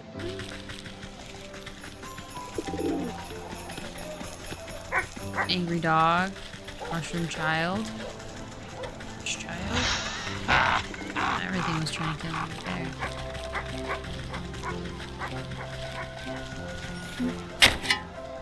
I need to get more of those skull things so that I can...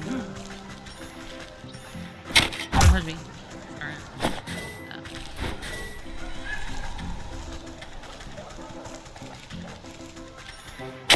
What was I saying? Oh, more of the skulls for the keys. I definitely need to be in the graveyard.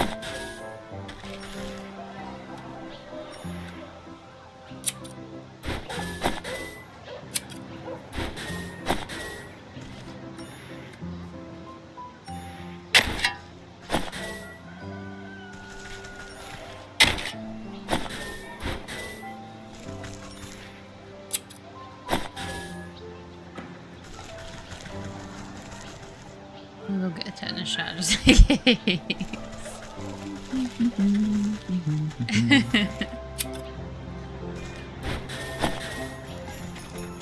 Probably still need one of those.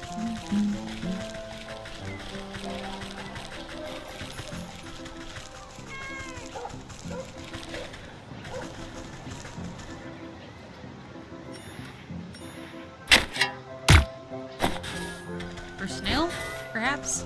That was the first time I got a snail. I might be wrong.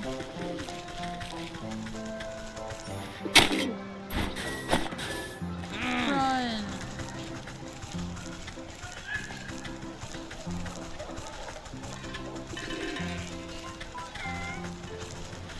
Premises. Blah blah blah blah blah. Premises. Sheet.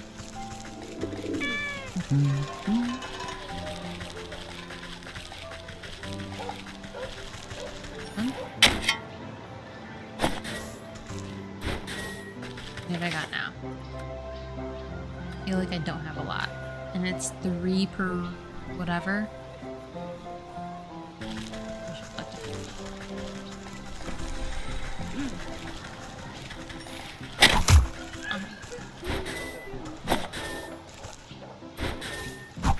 Frog leg.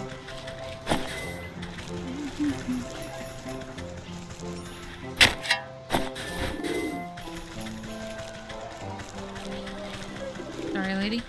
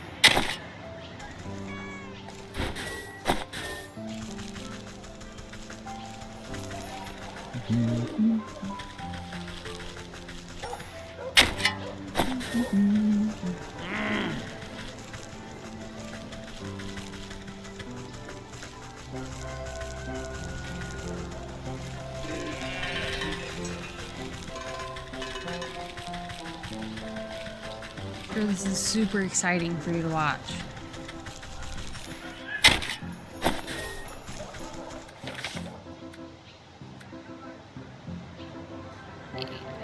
Oh.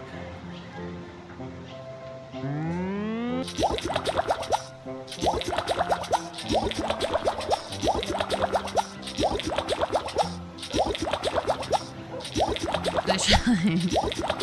Good.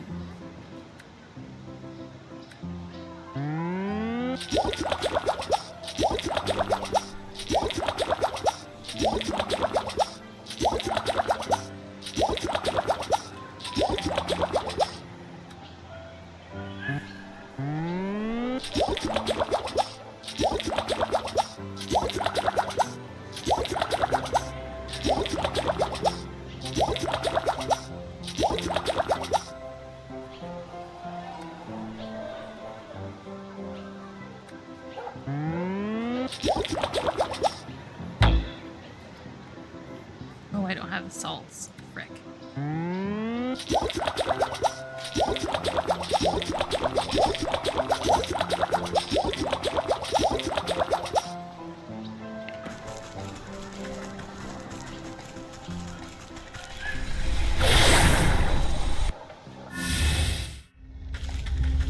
We got 7, but it's fine, right?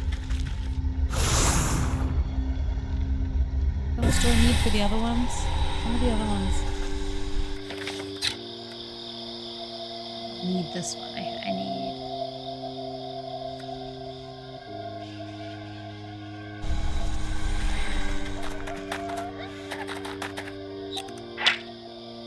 That one was unknown. Results, and I don't have any.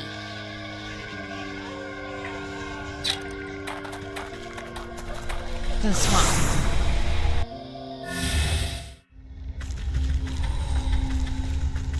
Oh, I still need that one.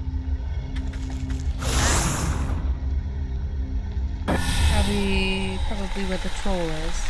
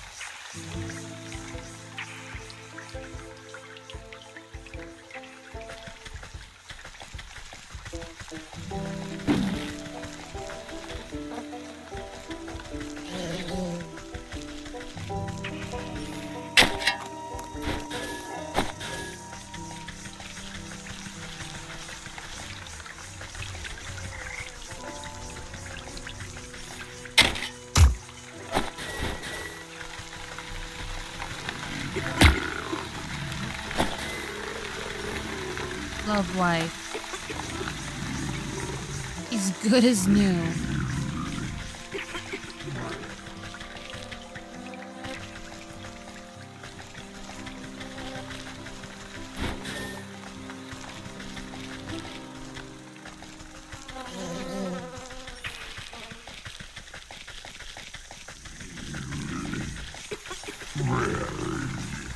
Just dust him off.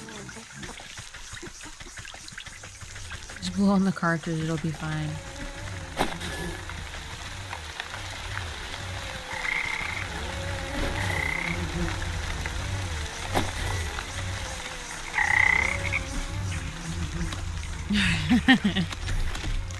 Fine, fine.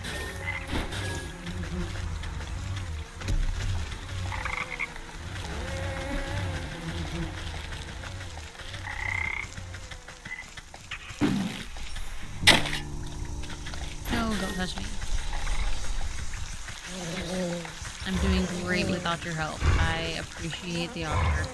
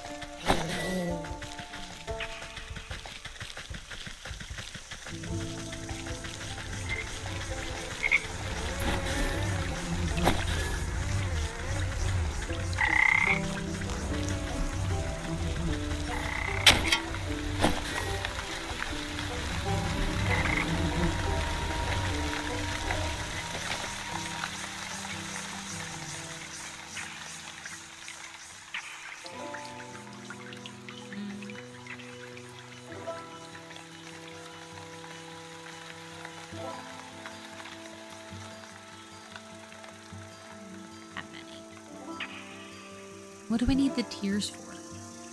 What was I going to the graveyard for? I don't even remember what I was supposed to do.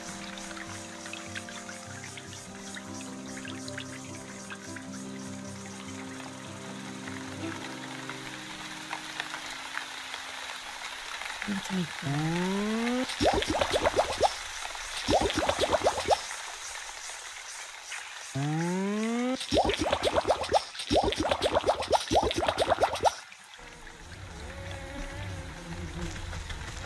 I'm lost at this point. Be lost together. What's the point of the graveyard? Something I had to do. At least like search around a little. Sheep thing is here. Rat.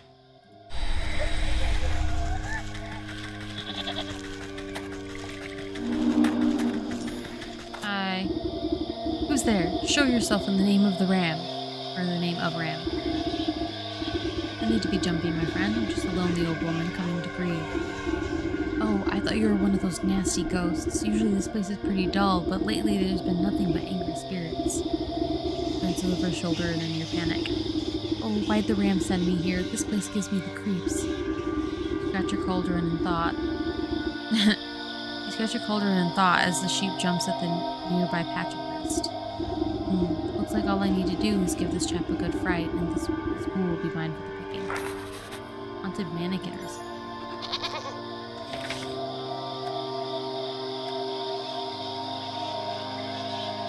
Oh, I thought I had one of these.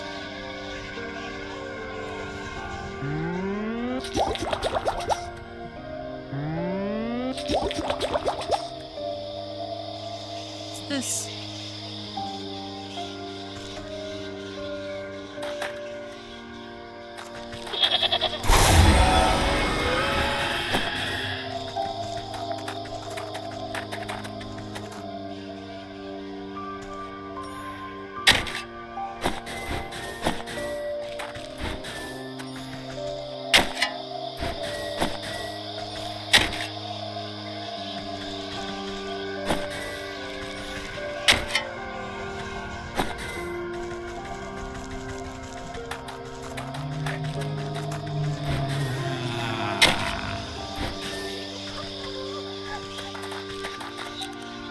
Different. Ooh, exorcism charm.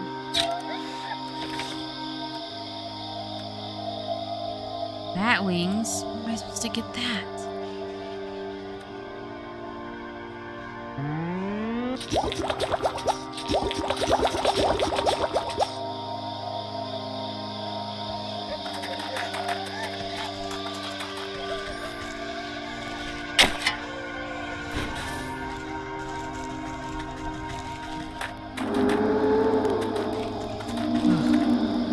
as well.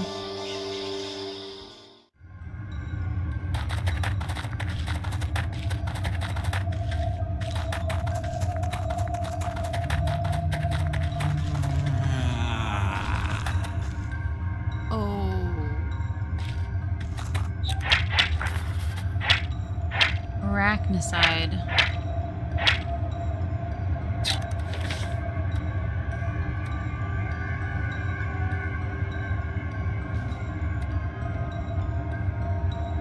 The hell?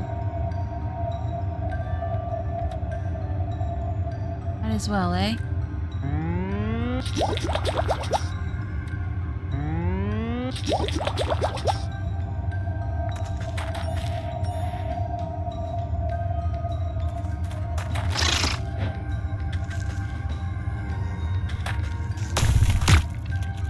Oh, that's how I get that.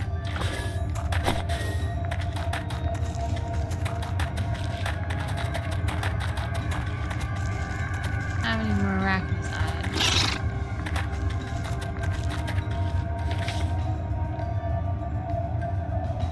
You can just run by.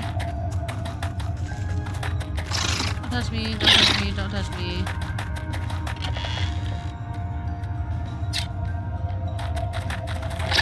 Zoom, zoom, zoom.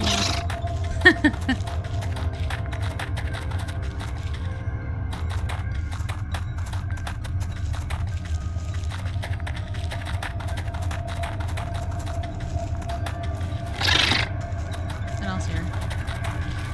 I will have to get more. Can't make more of it.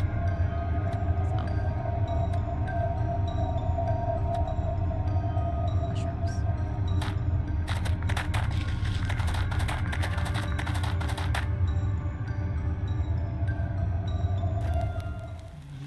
Okay, but I'm trying to get food.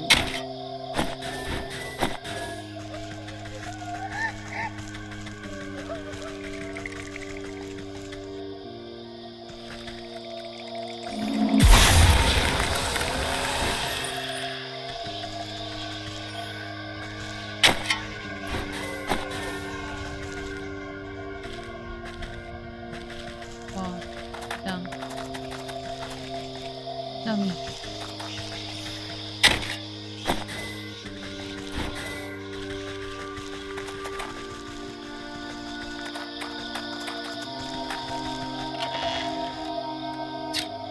Salts.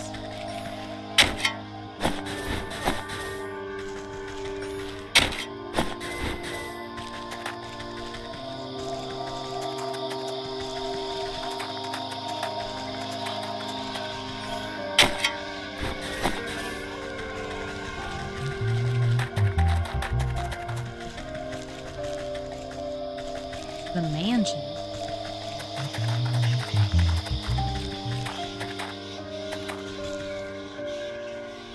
Some water with a jar. Ooh, another place.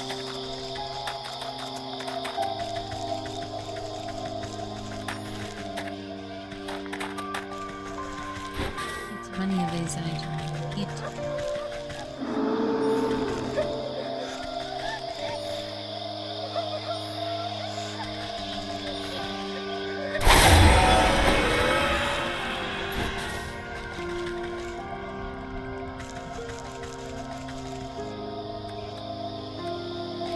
I bet you that green goo comes from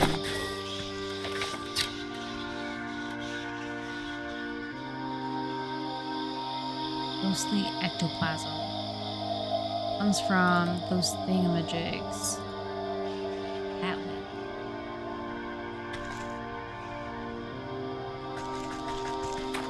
That. Might have to go to the mansion for it. It's not in the crypt.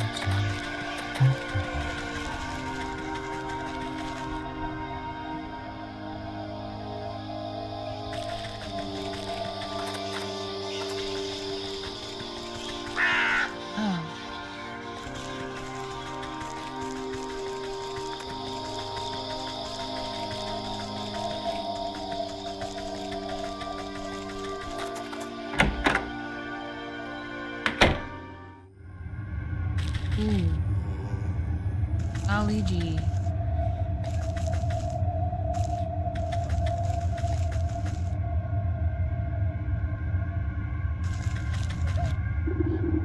As you walk through the dilapidated estate, the temperature drops drastically. The floorboards and walls groan angrily as if the whole building is upset at your invasion.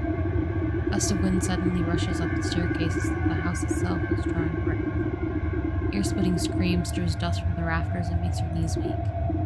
Ah, that's definitely the melodious voice of a banshee, your chicken's aunt. You step forward, but ghostly, skeletal hands rise up through the creaking floorboards. They reach out, grasping, and you feel your spirit fade with a frigid touch. You're all lucky I misplaced my specter sickle, or I'd cut you down like weeds. Guess I should report back to the graveyard keeper anyway.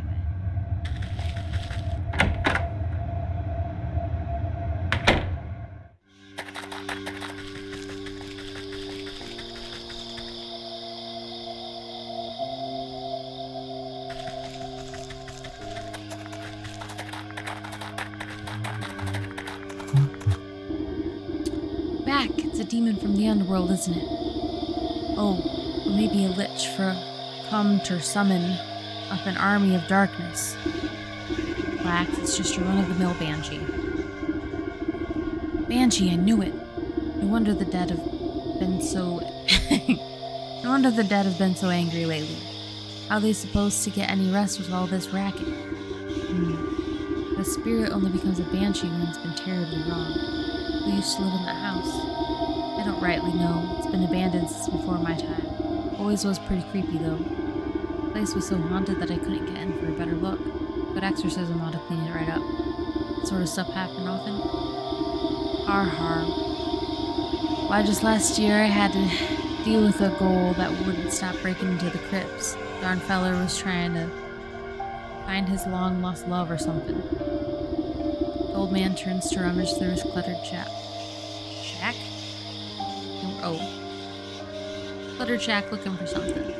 Anyways, eventually I had to call in the grave squad exterminators. Please tell me there's 4 of them. They got that nasty ghoul rounded up before he befooled too many tombs. Fouled? Fooled. But they left behind this, where to get to. They gave me this to ward off any angry spirits that might be left over. Build up a rusty-looking lantern. Ghost lamp? I thought those things got recalled because of all those possessions. Ghostbusters. I never heard nothing about that. Now this thing ain't powerful enough for banshees, but it should keep the lesser spirits away. He gives the lamps a shake, but only a puff of purple smoke rises off the wick. Ah geez, looks like I forgot to keep it fueled up. I'd go and get the gas myself, but with the graveyard in this state, shrugs feebly at you. You're hopeless. What does the ghost lamp need for fuel? Let's go and set the fading label on the back of the lantern. Let's see. I mean, I haven't figured out how to get these 2 things yet.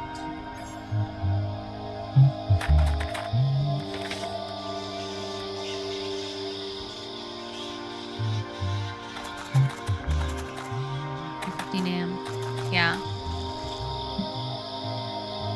I have to stop here. There's so much more that I have to do. Because I haven't even collected a singular soul yet, so... I mean, at the beginning, yes, but in this new little story part, yeah. Okay. We are gonna stop here. Amazing progress. Oh my god, thank you so much. I almost forgot about what happened in Little Nightmares. Almost. Yeah, we're gonna stop here. Start off at the graveyard. I have to figure out how to get bat wings.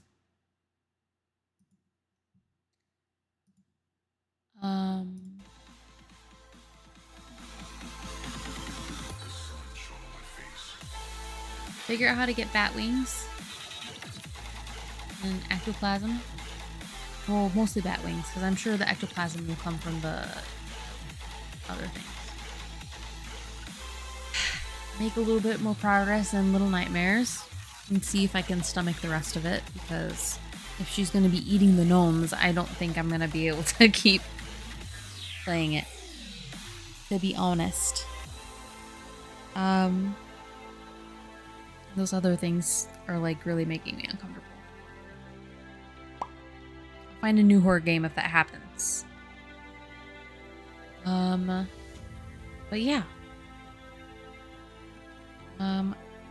Thank you for keeping me company as always. I more than likely will be streaming tomorrow night. I already have like everything done pretty much.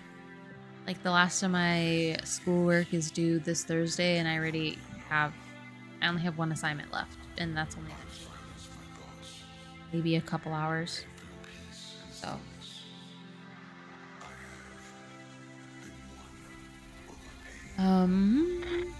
yeah, so I'll most likely be streaming tomorrow.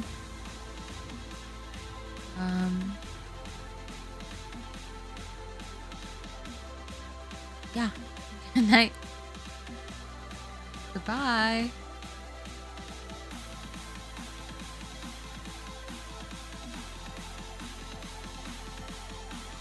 Car errands? Like things for your car, or like errands you're gonna need your car to run?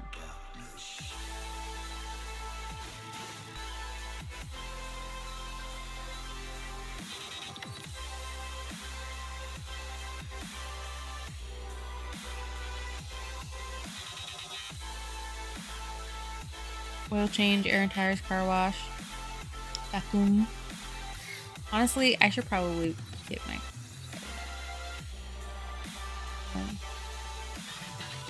But same. Okay. Goodbye for real.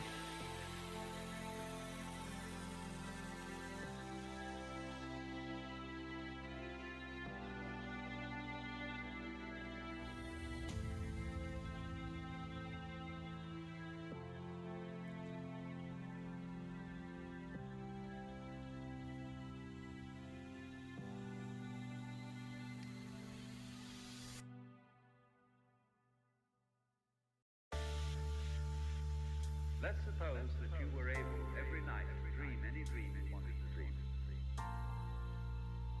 And that you could, for example, have the power within one night to dream 75 years of time. Or any length of time you wanted to have.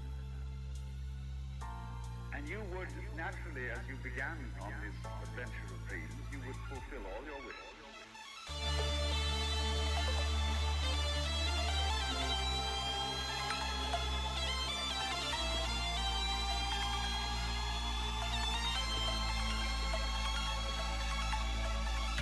Have every kind of pleasure.